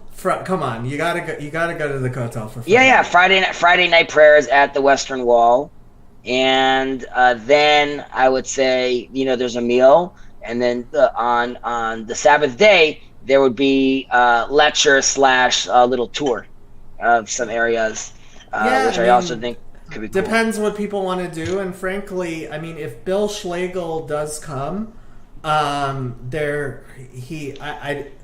think he's still allowed in where. I think they're pretty close to Jerusalem. Like the Christians, like almost all Christians in Israel have their Sabbath services on Saturdays now. I believe, at least the Protestants. So when is it? Is it- This next February you guys are talking about? When is it? Or do you not have a date? I thought Purim Katan would be an interesting day to do it, but Chezi, obviously you know a lot more than I do, but I thought Purim Katan would make sense. As far as pricing goes, then yeah, you don't want to come like, you know, January. I mean, yeah, there's a high holidays that you want to avoid, and winter then break summer is you want to avoid, so basically Why- winter yeah. is it. Why do you avoid well, summer? spring. Is it busy? Why do you want to busy? avoid summer? Because like it's just tour capital. Like it's like Oh, there's is a it? billion Okay. groups over here, and when I was studying in the old city, also it'd be like nuts because you would have like these massive tour groups there all day, all night, millions of Asians like with holding an umbrella up in the air to locate each other. Like it's that's just like the tour guide letting them know where they are. But I think people would really enjoy it. I think definitely. for religious people, I think for religious people, honestly, winter is when you'll be able to basically go everywhere easily, and it's not very expensive. And frankly, if you're coming from most of the United States and certainly Canada, it's much nicer weather than you usually have, and you would be stuck at home in the winter anyway. So I was gonna say, is it cold there in the winter? Sometimes it. I remember when I was there, it snowed in Jerusalem when I was there. Oh, really? But it was like, it's not like it was like a lot of snow. There was some snow, but like, yeah, it was only That'd a be few so days cool. of snow. Yeah. Yeah, that would be a lot of fun. I would definitely be down to go. Just let me know. Back again. Oh, he's sideways. Who lets Chezi on my channel all this time? I would never. Let Yeah, him if you on guys, if I could. guys plan and whatever you guys like pick to do. I mean, like, I mean, I don't know what's there or anything. I'd be down to do whatever. I just tag along. Is And there I a have place where you specifically one would want to go? restriction: we're not going on the Temple Mount. At least if- not well, officially. Jacob, I'll That's address the that in a one second. place I wanted to go. I'm just- Okay, Jason, where would you want to go? Well, if Paul's there, I think I should get baptized in the Jordan River. I Would you want to do that? would Paul- seriously do that. I didn't know why this. Very cool. Like, was Paul would be opposed to that personally, but he wouldn't be. Would Paul? He's not going to say Paul anything about baptize other me? people doing it, but no, Paul will not baptize you. No, he will not. Oh man. He I still have never- I've very never- much would not, and he would get he would get defrocked if he did. Paul's one of those people. I've never actually spoken to him, but I've followed his channel for so long. I feel like I kind of know him. It's just one of those weird things. If you have been baptized before, he is not going to baptize you again. You know, I was baptized when I was really little, and I had no idea what it even meant. And so, yeah, I he's did fine it. with that. He Well- believes in pedobaptism. yeah. Well, I mean, I don't, like I said, I feel like there's all sorts of baptism. I baptize myself all the time. I'll go to the river and baptize myself because I'm like, hey, I like this river. You know, like, You're so Jewish. no, it's more. Yeah, maybe I don't know. Like, there's a river I really, really love by the house I used to live at. That means a lot to me, and so I'm like, yeah, I'll go baptize myself in it every time I can. And it's cold. It's cold as death, man, but it is nice, which makes it even better. But yeah, I'd be Jacob. down to go wherever in Israel. It all sounds amazing. Yes, Rabbi Chezi. I haven't gone to the Temple Mount, and I Baruch don't go to Hashem. the Temple Mount. My brother and cousins actually do go, and they've been pushing me constantly to go with them to the Temple Mount. Hashem Yerachem. I want to just say, politically speaking, I don't think there should be like any reason. Like, I think it's crazy that like Jews are restricted on going up. They can't bring any prayer books with them. They can't be mumbling. I just think that's like nuts on just like a political level. If it was up to me, nobody would be allowed on the Temple Mount. Sure, I don't care. that by the way, but that would be, then you could be like, that's fair, right? That Yeah. means like it's okay. However, if you're gonna allow the Muslims to go up there, it's crazy to not allow Jews to go up there. And when you do let them go up Yeah, there, but like, it's not up to us. Israel is ruled by the Gentiles like it's always been. and then I would say, even with regards to the Western Wall, like, the Western Wall is a supporting wall. There's nothing too magical about it. I know people say like, that What is magical about it is for that thousands of years Jews have gone and cried there. So yes, but people need to realize they cried there because it's close to another place. Not that place What? itself They don't. is We holy. never realized that. What are you talking about? No, I don't. So first of all, I don't. So I do go to the Western Wall. However, I don't go to the Western Wall, and if my sons want to go, I let them do this. I don't put my hands on the wall and like put a little note inside. I never put a note inside either. But put that's, your hands, kiss those stones. Why not? You're such a kaiser. Why am I not kissing the stones? My job, my profession is to build up Jerusalem. Like I'm living in the Messianic times. I don't need to be kissing old stones. You are and not building new living in the stones. Messianic times, you kaifer. Messianic times. That's just, everyone feels it, bro. You're a heretic. That's why we're in this conversation together right now. You're a heretic. I was just telling this carpenter, he was sitting down and we were going over some plans. And it's an Arab carpenter. And he's mentioned something about a rabbi, and I told him, like, Faraj, that Muhammad had like a very good rabbi friend with him that even desecrated the Sabbath and rode out to battle with him to protect him. I'm like, there were times of amazing relationships between Arabs and Jews and Christians and Jews. So I don't know if there was. So yeah, he actually he went to his community and told them to ride with him, and they said no. And he said, "Do you not realize that by you thinking we need to, by not riding out with me on the Sabbath, you are actually the ones desecrating the Sabbath." But yeah.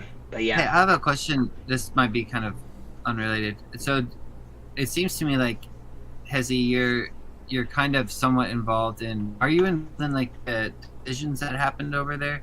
A lot, like with what? Different, because you just I don't know, decisions in. I don't know, politics. Is that the right way to say it? Because it seems like it comes up sometimes. Like when I brought up the idea of how Mathieu Peugeot was talking about the tradition the feminine, questioning the tradition. It seems like that's kind of comes up a lot for you. Like all these different things are kind of coming together at once, and they come up and it comes to a head because. Sorry, 1 second, I'm being rude. Hi, Sandy. I hope all is well. It comes to a head because the tradition that has kept us for so many years, which I'm super grateful for. I always give an example like of a Jenga tower that I'm very aware that I need to be very sensitive and very thankful to our different ecology of practices and traditions that we have and how important they are for the structure that they have built. However, we were in exile for 2,000 years. That wasn't the ideal. That's a default because we were not acting properly. And therefore, we were exiled and had to create an exoskeleton, and it could be divinely inspired, but to allow us to survive throughout exile. However, as we return to the land, as these conversations progress, as humanity is changing, it is up to us right now to instantiate and come back to our real path, which has ramifications of less focus on the technical.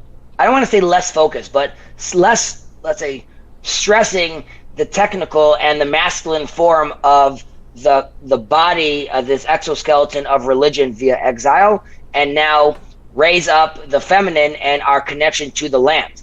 And we have to, us people in a land together with God, and that does and should lead us to a rejuvenation of tradition, of Torah, and I mention this often that there's a rabbi named Rabbi Cook that I'm very fond of, and he calls the Talmud, the tractate we were talking about, the great band-aid of the exile. But we are, and I know Jacob's going to hate this, so yeah, we're not out of exile, but I think we're out of exile to a certain extent, and we need to take off that band-aid carefully and realize that certain things have healed and allow us to now focus on other things. We are here to have discussions. We are here to promote and promulgate our wisdom to the world.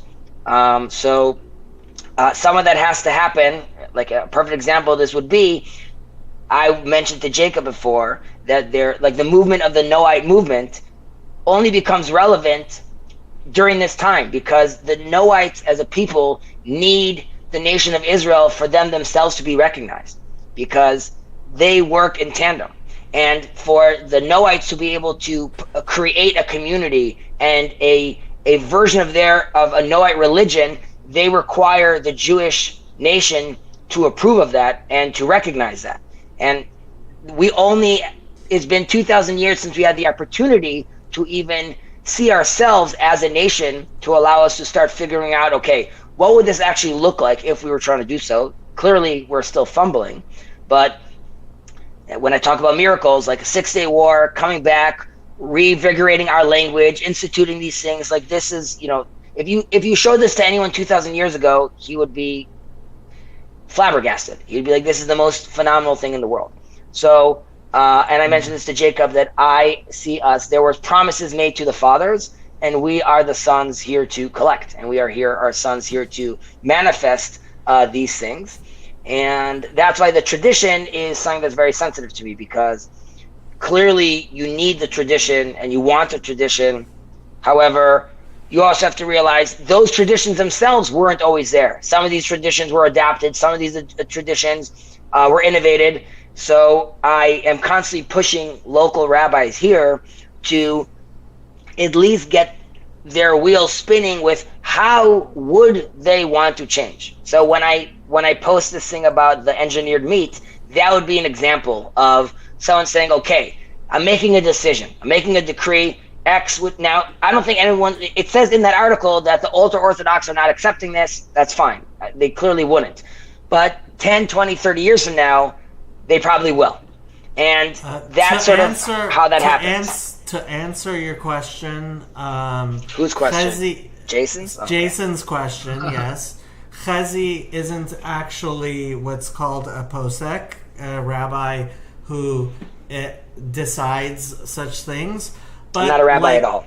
Well, kind of. But he, like all of the rest of us, he argues with the rabbis constantly, because that's what Jews do. Well, no, I mean, I was curious. I feel like that whole idea is incredibly hard to navigate and work through, and I'm still not even sure how to do that as well. But I mean, I feel like personally, I mean, I've even had to do that even within Christianity. Is take these. It's a frustrating process, because you almost feel like I'm being a rebel, and it's like, why am I always a heretic? Like, why we've had this tradition for as far as I can remember. Why am I questioning it now? It's like it has to encounter the question, and there's this weird way. Like, I'm still not sure. Like I said, I'm not sure how to navigate it or what it all means. But where the tradition or the truth or whatever actually is, it's like the seed, and it goes into the question, into the womb, into that space, and somehow it doesn't. It's weird, because it's almost like it dies for a time or something, or it at least feels like it's dying, but then it now comes back out much more and much greater. But I don't know if there's something to it as well, because when you quoted that verse, gosh, was it? I don't remember if it was in Hosea. From Hosea? Yeah, and there's another thing too where Pajot's talked about, about virginity, and that the wife or the feminine is actually dedicated. So I don't know if there's a difference between like a virgin womb as well, as in, because it's talk about feminine being chaos, but I don't think the truth just falls into some, like, say, That's it gets not just a very- swallowed up by this immense, That's not a immense form of Jewish- chaos. But That's not a I know. Jewish thing. The feminine being chaos, I think, is just wrong. Well, one second. Chaos as in potentiality? Well, it's yeah, clearly that makes feminine. more sense. But yeah, like, I mean, I don't think. One second, guys. One to- second. Sandy Okay. wants to say something. Only Oh, the sorry. question, where is your reference from, Jason? Where is it from? I'm sorry. What do you reference? Yeah, what were you referencing that Jacob said was not very Jewish? You're bringing that up. Oh, I from- was just bringing up, but it wasn't necessarily a verse. I was kind of referencing. It kind of goes back to Jordan Peterson's talks, I guess, right, where he's like chaos and order, chaos. So, and I don't think the order or the tradition like gets swallowed up and devoured by chaos. Like that doesn't seem right. It seems like it goes into a womb, which could be something more like potentiality or something like But that. so see exile as a 2,000-year womb, okay? And now there, I mentioned this constantly ad nauseum. Shuva elai ve'ashuva elechem. Return to me, and I will return to you. So it requires us to sort of pick up the mantle that this is what we want to do. We want to rejuvenate, and we talk about chadesh yamenu kekedem, renew our days as old, right? So you have like it contradicts itself in a certain way. What do you mean renew it to how it was? But there's a renewal that's based on the ancient tradition. It's obviously hard to have that balance, and I mentioned this phrase once to Jacob and he raised his eyebrows, but I'm not making this up. But there's something called there's Torah Moshe, there's the Torah of Moshe, and there's the Torah of the Messiah. And the Torah of the Messiah is not that it's more complete than the Torah of Moses. However, it is here to, they say when Moses died, there's 3,000 different laws were forgotten, and when and during over the years and over the decades and over the centuries, traditions were lost, traditions were added on. We are here to rediscover, and part of that rediscovering, and which is why the reason I was sort of hooked into this channel, is doing that together with our brothers in these religions. And that's how we, in a certain way, how we get to us to understand more, learn more. How do Christians and how do Muslims see us, and what can we learn from that? How do Muslims and Christians deal with their concept of forgiveness and sin, and how does that relate to ours, and where could we be looking at this? We have in the Torah, we have the 70 faces of the Torah, but that's also a play on the idea of the 70 nations going back to the Tower of Babel. We are here to create one voice again, and one voice doesn't mean all of us being the same. Unity in multiplicity, but we need to create that again. I don't know if I'm rambling. No, go and ramble. I need to think for a minute. Jason, sorry, go ahead. No, Did that explain to you why I talk about this all the time, or no? Answer your question? I mean, yeah, it does. But I mean, I'm right with you. It seems like we're all talking about this a lot anyway. I wasn't trying to figure that. I just didn't know. It seems like I feel like you probably feel the pressure of it a lot more than I do. Maybe I don't know why. Maybe the and everything, and it seems, and probably being a parent as well, you have to navigate these things a lot more than I do. I kind of get to speculate at them where you actually have to live these things and deal with the tradition, and how do you present it to a new generation, upcoming generation, and when you're getting all these things. Jacob doesn't like when I say this, but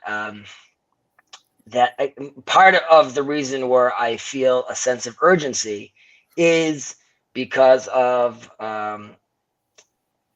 it has to do where we are politically, what you've seen going on, in the culture, politically and culturally. It has to do with where we are biologically and technologically. And I know Jacob thinks the AI is not taking over, and I don't think the Terminator's coming. I do think though that culturally and scientifically and technologically we are, and Brett Weinstein talks about this, his term of niche switching, which I recommend people listening to. But basically his idea is that as a species, we know how to adapt. We know how to niche switch. And we do that every few years, as every few, decades, as the world sort of changes, we adapt and learn how to adapt with it. However, the rate of change has grown exponentially, and we don't have enough time to adapt. And I'm copying that, and I'm using that specifically to how religions try to adapt their tradition. And less so in Islam, more so in Christianity and Judaism. That is a long process for that to happen. For a tradition to be changed or renewed, or an opinion to change on how we look at certain aspects. And what I'm saying is that we are going to be left behind because the rate of change is so great that we don't have the luxury anymore to wait that long. And it doesn't mean that the world is forcing now, let's say you would call the divine to bend to it. However, I think it requires the people dealing with these topics to realize that they need to dig deeper and see how the wisdom they already have has answers for this, but they need to take off they need to stop interpreting it on the level of exile. They need to now start interpreting on a different level, on the level of renewal, which again is complicated and dangerous and means that blood will be shed. And I don't mean that like literally, I just mean there will be bifurcations, just like there were bifurcations with the Pharisees and the Tzedokim. It's sort of inevitable. However, I think we'll get torn apart if we don't realize that there has to be some sort of change. And I'm not the one to do it. I'm only just trying to make people aware of it. And just an example, so the Chat GPT just managed to pass an MBA exam, okay? The example would be, can I have the Chat GPT be my supervisor for dietary restrictions, right? Can I have the Chat GPT give me answers for religious decrees? And if the answer is like no, because it doesn't know, and if the answer is yes, what are the relations then with rabbis like? There are many, many ramifications to these kind of things. Yeah, I just don't think, while I think our operating system, I sound like a broken record, our operating system is a phenomenal operating system. However, it's still, it operated great for 2,000 years. It requires updates.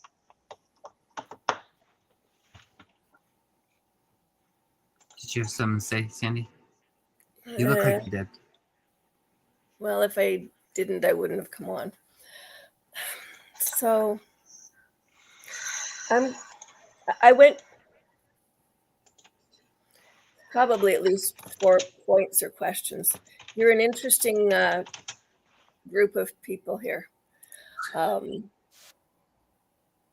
And probably an okay place to ask some stuff. I went and talked to my ex yesterday about just this trip to Israel.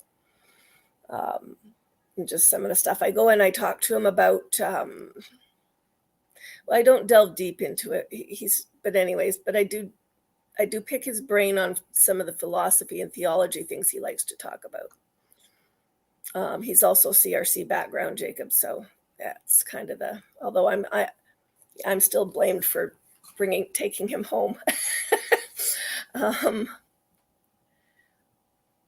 I popped on because listening to Hezi makes me think a lot about why I joined the Voices channel that from CRC that Paul, I don't know, you guys got a competition thing going or something for who's on each other's channel that's on each other's stuff.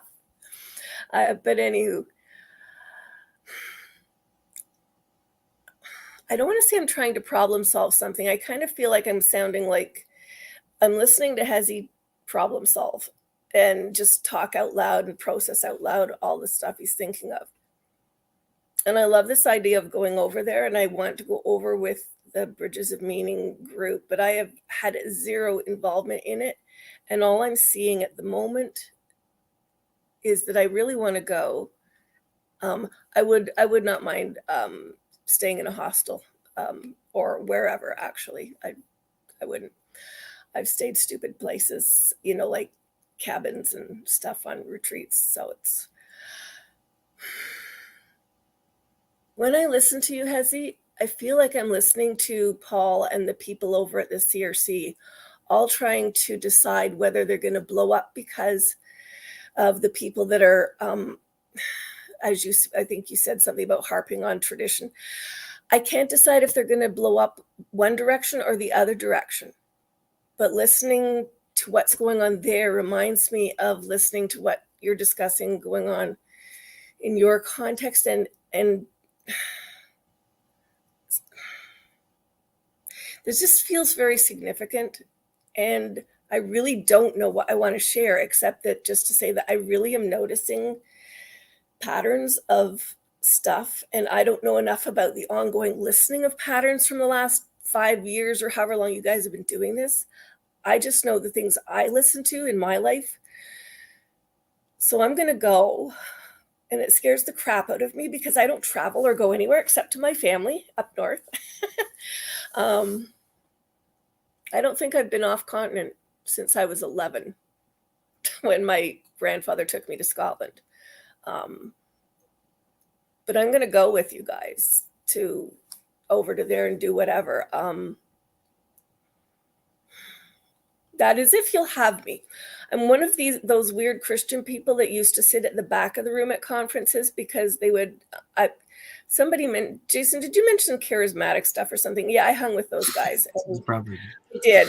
Yeah, I'm sorry. But I did. I was on the inaugural board of one of the missions, sort of stuff like that. Yeah, and my mom was a legal secretary, and I'm going, oh my gosh, you guys can't turn in this paperwork that the guy that you hired from wherever just had you do, and you think it's perfect because you have 3 mistakes on it that I can see, and I don't know anything about anything, and I can see them. Why the heck aren't you? So yeah, I'm kind of scared to be going because I backed out of everything for 6-7 years, church, the whole shebang. And no, I'm excited. I'm excited if you go. I'm going to go. So much fun. Yeah. Like I'm going to tell my sister. She's been to, her and her husband have been to oh crap, what's it called in, oh crap, I was going to say English, not English. Not the English ones, Myanmar. They've been to Myanmar because he has friends over there from some of the stuff that they go on, like your sisters. So they've done the, long air trips and stuff, and will be able to direct me about how you last a long air trip or whatever it is and all those things. But I have no clue about how to plan on the other end, has he? Not a speck. So Jacob can talk about all the, wonderful people over here that know how to plan their own vacations. I am not one of them. So I would like some pointers on what to do, where to stay, and if I need to book stuff, how that works. I'm going to talk to Sherry, see if she's going. I think she'd want to go. Look, no pressure, but I need to know by tomorrow. Okay. I need to Yes. I'm definitely going. I just don't know any details yet. I think it would be fantastic. And I really liked some of what, maybe because I have done conferences and things and in other contexts and sort of always hung out on the edges. I really liked some of what you were suggesting. I know personally, I would like to do some of the simple things. I have very purposefully avoided friends who've gone on Israel trips because I'm kind of like, I'm sorry, I'm not going for the hoopla. I just want to, I've never wanted to go for the hoopla. Let's take all the big trips and do all the sites and this and that. That's not why I want to go. I'm not sure why I want to go. I just know that I am going. So, yeah. But I'm kind of excited for what you guys are saying. But just be aware I'm seeing overlaps. If you're thinking something significant's going on and I'm listening to all this stuff over there, and yeah, you sound like a good CRCer at the moment, and that's not a great thing. Because they're talking about, church splits and everything that's going to blow up. And yeah, it's happening all over. I think you're right. I mean, it feels like. Oh, and people at work, all like you were talking about shifts and how we can't keep up quickly. I'm sorry, but I work retail. I have been hearing this for like the last 3-4 years constantly, just from working and trying to, Would you say? So, Sandy? Would you say that maybe religious organizations have trouble keeping up quickly? I think they probably have the most trouble keeping up quickly because they've got a lot more anchors holding them down.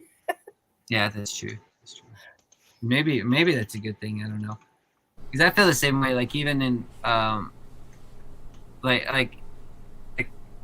of when going back to when I was talking to Jacob about just certain people I know here personally. Like I can't talk to most people about like a lot of the theological stuff we talk about on here.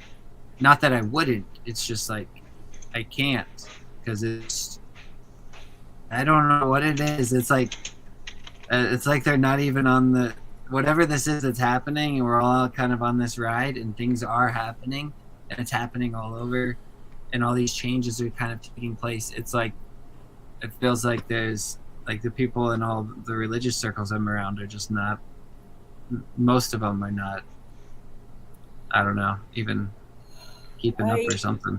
There's a term in Israel called hadata. I don't know if you know that term, Jacob. It's like a political thing that people talk about. Basically, hadata means you're sort of religifying. You're turning. You're pressuring people to become more religious. So you have like in schools in Israel there'd be, why did this teacher talk about this blessing? That was a hadata. That was like a religifying of like, you're pushing this on.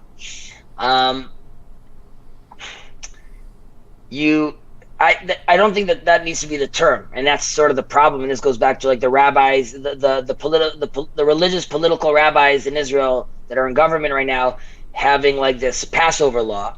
I think it needs to be and this goes back to like the meaning crisis, like re-explain meaning.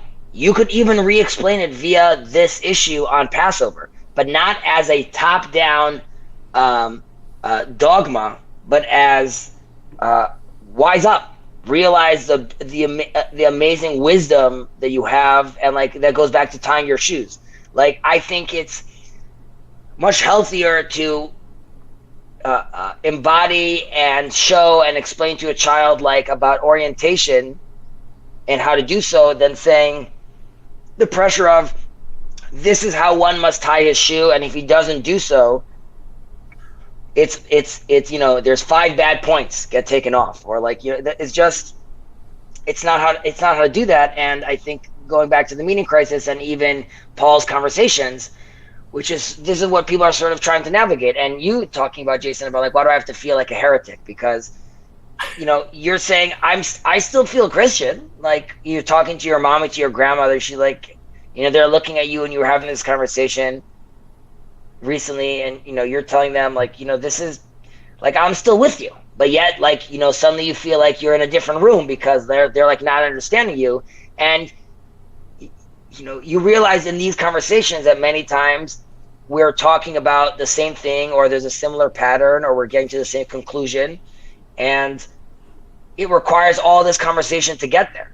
And like seemingly on Sunday in church, I guess it's not enough time for people to like realize like what the message that's trying to be taught. This is really why I'm involved like in this channel, is because of that, because I see the potentiality of how powerful this could be, because this is a people talk about distributive cognition. I like calling this like a little mind palace. But this is a place where you could, I'm trying to reinvent the wheel. Bridge of the meaning, a bridge towards meaning. Yeah. Mm-hmm. Yep. Well, guys, I might. All right, guys. On my end, I gotta get to do some work. Okay. All right. See you, Hezzy. Jacobim, thank you so much. Have a great day. Head out too. It's like almost 2 a.m. here. Yeah, me Good too. night. It's 2 a.m. But Sandy, yeah, it was really good to see you again. Yeah, I always like seeing you in the chat. I like seeing you better when you hop on too. It's I fun. know. I'm gonna take away that verse from Hosea. I dropped it in the chat, but one of the things I'm thinking about. Actually, I'm thinking a lot about things, Jacob, that comes out of the ineffective reading I'm doing of Halachic Man, because it has those the separate together things, and some of the stuff in the conversation today, it has a similar tenure or texture to me, and even the thing from Hosea where you're talking about submission and how. I have a feeling that's one of those concepts that's kind of either or and then can meld in our concept of God as well. But then I tend to overthink a lot of things. I've spent a lot of time alone reading and thinking. Well, I'll tell you, as far as the trip to Israel goes, you're definitely overthinking it. It's not a. It's honestly, we once we figure out a time. Israel is a tourist place. It's like a huge part of the economy is tourism, so people are used to tourists. So bring some money and buy some stuff. Okay. And yeah, and the fact is that it's also a place people live, and it's a very, very small place. You have to realize, at its thinnest, it's just a place with people. At its thinnest, Israel is 10 miles wide. 10 miles wide. That's crazy. That's crazy. Yeah, I'm excited. Well, send me when you get dates, whatever. Let me know. I'll start saving now, and I plan on going. So, I would. I was looking. The time I was thinking of is apparently in the middle of Lent, which surprises me. But it's okay. I'm Protestant, so and you can't take pastors during high church days. Paul wouldn't go. So it says they're supposed to be. Apparently, Lent is starting February 14th, 2024. Okay. Yeah. Okay, so it's early. Which doesn't make sense because Passover is going to be. I don't know. Anyway, the fact is, the person whose name we have not announced yet is the person who's going to be making all these decisions anyway. And it's all his fault, and hopefully in the next couple of weeks we are going to announce who this man is, and we're hopefully going to make a lot of announcements, and things are going to move forward. What? Mitch. Said I bet it's Mitch. It's not Mitch, although very close. His name does start with an M, and a lot of people already, because I let it slip, but like a lot of people already know. If you're a diligent student, you could figure it out. Yeah,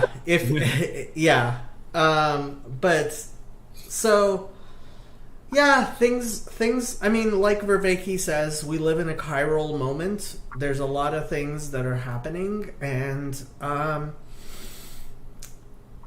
that is scary, but it doesn't need to be, because it can be hopeful and faithful, and yeah. Wow, and Grizz is awake. Who woke Grizz up? Oh, because now that he popped in here, I do want to say that little trio dynamic you and Paul and Grizz had for that short bit, that was really good. That was some good content the other day. It was funny. Well, convince Grizz that he doesn't need to hide behind that silly name. I hate calling him Grizz. Grizz? What's his... I don't know his real name. That's all I know. I do, but I won't say it because he hates it when I do. Does it start with an M?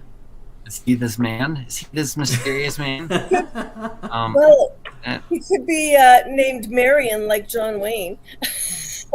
Or Leslie like some very great men in Britain. Or... I really hope... So if Grizz goes, I really do hope he rides in on a donkey. Grizz's real name is Let Me Speak trip. to Pharaoh. All right. Okay. Well, I have to head out, you guys. I'm sorry. You all have a good night. So, love you both. I'm gonna go too. Tomorrow comes eventually, and I'm up late because I do not have. I've canceled physio because we had a storm here, so I'm able to sleep in the morning. Hey, Grizz. All right. I'll talk to you later, Jacob, or I'll go and let you talk to Grizz. Good night. Where's my out button? There it is. It's the red button towards the bottom. Are you coming on, Grizz, or am I turning off the thing?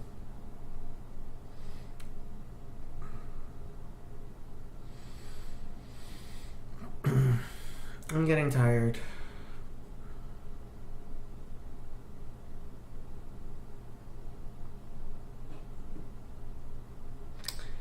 Grizz is streaming in 10 minutes, so I'm going to bed. Good night. The Hebrew for let me speak to Pharaoh, in biblical Hebrew, let me speak to Pharaoh.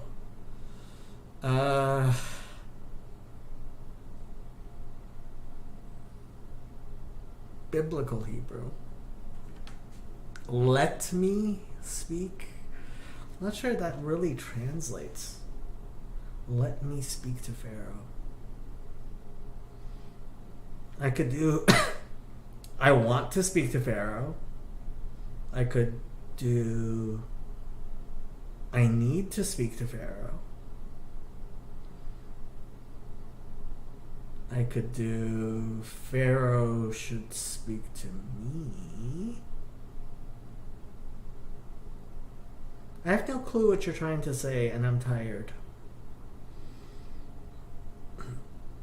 I am going to go to bed. It was nice meeting all of you. Good night, people.